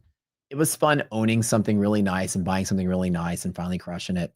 And I was even such a weirdo about it, is that I had, like I said, I had money and I was spoiling myself rather than investing in myself. And I also, because I'm a dick like that, I bought 3 parking spots for it because I could, because fuck you, everyone else. I did. I bought this one and this one and this one, which was like $400 a month, so that nobody would park on either side of it. This is what it was like before I started investing and being smart with my money. This is extra. This is very extra with money. And it was funny because these parking spots people would always park in, and I have to leave gentle notes next to, on their car. I'm like, hey, by the way, this is my parking spot. I know nobody ever parks here, but I buy it so nobody parks here. So all my neighbors were kind of cool. Like every once in a while, like, hey, I got family coming over. Can we use your parking spots? I'm like, oh yeah, totally. So I was really nice about it, but I didn't want it to get scratched. And this is where I was at that point in my life. And as fun as that sounds and as goofy as that sounds, that was the stupidest thing I could ever done with money. And that's dumb. And ever since then, I've learned that making money needs to be turned into making more money, because you shouldn't trust that you always have it. You can trust that it goes away at any given point. But yeah, I did. I have 3 parking spots, one on either side of the car, just so it wouldn't get scratched. And it wasn't really that it wouldn't get scratched. It was more like I did it because I could, because I was feeling on top of the world. I'm like, dude, I'm crushing as a trader. I've got all this money. What am I going to do? And I'm like, I'm doing it because I can, because I could brag to people that I can. It felt nice. But you know what didn't feel nice is that if you'd have a bad trading month or bad trading week, you're like, crap, I got nothing to fall back on. The reality hits in that all of this can vaporize tomorrow. So, I started building things with money as a smarter approach. And now I could buy the whole fucking parking garage if I wanted to, not just 3 spots. This is where I want you guys to put your minds. I'd rather be here where I am now than where I was 10 years ago. So this is kind of what really your brain should be, right? As you start getting better and better and better with your money, whether it's trading, whether it's business, be smart, right? Don't try to buy 3 parking spots and be extra now with your first gain. Aim for buying the garage 5 years from now. You know what I'm saying? So I love telling this story because that's the punchline of the story. I used to buy 3 parking spots and it's funny and extra, but now I can buy the garage. And this is where you should think now. And somebody says, what do you do with like to buy with your prop gains? I like to find a way to have it fuel itself so I can do something else, to have it fuel itself, to do something else. And then you can just sit back and do nothing. And then you got these machines that you've built making some money for you. And whatever it is you build, passive lines of income, investments that appreciate value, buying a car and buying parking spots is depreciating. That's throwing money away. And that money is gone forever. So as you guys remember, I'm in my 40s. I'm an older person. Some of you guys may be in your teens and 20s. You got your whole life ahead of you, but put these words in the back of your head as you guys are like going forward with whatever it is you're doing. Gains should be invested. And if I can go back to my old self, I could say, did you really need to buy a Porsche, Matt? No. Could you have gotten to your goals much faster if you didn't? Well, yeah, you chunk, $75,000 cash down payment or whatever it was. Could I have built? I could have done so much with that money, so much else, right? So it's good for a lesson for you guys. That's one of my favorite lessons to teach is, what do you do if you start making money? I would rather, if I had 20K in debt and I made $20,000. There's a different answer to different people. Maybe Sean Sawyer yesterday might have an answer for you as well. What would you rather do? Still hold on to that debt and pay it off a little bit at a time, and just like normal, and still hold the stress of the debt, but still have the money to reinvest? Or would you take the $20,000 and pay off your debt and then back at zero? Which would you rather do as a person? Think about it long and hard. This will be a judge of your character based on how much risk you're willing to take. What would you rather do? You have $20,000 in debt and that's it, and you're clear. And then you made $20,000 after taxes. Somebody said pay the taxes first, so after taxes, you netted $20,000 and you got $20,000 in debt. Do you A, invest that 20,000 into something that may pay you later and have nothing now, and then struggle to pay off that debt still? Or would you pay off that debt for comfort and have nothing left to build, right? Which kind of person are you? Now, if you go for the Dave Ramsey sort of answer, pay the debt first, I know that's the common answer, right? Get out of debt more than anything. But I was never that person. I was the kind of person that debt was okay. I'd rather be aggressive with an investment and see if that works out and then pay the debt later and just keep making payments to it instead of taking the cash sum and paying off my debt.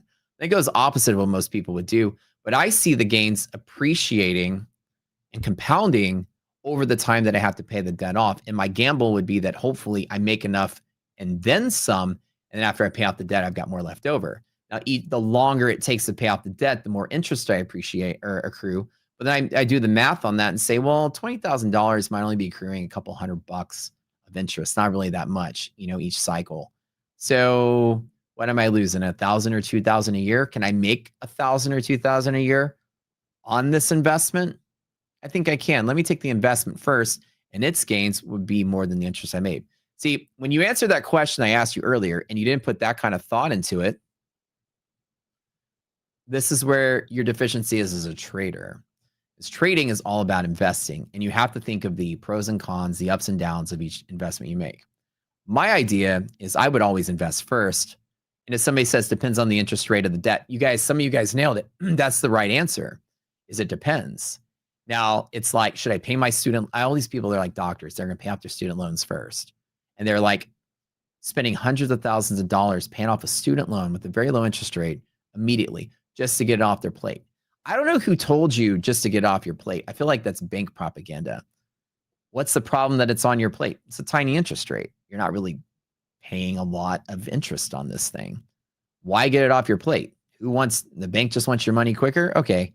But couldn't you better off spend that $200,000 to build something that nets you $10,000, $15,000 a month and then pay off your interest and then some that way? I've always thought like that. And so my thought is I would always I would use the debt as leverage. Yes, this is 100% the way I've approached it. Debt allows you to lever faster and push harder with the additional risk of you might have double the debt if you fail. And I've always been the kind of person that I would rather take the risk and be homeless than be comfortable and poor. Debt-free with zero. So I'm debt-free now, which is great. Well, I just bought a house. I guess that's the only debt I have, but I don't have anything. I don't have credit card debt. I have nothing. At my age, I have no debt. No credit card debt, nothing. Everything is fully paid off. Cars paid off. All loans paid off, everything.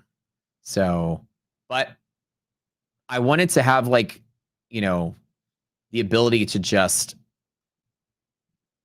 have something to keep churning money. Like once you pay off your debt, you get a big paycheck next month to cover what you paid off. So I've been in that boat. Now, again, it depends on the interest rate and depends on other things. But the point of the conversation of this part is you need to make that comparison when you're answering that question for yourself. So do you feel like it's better to just get that off your plate? If the interest rate's really low, what are you really losing? $1,000 a year? Okay, well, how much are you making a year? Well, you can say, well, I can easily make that because I have this opportunity that might pull 10% investment a year off of the 20 grand. Oh, so you can make $2,000 a year to offset the 2,000 in interest. Now you've netted $1,000 just moving your money here rather than there. Okay, so that's the risk is a smart decision. And there's a risk for even bigger expansion. I've always seen it like that. So when I was younger, as I was starting to make money, my first thought wasn't, let me pay off my debt, let me pay off this, pay off that, and get debt free. My thought was, let's balls to the wall. Let's keep investing. And I know that's the opposite of what Dave Ramsey would teach people, but I feel like that's the best thing I've ever done in my life. And again, I never had huge amounts of debt anyways, but I was in no hurry to pay off student loans and all that stuff once I started making money. I just saw that as it's hundreds of dollars a month payments or whatever off to the side and don't have to think about it. And so it'll depend on each person, but the right answer is you got to think it through and you have to do the actual math as to where you want to take the risk. And DVD said, For anybody that's in debt, he's a certified kidney buyer, so paying him up for good prices. Yeah, you only need one, right? Yeah, so somebody had 240,000 in student debt, took you 5 years to pay off. And then when you pay it off, it feels great, right? Like, oh, no more debt. How much was my student loans? Not a lot. I got mostly scholarships for school, but I did take out student loans because although I did have 3 jobs when I was in college, I still didn't have enough money to like basically survive on. And I was also working to help my mom pay for her bills. You know, my family had a single mom with 2 kids, both in college, and my mom was working 2 jobs. I was working 3 jobs, and my brother was working a job and also playing baseball. So we were all sort of contributing to the family bills.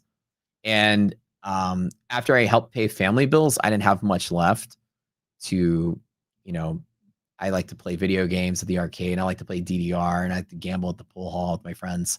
So I took out student loans to just have fun money to live on, to do fun stuff and actually have somewhat of a social life.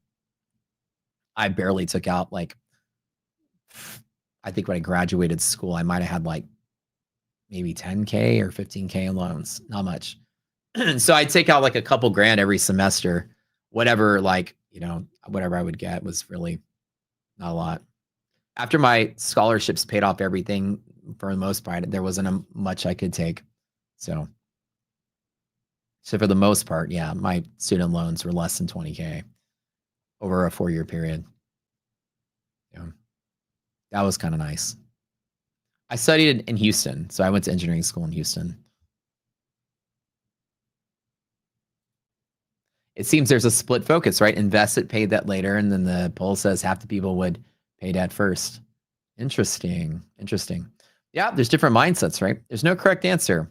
It's going to depend on the investment opportunity, the return rate on the investment, the amount of time it takes to return versus the interest of the other debt. You can put them side by side and make a wise decision.